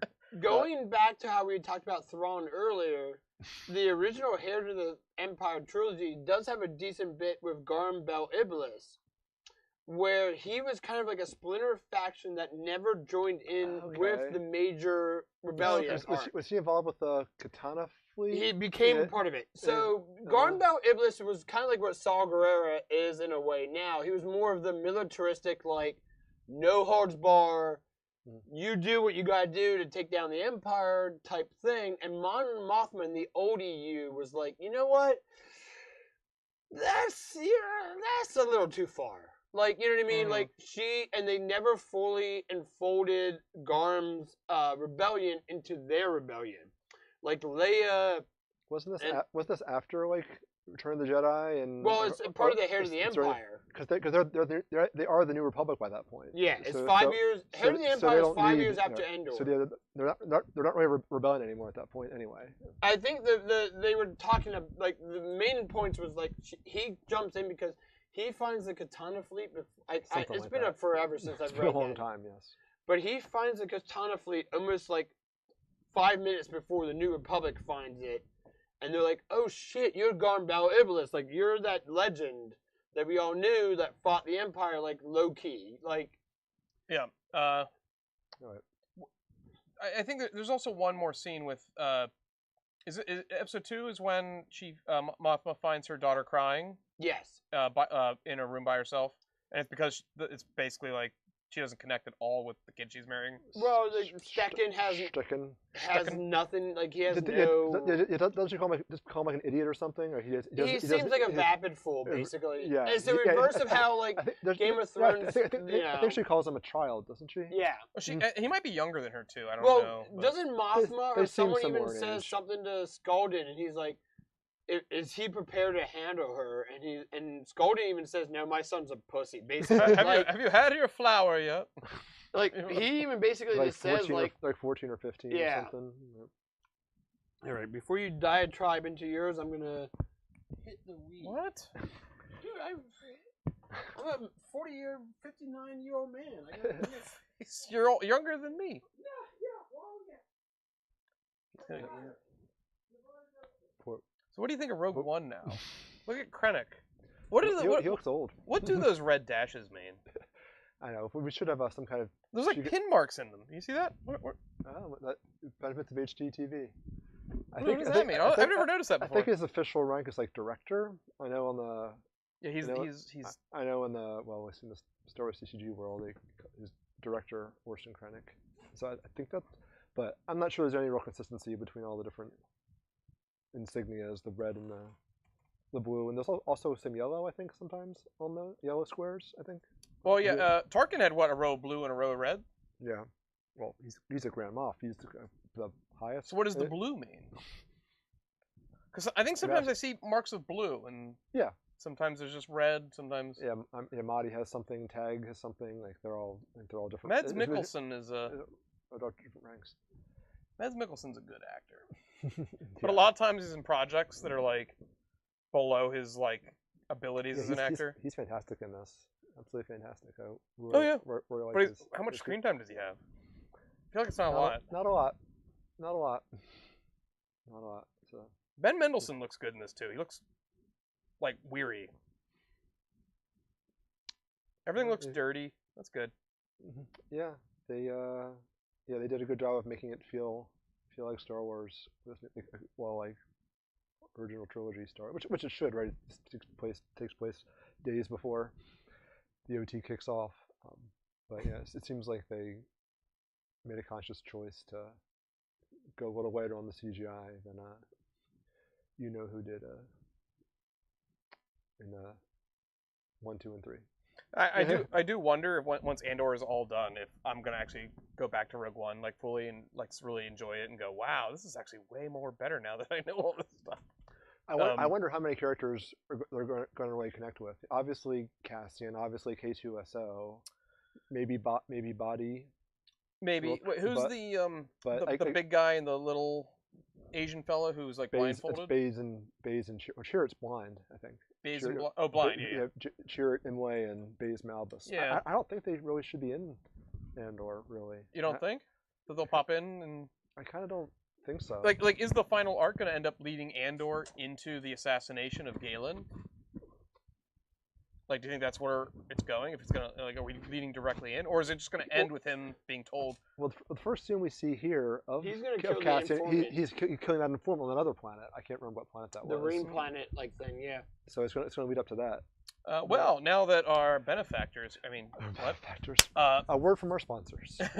So today's episode is sponsored by Birch Gold. So, episode 3. Mountain Dew. Episode 3, Harvest. Tim, why don't you lead us into the plotting? It's only one. Fancy It's only boy. one more season. Only one more season. So we went from notes, nothing to notes. So yeah, my notes aren't Yeah, quite you as guys. Here, my notes aren't quite as detailed as Drew, and He had italics and stuff. I and took everything. I took them more in a plot line, like A, B, C, and D plot kind of. Oh, yeah.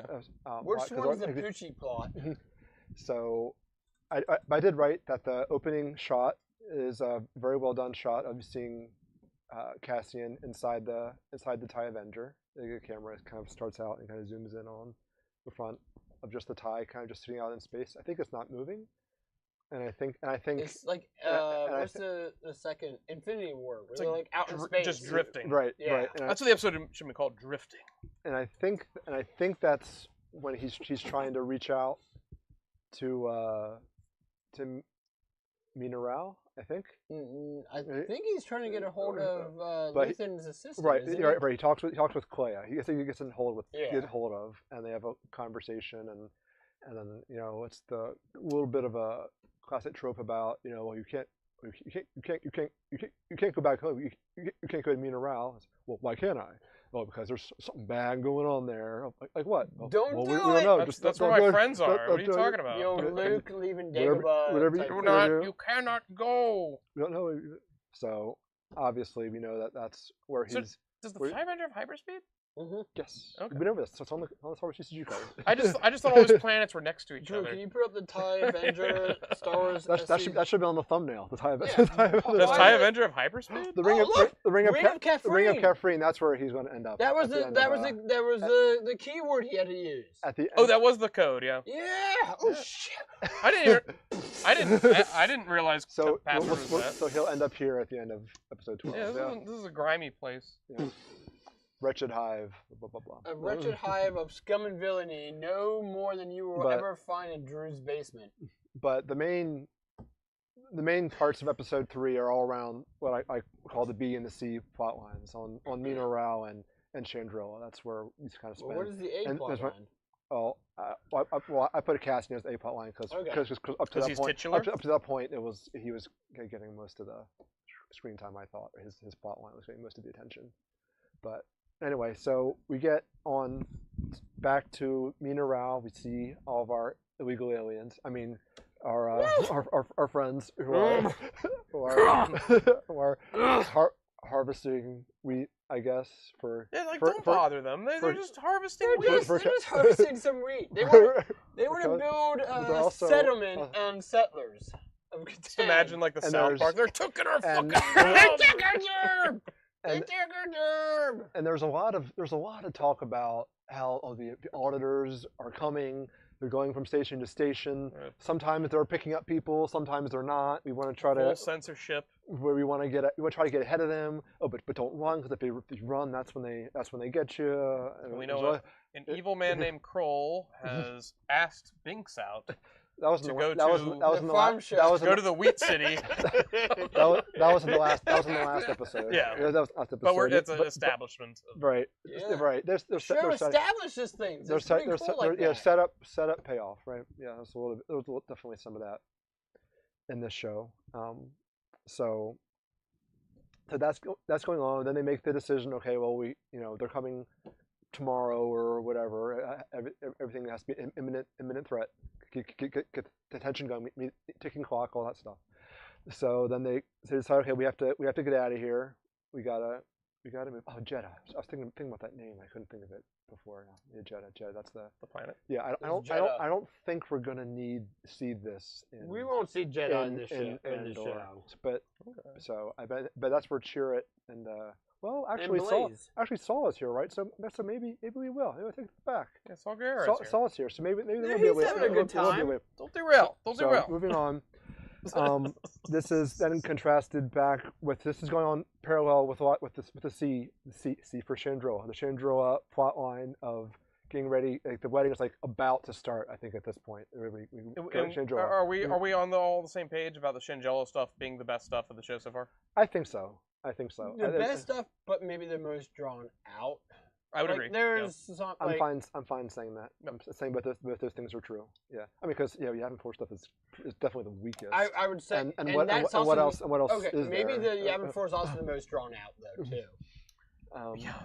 Yeah, that is drawn out too. So Yeah. there was one scene that I think happens around this time that I wanted to get your guys' take on.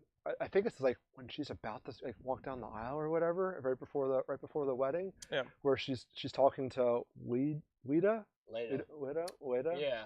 Her daughter. It's like Leia, but not Leia. She's like, basically she says, "Oh, I want to tell you what my mother never told me," and it's like She basically gives her the out. You can get out of this if you Yeah. want to, and it's like, man, that seems really out of character, and like and that would really mess with the whole story of everything if she were to take that. So like, I think so like, where's the purpose of that conversation? I think it was Because Mothma's last moment is her- indecision. is it her just like freaking out? Is it her showing us like a human moment? It could just for- be like there might not be going back after this. It's like a Right. point. Like in her mind, this might be a point of no return. It's literally her final moment of I realize I'm selling my daughter's soul For what I don't know is even a guarantee. Yeah. Right. I'm selling her to a mobster's son on the hope that the mobster gives me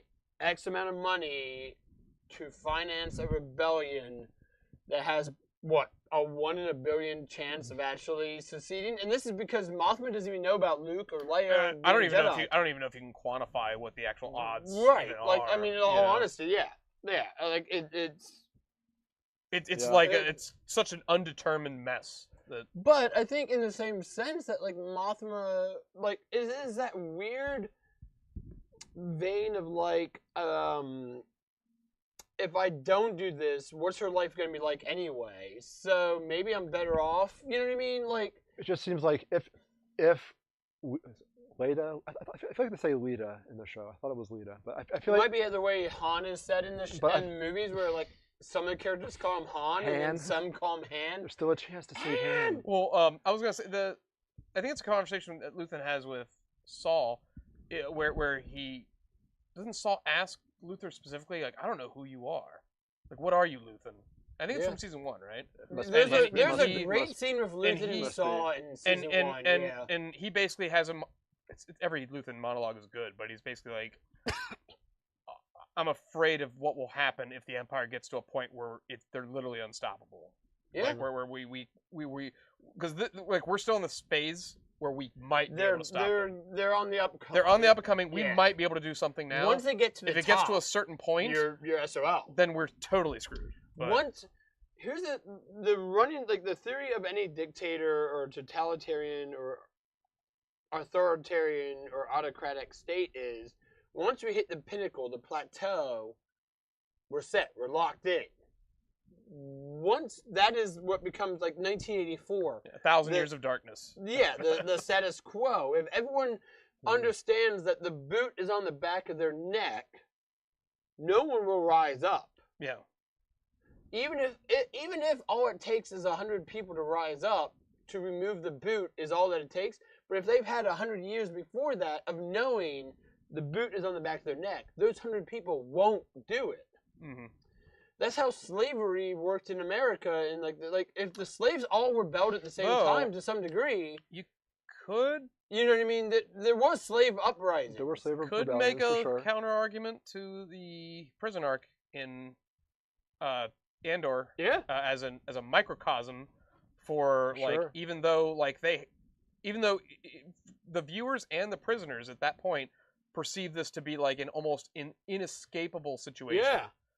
But it's extremely bleak. Well, and Extremely it especially is if like you're- you are. There is no way out of this. Especially if you're They have the Sarkis's floors just character. electrocute you if you the second you step out of line.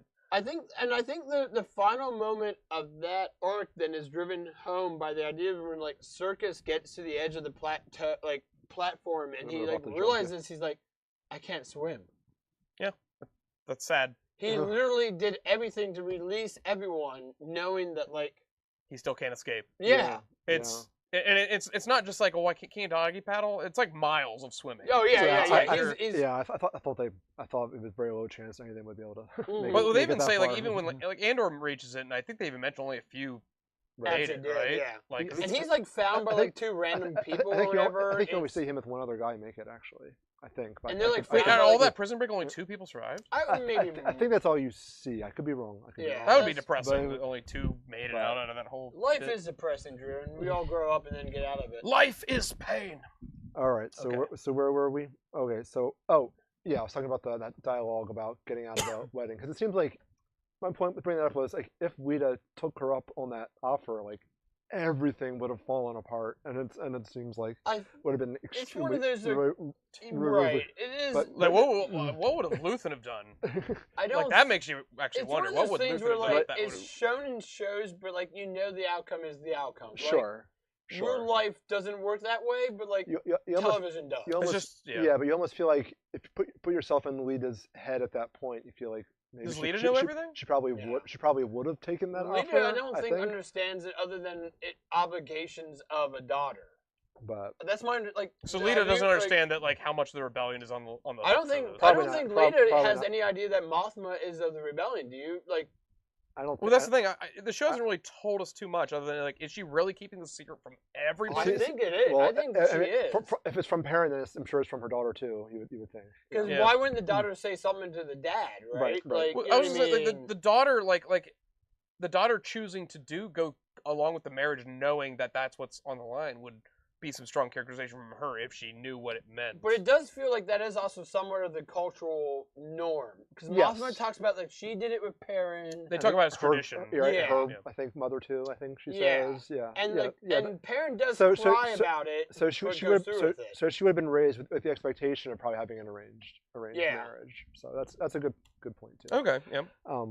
So then we'll contrast all that with the D plot, which I have, which is like the Deidre and Cyril stuff. I don't think we need to spend a ton of time on that. I mean, But- we can. But 5 hours of discussion are needed for the Because- fondue dinner. Part of me, when I was watching that scene, I was like, man, I wonder if I could edit in laugh tracks and make this. It's like it reminded It's like- me of you Ben, got- I don't know how you much you love The Simpsons. So do you guys watch Big Bang Theory? There's a bunch of scenes there where there's sitcoms and like a mother of one of the characters will come in and they're awkward dialogue. It reminded me of the bit when Mr. Burns like wants his teddy bear back and he takes TV off the air to punish Homer, and like the only thing on TV is just Smithers and Mr. Burns like playing like sitcom, and like Smithers like, oh no, I burnt the pheasant, and Mr. Burns is coming over for dinner, and they had like awkwardly edited laugh tracks in there, and Because here Maggie had it all along. what is the purpose of this scene? Just to Right. establish that Daedra. Dendra's treating him like a child. At one point, when he's talking, she grabs him in a weird way, but like around the. I think chin.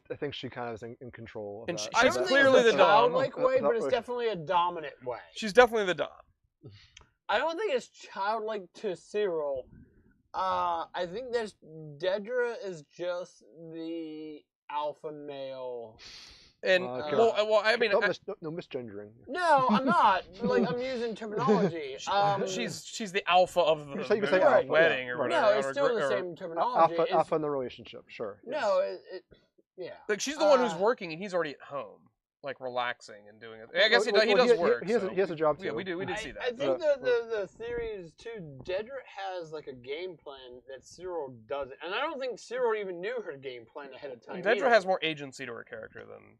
That's where, like, I think. Did Cyril ever give up his quest to get Cassian? Because he was like always obsessed with that in the first season. It feels like he drops it after he rescues. Because it could come up later. Yeah, we haven't like. He was so obsessed with that. When you asked me about Cyril's character in this season, there's not much yet. Not much yet. Yeah, it's hard to say. It's like, but like the stuff we argue with Cyril seems to be taken up by like, oh no, I want to impress my mom in front of my new girlfriend, and right. It's like, And he has that one speech with that intern guy, and that's about it. Last episode. I like it is sort of neat where it's like the mom is entering her belittling mode, and the second he goes off to like pout, she basically just lays down the law.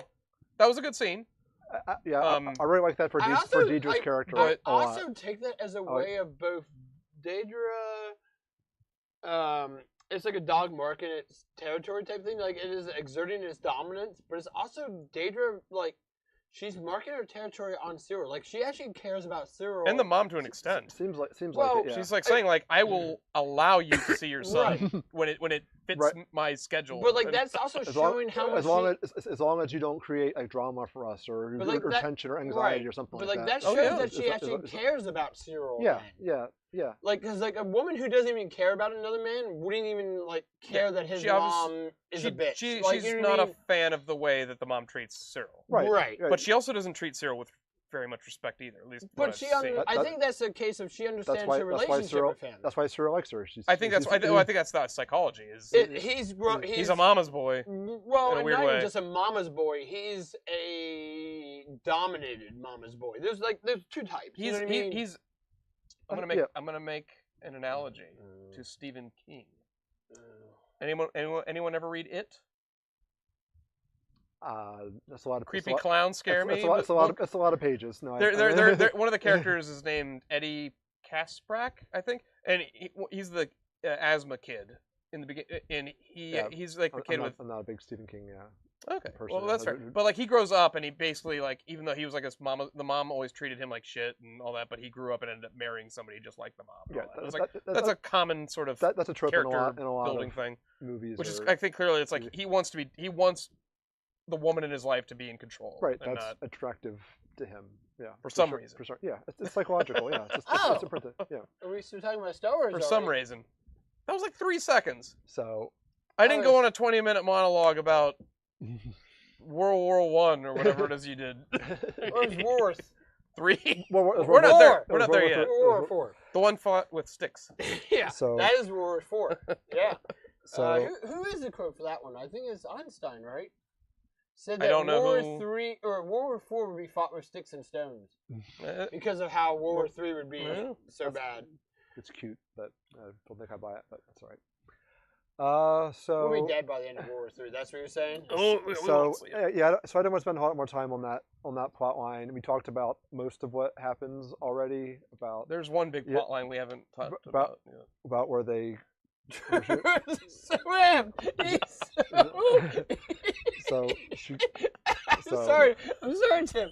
I'm sorry to steal this from you, but he's so amped. He's just like, we gotta get to it. He's gonna say the R word. We've been here for 5 hours. We're gonna 5 hours, and we're gonna get to it. 5 hours. More like 3. Yeah, it felt like there's a still worth pointing out. There's a distinct lack of cereal in this. Very. I think there are at least 3 different times in the first season where we see him with his signature cereal, but still distinct. I bet they read that. They're like, oh, this guy's just the dude who eats cereal. It's like, oh, we gotta stop that. We don't need cereal. Now he likes fondue. Yeah, he's a fondue man. Every scene is a fondue scene. That would be funny. I just really want him to. I really want to see of him offing someone later in the show, and then we can call him the serial killer. It'd be great. Like, were you a Game of Thrones fan? Sure. I don't watch Game of Thrones. Okay, so the one guy gets killed by getting a golden melted gold dumped over his head, and sounds lovely. The Dothraki says, "This is your crown, right?" Yep. Cyril needs to kill someone by doing that with cereal. The bowl cereal. Just taking this bowl of cereal. A bowl for two. Yeah. And like drowns a man And the in Count cereal. Chocula just dribbles down. A literal serial killer. Right. Yes. Yes. See, it writes itself. I like it. It's poetry. All right. Rhyme. Are we ready for the R word? Or we got something else? So then that plotline basically just goes away at that point. It's basically Yeah, nothing that's there that's like except right. Dedra basically putting Edie, his mom in their place. Yeah, her name Edie. is Edie. It's like yeah, all in the family or whatever. Yeah. I think that's So- probably on the So will that come back later? Probably, but that feels like a very slow burner plot. Yeah. Absolutely. But anyways, then we get back to the main plots, or the B and C plot lines of the wedding, and it's on Mina Rao, and then it's kind of shifting back and forth. On Chandroa, you see this. They go down. There's we're talking about the world building. There's the beautiful wedding ceremony with the different. There's the walk over the branch. There's the walk around in the circle, and all the braids and the knife. I mean, all little details that they didn't need to put in there, but it really makes Star Wars feel bigger. Makes Star Wars feel like a lived in universe. I thought those were all really nice touches. Yeah, and then I'd agree. And then we go back on Mina Rao, and I think this is when Why is this man laughing? I think. God, Well, this I guess. is a horrible human being. Well, there's stuff going. God. And then there's stuff that goes on above Mina Rao where Cassian Just comes. here's word Mina Rao makes this man Where Cassian jumps in, and then he sees bad guys around Cassian isn't there yet. Yep. Cassian shows up He shows up in the Same top. day. he's up in space for a little while. He's on the communicator. He's on the way because he was And- told that there's bad right, things and he happening. talks. He has And then the he talk, gets through to Bix at one point. Right there. I don't think he gets a hold of Bix via comm. They break up. It's before the Okay. R word. Yeah, Bix hears him. She's on the radio, Bix but hears him. Bix she hears him on hears the him. radio. Okay, I just Maybe- remember there being that into. they basically don't communicate anything though because she's just like So she just knows that I he's, remember knows that him he's close. talking with Yeah. Luthen's assistant, and she's like, "No, you don't go there under. do not Right. go there. But it turns And out he's he like- should have gone there because then Right. everyone would be gone. Right. There wouldn't be the R." So Well, that would so- still happen. So yeah, so he's there. So yeah, the A and B are starting to converge a little bit. Cassian there above the planet, but then so then we get back on the surface, and we're with our little group of Bix and all their friends. Although I guess at this point Bix is off. Yeah, off by herself. I also want us to point out At at one point in the episode, the Empire guys are like, "Prepare the mounting crew," which I thought was a funny phrase. I don't know what the mounting crew is, but I guess we're gonna learn. But yeah, the one guy Will, takes off, just starts. Oh no! Don't Just put my face on the TV. Yeah. The one guy Will just takes off, just starts running through the wheat fields. He's creeping, even though it's. I had a criticism about this because it's a big wheat field, and it's like it goes up to like the waist, and he's like trying to sneak. I'm like, everyone can see. I don't like how Brasso doesn't get shot. So like, There's a lot of shots Brasso that hears somebody behind him. Then he's like, "Oh!" he hits the guy and the then stormtrooper's like runs. 10 feet away. It's like, okay, Yeah. where did he come from? Like, obviously you can't sneak. What he's doing is not sneaking. Well, so and it's there's 8 stormtroopers who can't hit him running a straight line that's a through bit the of a- wheat field. bit of a Star Wars trope for sure. I mean, it is. I mean, they do eventually. But. They do. Spoilers. But What yeah. is spoilers? Drew, these people haven't seen the show. They're watching us, and they It's haven't. literally playing on the top of the screen. No, Rogue One is playing. Oh no! Oh no. Oh, never mind. They're watching the show anymore. But yeah, so then let's just get to it then. Yes, then we get. Well, both things are intercut. Yeah, two there's things a lot. happening. There's probably more like 3 things. Well, there's 2 things on the wheat planet that are cut right together.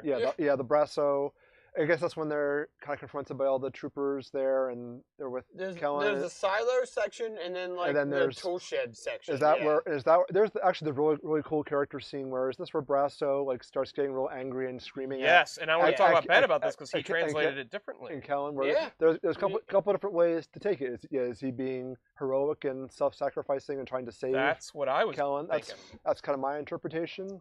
Or is he really believe Because that he Kellen flips sold- like he's like, so you sell us out just to fucking Well, line your own pockets, you piece of shit, I'll kill you, you know? Yeah. what No. does And Kellen stands there like, and the Turtle- actor, I was, because if Kellen did sell him out, you'd think his facial expression would his be facial expression would different. just be like smiling or grinning. No. He looks legitimately because he probably horrified. didn't want to sell him out, but he did it to save his own self, so he feels self-guilt.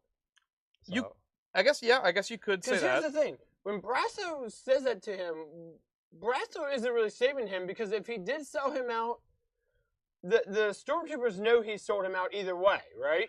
Well, they're trying. I think Brasso is trying to set the stage that He had no choice.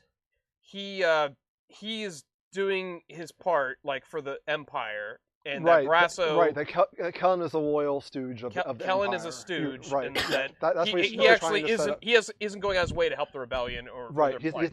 He's not actually harboring these rebel spies, illegal aliens. But even if he, Do the Imperials know that they're rebels? I don't think so. I think they just think No, they're not- they're illegals with their visas expired. Yeah. Right. so what's it Yeah. to Kellen then? Well, Kellen. So this gets brought up between Lieutenant Kroll and I think somebody else, but basically it's sort of like a catch-22. It's with The- Bix the- actually, the- right before It's the. a full-on catch-22 where Before your the favorite planet needs apparently ton of manual Right. labor. This is where I Right. think it gets a little But political. But there yeah. isn't enough labor to do all the labor, They need so the- they hire people to just From come Tatooine. down from Tatooine who come down You know and, what I mean? and help out. You know what I mean? I'd rather work in the wheat than in the desert under Boba They Fett. find him at Lowe's or Home Depot, and they Do you want to be in the come- desert digging up those water pods, or do you want to be harvesting wheat With a Machop just suddenly appearing with a Maguro. with a space Goro coming out of the ground? So, Space This Goro. is I where forgot it's about like, look, Space nobody, Goro. we don't have any labor for this, so that's why we're hiring these people. Right. And then the Empire is put into a position where they're supposed to be checking everyone for their visas because of censorship, just to keep why everyone not? in check. It's the wall. It's the wall. I'm sure, fine with the right? Empire I doing mean, this. It doesn't feel out of place for me No. to make Oh, to do. I see. For you, this On- doesn't feel out on- of place. on planets For a white man, cisgendered guy over here, On- it doesn't feel out of place. on a planet that's controlled by the Empire, I fully buy that they would be doing censorships constantly and Yeah. keeping track of No, everybody it coming and does, going yeah. all times. This then leads into the scene because Good you wanna- tell okay, this. I'll let you do but it. first, word from our sponsors. I did tell. I was talking about Drew before you got here today. I said, "What is the irony?" Because we came up with the order of episodes. Right. Drew being 1, me 2, you 3. What was the irony of the most conservative, religious person of the three of us getting the RC? And you know the funny thing was, and I wanted to bring this up because it's hilarious. I was trying my best not to get spoiled for the 3 episodes. I watched like episode 1 the night it happened, and then I watched episode 2 Wednesday night and episode 3 like half Wednesday night, and then the remainder Thursday because I go to work at like 5 in the morning, and I actually found out about the R scene because a Daily Wire pops up on my feed. Despite the fact that I don't follow Daily Wire, They put that on Facebook. they did a big thing because like one of the writers for Andor said a comment something like, "We are all the products of the R word," and not in a sexual way, but via just how that R word. Genghis Khan kind of way. Well, You'll eat who I eat. but in a way of like you can be R'd economically. You can be that's how they meant it. Yeah, the writer did apparently. The Daily Wire, you say? And I was like, oh, and I hadn't seen episode 3 yet, so I was like curious like which character it was, and I'm like, given episode 2, I'm pretty sure it's Bix, but like there is a few characters that it could have also been. I mean, Maybe. I Could've don't think they would do male R. Or the daughter. It would have been pretty rough. Well, I did, no, I would've been legit. pretty Yeah, rough. that would have been. I Ugh. legitimately thought that would've there been- would have been that moment Maybe where, like, maybe George R. R. Martin would do that, but Yeah. no, I thought it, because Stephen King. I didn't read the article. I just read the headline. So I thought maybe there was going to be like an implied scene offhand to show how Mothma, like, it happens off screen. Like, remember, like, Mothma has that talk with Scalding, like, how, like, oh, your son's really not that tough. And, like, the son proves himself by doing it. They could have gone that type route. thing. That would've been- Ooh, that would have been even more vile. But right, but it happens like off screen, obviously. Yeah. But the other thing too, it could have been male to male, which would be very, very, very un-Star Wars. I've seen Deliverance. Could have been on It's HBO. one of your favorite movies. You talk about it all the time. Oh, I watch that scene every day. Every day, every 7 a.m. 7 a.m. on the dot. Not quite on HBO. But the other thing too is like there is a few other female characters that it could have happened to, but like I figured Bix, given episode 2, It's set up. it is. It's pretty heavily foreshadowed. And it still does take you, I don't want to say off guard. It's definitely jarring. Yeah. It's jarring. I would argue it's as tasteful as it was. I I don't mean, know if I would say tasteful. Well, how taste, would well, you- if you're gonna have it, I mean, here's the thing. What's No, the- no, is there in a all least honesty- tasteful way to do in it? all honesty, like I'm not like I get your stance on this, and I get Drew's stance on it because I think I'm more aligned with Drew's on this. What's a tasteful way to show it? No, in all seriousness, though. the Java thing I where you just cut. wouldn't use that word. I would just say it was. I would say it was. Tasteful in the sense of an artistic expression of it. I Well, mean, she could have just said like, he attacked me. She could have just not used I think the it word was in general. done. so you would have been better if she didn't say the actual word? No, I'm fine. I'm fine. I think it was. Cause with it. there's other ways you could have done it too that I think would have been worse. I think it was done as well and as believable as you could have. Here's the thing. Here's the thing. Star Wars has not Right. shied away from heinous acts. That's true.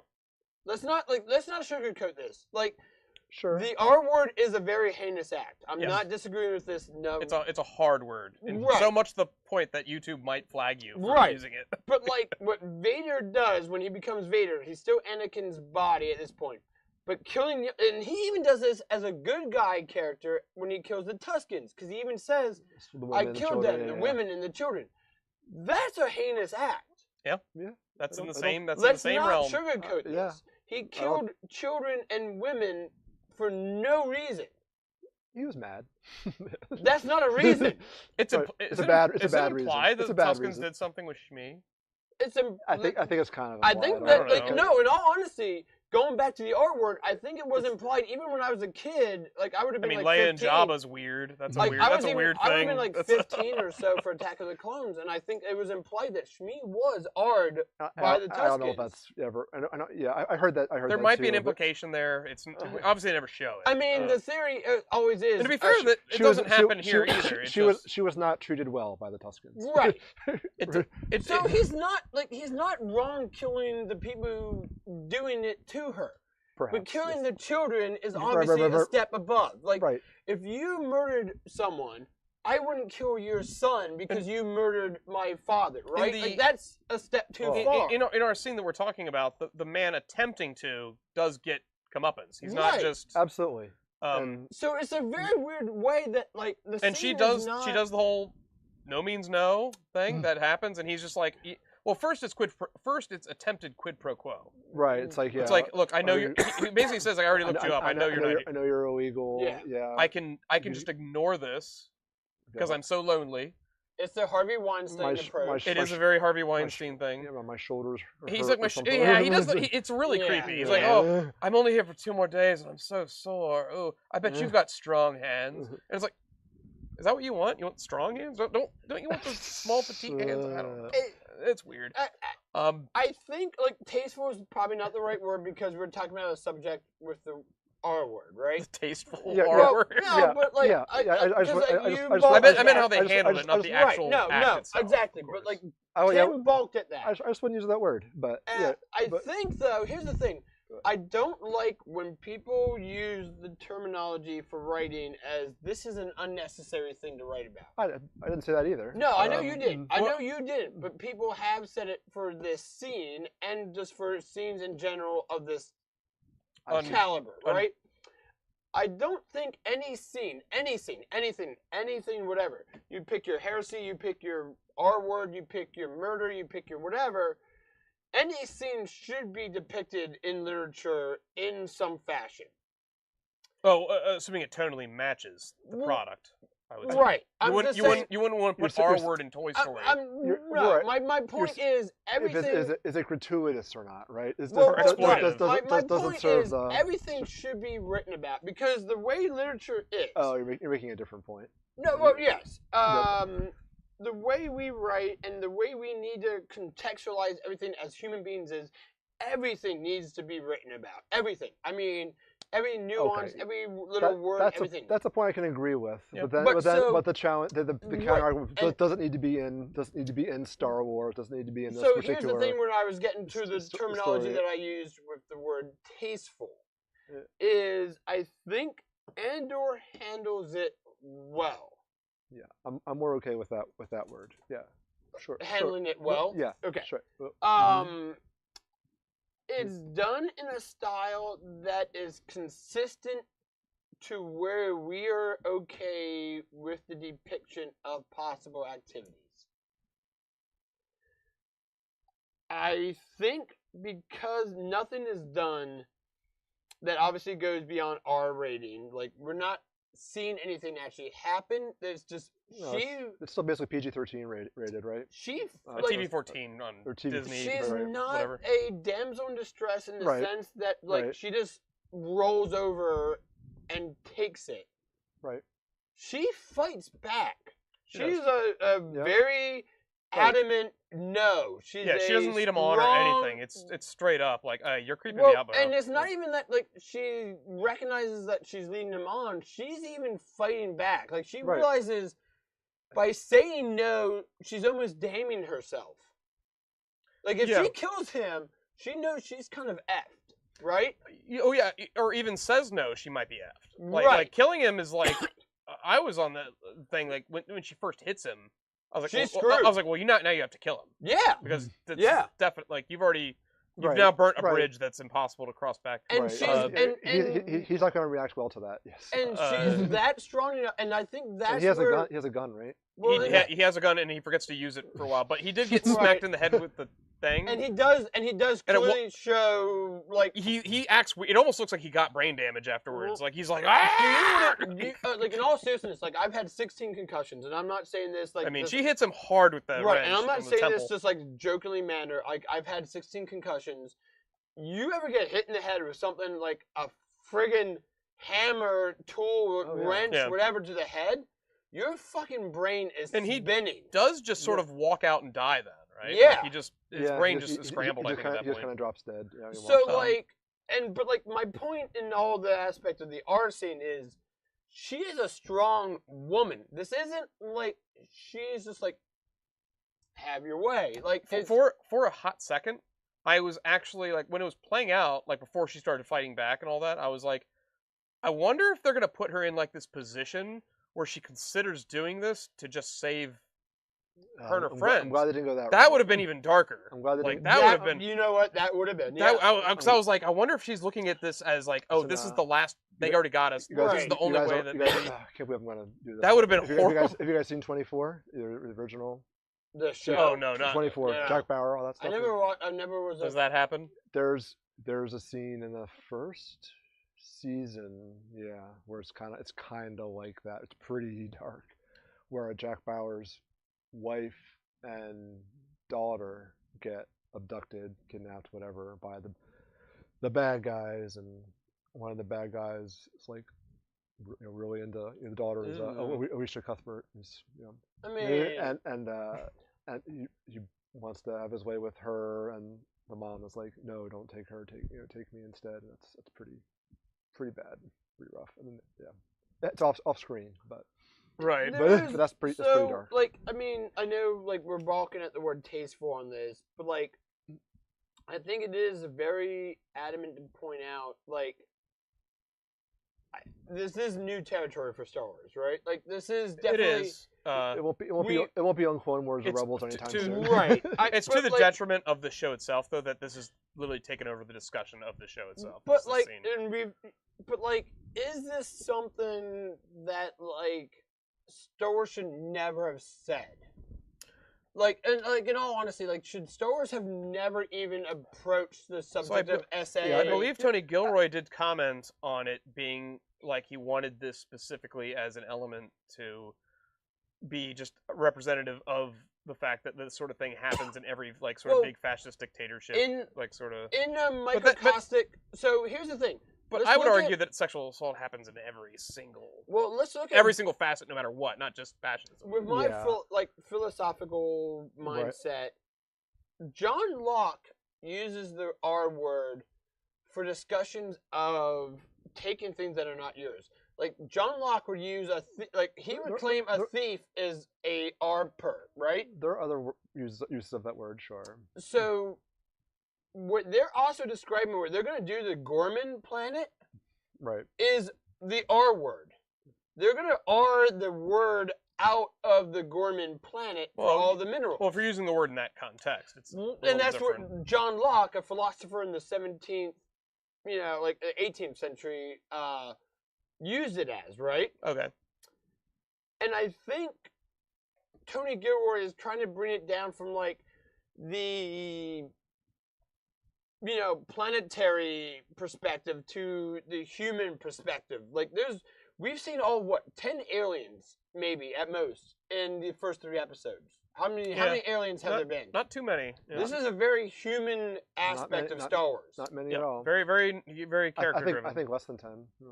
So he's trying to show the R word on a galactic scale and a human scale. And I think he's also trying to show why Cassian might be maybe who he is in Rogue One, as a guy who's seen what exactly the Empire will... the Empire will R your wife, and he'll R your planet, and he'll R your universe, right? Well, okay, so this brings up a point I wanted to make, where it's like, does this... I don't know yet, because other episodes aren't yet. Right. If this scene is literally just existing to just really drive the point home, how evil the Empire is, I don't think I like that, because we already know what the Empire is. We don't need that then. I think I must agree with Drew on this. But there's an asterisk. Mm-hmm. I am okay with the idea if this event ends up becoming like a strong character-driven moment that ends up for Bix, and then maybe that ends up going somewhere, or for Cassian, yeah. But Cassian. I hope it's. I don't want it to be for Cassian, because he wasn't even there. Right. You know what I mean? Like, he shows up in space. He was very close. He was pretty close, but it should be a Bix character moment. Like this needs to. Sure. If however this scene is just sort of forgotten about and never really referenced again, then I don't think I like it.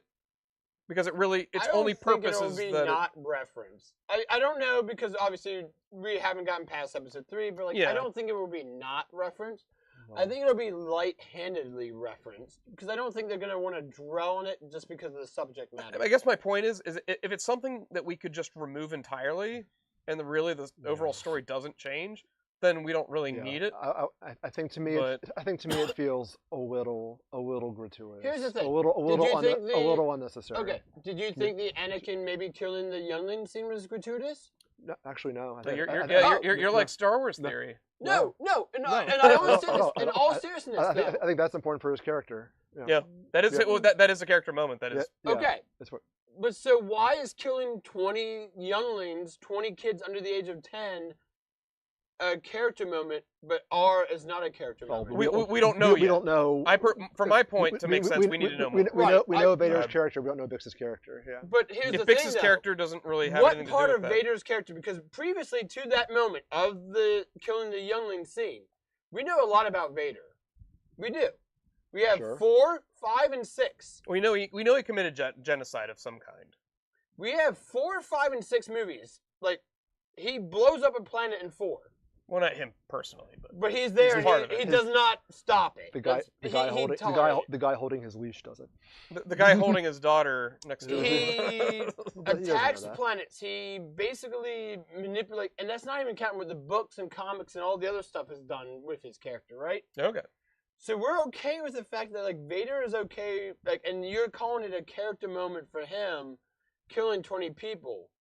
It's important because it shows the transition. It shows who he's become from I what he was. He was Anakin before. Now he's The human David. race, though, That's- views anything, that's- and I think it's the American human race, though, views anything that involves sexuality far worse than actual murder.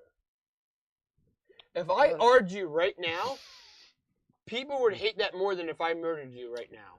I was gonna say I'll cite Mahler on this because on Drinkers podcast they talked about Andor. Star Wars Theory had a very very similar. I take. have not seen any other YouTube Yeah. analysis Like of this he- at all before today. And Mahler did bring up the point of like, what if somebody came up to you and said like, "Hey, I just watched episode 3 and I find I don't think it's Star Wars. It's so deplorable that like implied children murder was in this movie." And if somebody was like morally outraged by that, like what would the argument be against moral outrage? Which is what moral outrage is what's happening here with Right. the my whole argument is I'm okay with it being in there if it has a point to it, like driving characterization. Right.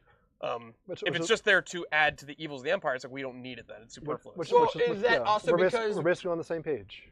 Yeah. But is that also because we're now so far into what we've seen of the Empire that we know what the Empire has done, though?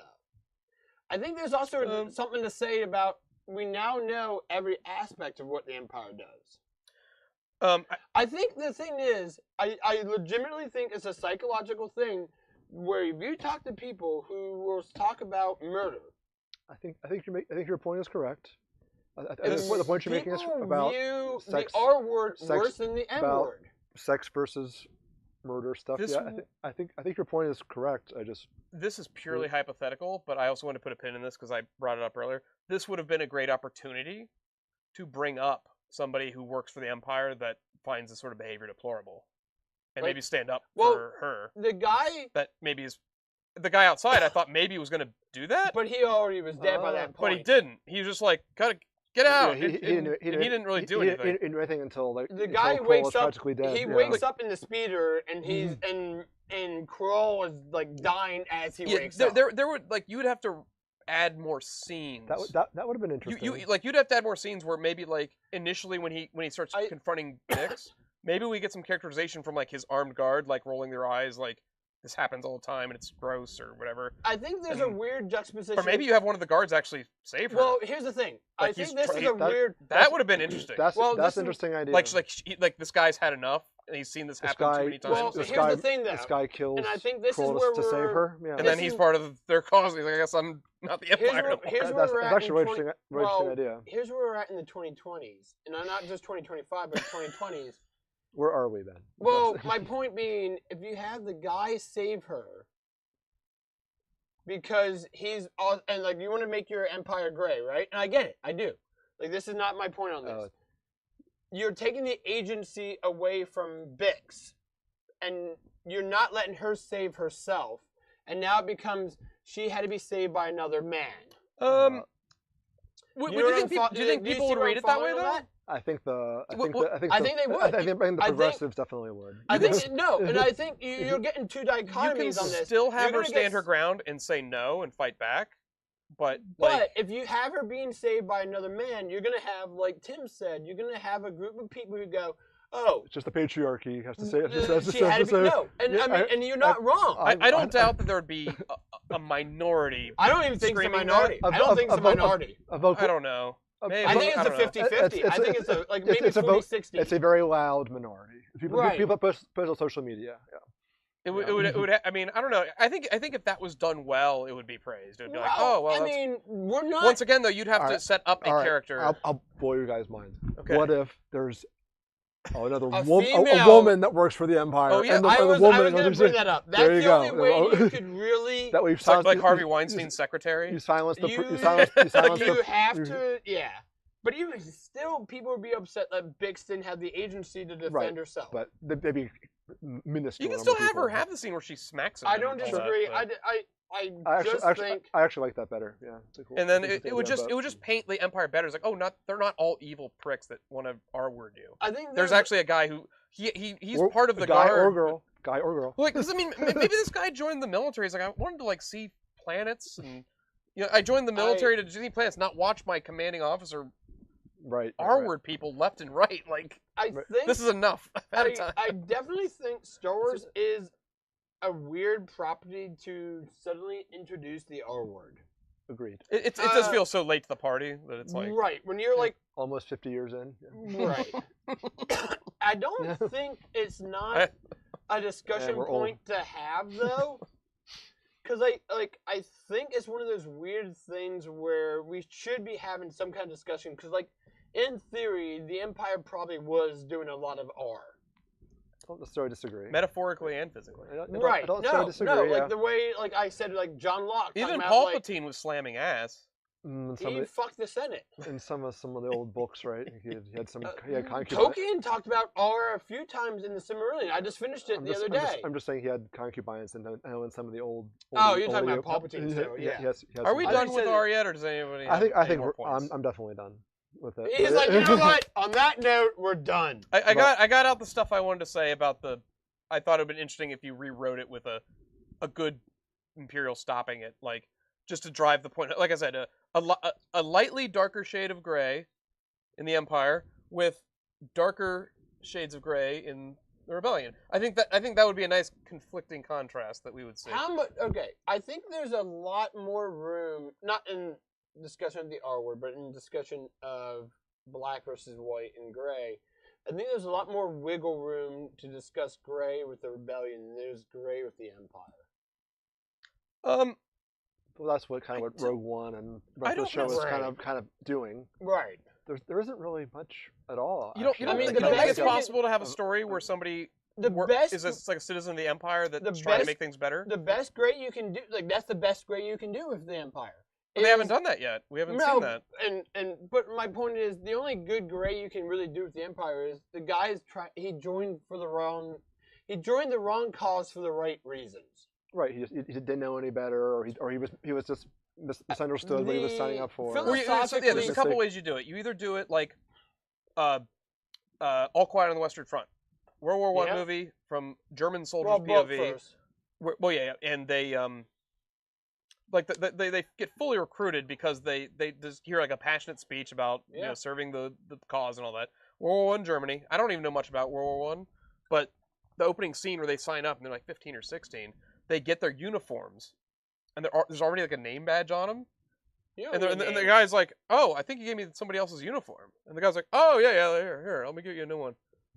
Sorry, this guy must be somewhere else. And then he just rips the name badge off and just gives him the same uniform back. Mm-hmm. And it's like, the implications of somebody died in that. And, you're like, oh, and like, you could do that with stormtroopers or whatever. Like, oh, and the kids are too naive to realize that.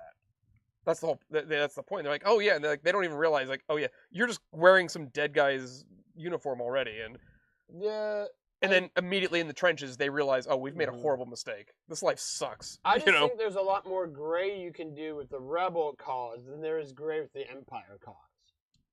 I think I would agree. There's more room to wiggle there. Right. But I don't think it's impossible to write a good story from a dark side. I think it's an interesting idea. You have like 50, like football field wise, you have 50 yards on the rebel side. You have like 20 yards on the Imperial side, right? You know what I mean? Like. Or, I mean, you'd rewrite this again. What if one of that creepy Lieutenant Sentries was like this nicer fella who ends up helping Bix do a thing? Like, do some manual labor, like help remove a bale of hay or something stupid, I don't know. And they do get to talking, and they share some words. And maybe there is an actual chemistry there. Meanwhile, creepy General just comes in with his bullshit. Yeah. And then that's how you set it up. And then when he actually goes in full R-word mode, he goes full goblin mode. Full R-word mode! And that's when the dude is just had some... Bringing it back to Ben's point about the woke being upset about the patriarchy coming to save her, blah blah blah blah. But yeah, Yeah. but It- you can't okay. you can't please everybody. Absolutely. In the vein of grayness, right? One last thing, and then we can go. Yeah. on We'll to have whatever. we'll be in the finale. We have 4 hours yet. Well, What is like, and it doesn't have to be Star Wars in this aspect, but like I think I would lean towards the genre we're talking about. What is your favorite gray novel, film, comic medium that really covers the aspects of good versus evil and how you actually can tolerate yourself fighting the good, like type thing. You know what I mean? Like, Andor toes that line of. It's pretty easy for me, I think. It's my, but To finish off my question is, finish setting it up. Yeah. Andor is a Nietzschean-like question of, at what point are you staring too far into the abyss that you see the monster you're And fighting? you lose your soul. Right. Yeah. hmm What is a good piece of literature, novel, film, movie, whatever you want to call it? Does the whole piece have to be about that, or I mean, take your like, Just a depiction of it, I think yeah. is what he means. there's a great bit of art in Full Metal Alchemist involving Colonel Mustang. His entire finale arc sort of revolves around that, where he's about to give into full on hatred, and even his subordinates eventually decide to.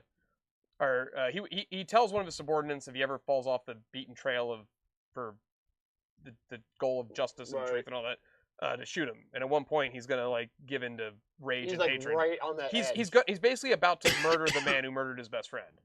And right before he's gonna deliver the killing blow, his subordinate like puts a gun to his head and tells him to stop. Like you're going too far here. You're this is pure hatred. I'm not gonna let it take you. He's like, I will personally kill this person for you, but I'm not going to let you do it, because Is that justice is not- then? this is not. Well, is the difference between justice and injustice when if the person still deserves to die, somebody impartial should be the one doing the killing blow versus somebody passionately thirst quenching hatred might like hatred killing might It's be. a very Star Warsian. It's Yeah. also a Game of Thrones. Full Metal thing, Alchemist yeah. does that really good. It's a really great little. I arc. think Into that's your the level anger. of what guilt does that one person want to take onto them own, their own Well, self? the same character has ambitions on becoming the next Führer of the country. Okay. So it's one of those like, if you do this, you may never be the same. You also, this is not the sort of leader you want to be, where somebody who Right. gives into their anger and hatred, and at the same time, his subordinate is like, look, I'll dispose of him myself. It's fine, but you can't do this yourself. This is too much, you know. You said you had an obvious piece. You Well, wanted to... well, what jumped to my mind was my favorite sci-fi TV show of all time. I can't go overall property, but I think Firefly does a thought you really were gonna say that. really good. I need to really watch good job that. of No showing idea. Captain Malcolm Reynolds. It's like the Han Solo kind of character who has the captain of a big ship with a big Right. crew, and there's I mean he usually comes out on the good side of things. He's a pretty good guy, but there's plenty of moments where they really go right up to that line of, I think it's in the I think in the pilot there's a couple parts where he just flat out kills people kind of in cold blood that are with threatening people. But yeah, there's plenty of moments where really it's almost more with other members of his crew that are more morally gray. Like so you haven't seen the show? I have the show? not. It's show on at my. all? The movie, Is on. anything? Nope. Nothing? Nope. The Okay, Serendipity or whatever. Serenity. Serenity. There's also Okay. now a whole book series. They've started their own canon. I There's have the first book of the series. there's comics. I have like one of them. I have a book that I was given So if by a it's- former but- coworker. If it's so good and beloved, how come it just stopped? Joss Whedon. Fox. and Fox. Joss Whedon? Fox didn't air all the episodes. They cut off some of the So- episodes. So why is it? Fox- But no, it seems like it has such a So here's popular fan base So, that like, why wouldn't you remake it on season- Netflix or something? Firefly season 1 is like There's two questions. First, why well- did it fail? And the second one is why has anyone tried to reboot it? well, the And first and question I and- think you can solve yourself by Fox. Fox always sucks. Yeah. Well, because firstly, look at Futurama. Futurama and Firefly is somewhat in the same vein of And like Family Guy got canceled. well, tons but of like times. look at like Futurama kind of has a general arc, like a major arc, but it's like so like up in the atmosphere kind of an arc, like with like Fry and Leela type of stuff. Maybe not an overall arc though. Like you can Right. say the Fry and Leela stuff is built upon, but that's kind about of it. where Firefly was, and so Firefly is more than that. but Sure. Fox Okay. aired originally like live aired Firefly episodes out of order, based. Oh God! And they just did not air the pilot. And it's a serial. The pilot that was Yeah. written for it. Well, it's not quite. It's kind of in Futurama aspect of like being Monster of the Week, but not. I disagree. I think it is more serialized. It is There's more- no- it there's is more- serialized. It is more serialized. Yeah. But like not I'd say- like it's not 100% serialized. Like it's not like you have to watch episode 1, 2, 3, 4, 5, 6, 7, 8. 85% serialized. No, you're right on that. But like but Fox still fucked up with the serialism of it. They also moved it from like Monday night or Tuesday night, I forget which, to Friday night, Okay. which is like a Okay, definite. we're getting no. Yeah, we're getting way off topic here. We gotta guys, end it. Hey guys, We gotta end it. tune in a few months from now. We'll do a Firefly watch party. Yes! That would be. We that'd can be- do a that'd be phenomenal. Firefly. That'd be Watch phenomenal. party? Are you Yeah. you're just gonna watch me watch it? Yeah. live stream. Let's that'd be- do this. That would be. This is that'd be so- tomorrow. Everyone, I don't know check about that. in at I'll put a tomorrow. little screen so everyone can watch what I'm watching. So anyway, she escapes. Kroll dies.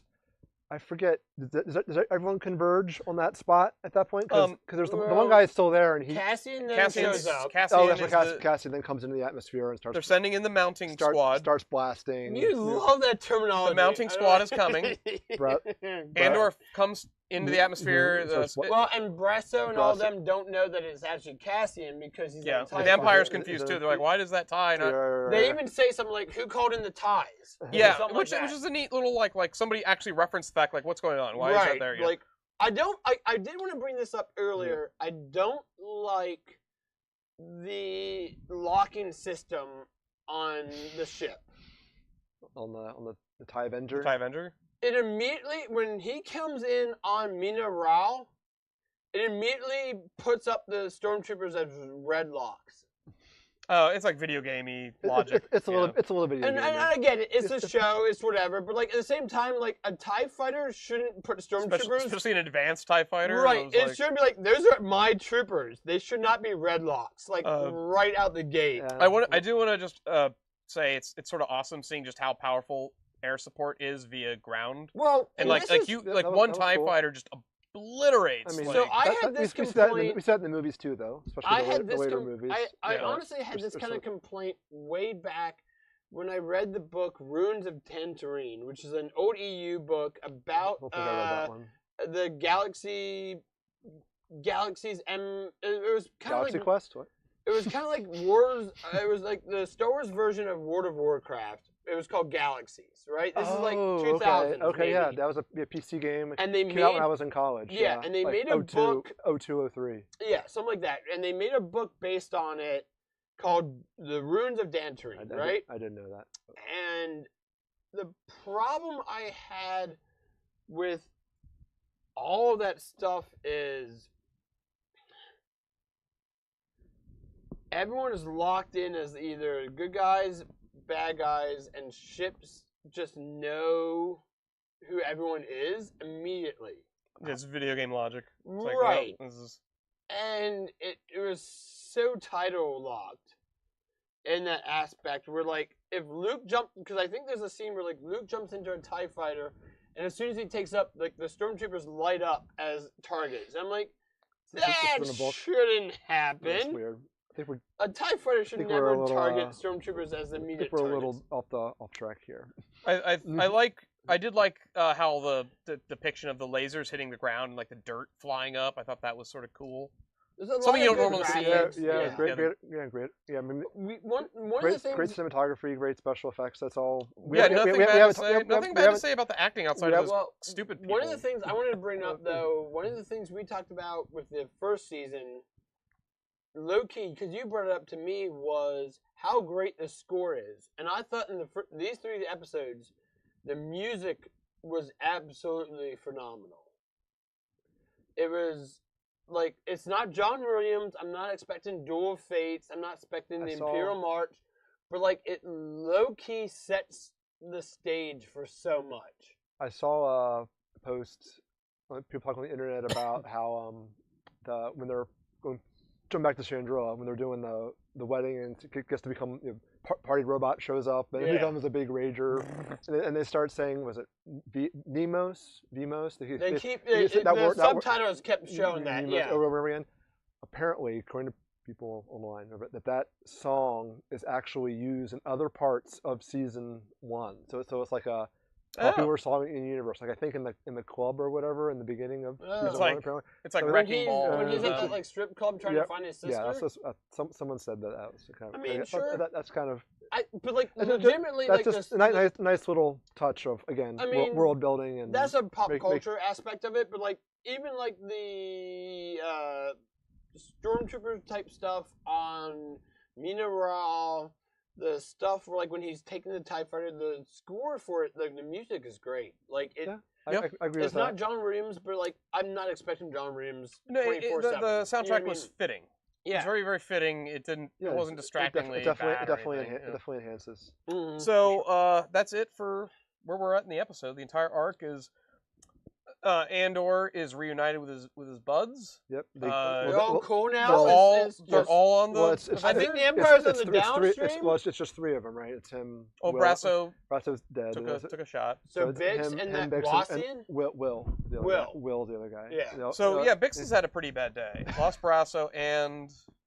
I mean, that was just a friend. It's not a big deal. So we'll see. I guess I'm looking forward to see how these characters lick their wounds, so to speak. Interested in seeing more Luthen and Mon Mothma post-wedding. We'll jump to we're going to jump to a year from now, I guess. So there's just going to be a year from this. Every episode arc is supposed to be 1 year. Every week will be another year jump. Yeah, so it could be stuff would look very different. I have a very. What if Cyril and Dendro are just broken up now? That would be funny. That would be like, what? What's happening? I feel like I've missed everything. And then next week they're back together again. Yeah. That'd be real life, if this is true to real life. I don't think Mothma will have a major arc in the next jump. I think it'll be much more Andor, and I think it'll be much more Luthen in the next. Well, surely we have to learn what the TIE Avengers for. That has to be right, and I think that's why Andor becomes. And I mean, obviously, I think Andor has to become much more prominent because otherwise, how do you justify the show being called Andor, not The Rise of the Rebellion? Because this show could be called just The Rise of the Rebellion. Or just The Rebellion. Right. But the fact that they had to name it Andor, which was a product They could have called it Skibbity Toilet. Well, they didn't, for us. Well, this is also a product of Disney at its time, where like every show had a character's name in its title. That's true. That's a good point. Like Boba Fett, Ahsoka, The Mandalorian, Kenobi, Ahsoka, it was just named after Obi-Wan. titular characters. Yeah. Just people. Yeah. So I don't know if it's a product of his time as far as that, or whatever. Star Wars theory. Dude, give me the Droopy McCool story, and I'll fucking jizz in my pants right now. Lure, man, we gotta find out why he hates those fucking droids. Bartenders. You guys got no good stories. Here come the censors. What good stories do bartenders have? We gotta know why he hates droids so much. Because of the Clone Wars. I guess now we have context for that, right? There was a two comic strip about Mando hates droids because of that. It was basically the same thing. Ruher watched his parents get killed by. Of course, somebody wrote that. Of course, somebody's like, "Oh, well, I guess he watched his parents die." I mean, battle droids. Why else would he hate droids? Droidicas rolled into town, blew everybody away. We don't serve the droidicas here. He's like, "Oh, we don't serve your kind here." It's like the droids don't even drink. Like they're not gonna buy anything. They drink in the Mandalorian. They have their own bar. Oh, they have a bar. Yeah, they do. They have their own bar. They accidentally made Blade Runner. The Mandalorian Season 3 accidentally made Blade Runner. I forgot about that. All right, what's the worst? All right, before we log off or do whatever you want to do, the absolute, no questions asked. You have 3 seconds to think about it. Worst Star Wars show, go. Book of Boba Fett. Book of Boba Fett. Acolyte is really close. I was going to say Ahsoka. We literally ranked this on our Acolyte finale show. We talked about this. You all act like I remember that far Yeah. back. Yeah. I was I'm pretty sure I've probably- always said Book of Boba Fett is the lowest of the low. I honestly, I think now retroactively, I want to say Ahsoka. I mean, Ahsoka's Ahsoka's close. not good. Ahsoka's It's close. not good. I don't like it They're- because all of those shows are below a 3. I feel like They're all Book of really Boba Fett is a little bit more self-contained. Ahsoka's gonna I have think- greater impact, so I vote Ahsoka. So to put this in context, I think Book of Boba Fett like not only has like no redeeming qualities to it, but I think So it to also put has the- like negative. like, qualities. Negative like redeeming I would qualities. put Andor at It's like a like, 7, like- and I would put all those other shows at like a 3 or below. You know what I mean? Three is Book- the like book- three is like the book- high mark, right? book- Like Ashoka might be a 3. I would say Book- season one. Acolyte's a 2. Book of Season 1 and Book of 2 Boba Fett's a 1. for Obi-Wan's me- a for 2 me, or a easy, 3. Easy. Season 1 and 2 of Mando might hit 4 or 5. I think Season which one? I think One season, and two I of think- I Mando. think- Oh, maybe yeah, that's fair. I Actually, guess. Maybe I actually hits- enjoyed season 1 of Mando. It might hit 4 or I thought it was fine. Season 1 of Mando might be a 5 or 6 for me. Season 2 is like a 4. Right. It starts to Season 3 is like a waver, 1. and then Yeah, and it Clearly out of tails ideas. off hard. Yeah, oh my god. You get If to- you care about writing and characters, it just falls off the bringing cliff. in Jack Black and Lizzo to try to I save. mean, that's save not even it. the So- worst of so- it though. Like I Right, mean, that's right. an easy thing. Like that's like Right, the right, low hanging fruit to pick Right. on. But like that's a Anything you guys looking forward to? I am. Like the Andor. whole yeah, I like the Andor. Yeah, Give I me mean, more. of the Bring me more Andor. oh, look at there's the lady. There's Mon Mothma. There's the moon. There's the Mothma. Bill guy. I want to see where There's, that it's not the Akbar. will Oh yeah, it's Nutface. Admiral Raddus. It's- Will we get a scene with Admiral Akbar? No. And then in no, Andor. because Akbar No way. shouldn't be here timeline wise. You don't think No he was? way. You don't think Technically, you don't think he was around at Yavin times? Isn't he still supposed to be a slave of Tarkin up until basically Battle of Hoth? That's old. That's guys old. are- That's Oh, old. is that That's old old. to That's you? old. You guys are geeks. I remember in the ODU, Akbar was There's actually a mission in the PC game X-Wing where you save All right. save Akbar. he was like a slave of Tarkin. Yes. Yes. I'm looking forward to seeing the rest. According to some sources that have already seen the entire show, apparently it gets a lot better from here. And the sources are people that generally don't like Star Wars, so that gives me hope. I want to see more So- Dodonna, and I want to see more Commander Willard.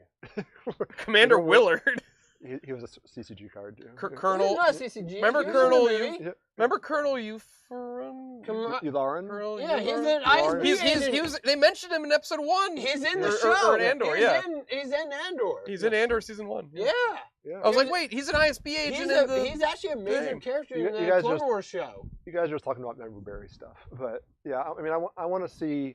I want to see. I want to see Andor's sister. They've been Wait, that Are was. we at the point where that was- Colonel Euphorin is Memberberry? Yeah. He's like a background note. He had nothing to a- say in the movie that he was in. He's he's just a a- background guy. And it's like, oh, Memberberries. Remember that guy with the mustache? It's a deep cut. But it's, What's your thoughts on General Crix Medine? I mean, I just want to know. Wait, didn't he had dialogue, didn't he? Yeah. yeah. Maybe He was also a defector. He speaks in the briefing scene. He On, says a What couple. do you- He goes, I would like to turn over to I Amon want Mothma. to know what your thoughts are on Oreo Marco. Is he even? Mr. Pruneface. He is- Ooh. all right, I think we need to cut. Okay, we need to cut. Cut Ben off here. Mr. Pruneface. No, I want to see where all the other plots intersect. They're clearly setting some other things up. Like the whole Gorman massacre. They're obviously just barely planting the seeds for that. Is that the now. Purina logo on the guy's coat? I don't think so. Looks like it. It looks like a thing of Robitussin or no Dayquil like tablets that are on your. I don't know if it's the next arc that I'm like. I feel like the next arc is going to probably be more set up. The last 2 arcs, though, will be the main. Like, I'm very much. I mean, and that kind of goes into like we all are much more interested in the climax than like the lead up. But the stuff like right into Rogue One will be very interesting. Yeah, I was gonna say I'm looking forward to the last arc just to see how that plays into everything. Because where especially everything's because Rogue Alan- One then Alan also Tudyk. plays right into A New Hope, so it'll be very interesting to be able to like in the future watch like say the final 3 episodes of Andor, Rogue One, A New Hope, blam yourself through Yeah. the original trilogy. Hopefully Andor's sacrifice will be a lot more meaningful Yes, in Rogue yeah. One. In Rogue One. Alright. So I think that's it, guys. Thank you all so much. Does anybody want to Awesome. plug your channels before we log off? Agates, think we- plug your think we thingy that already you did do with this, the thing. Plug your Twitch and your Twitter and your X come and your by my web Instagram. zone. I got some nice pizza rolls. I'm going to mail you some pizza rolls. Or talk about Star Wars. No Star Come Wars. down to my basement. Well, No.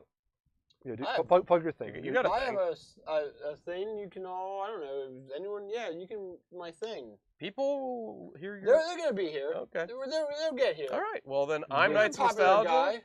I play video games. You'll see He's me a live. guy, he does things. Been playing the Blue Prince a lot lately. It's a fun little puzzle Yeah, game. you like to play the blueprints? I've not played that one. It's new. It's like the skin Really good. fruit. Okay.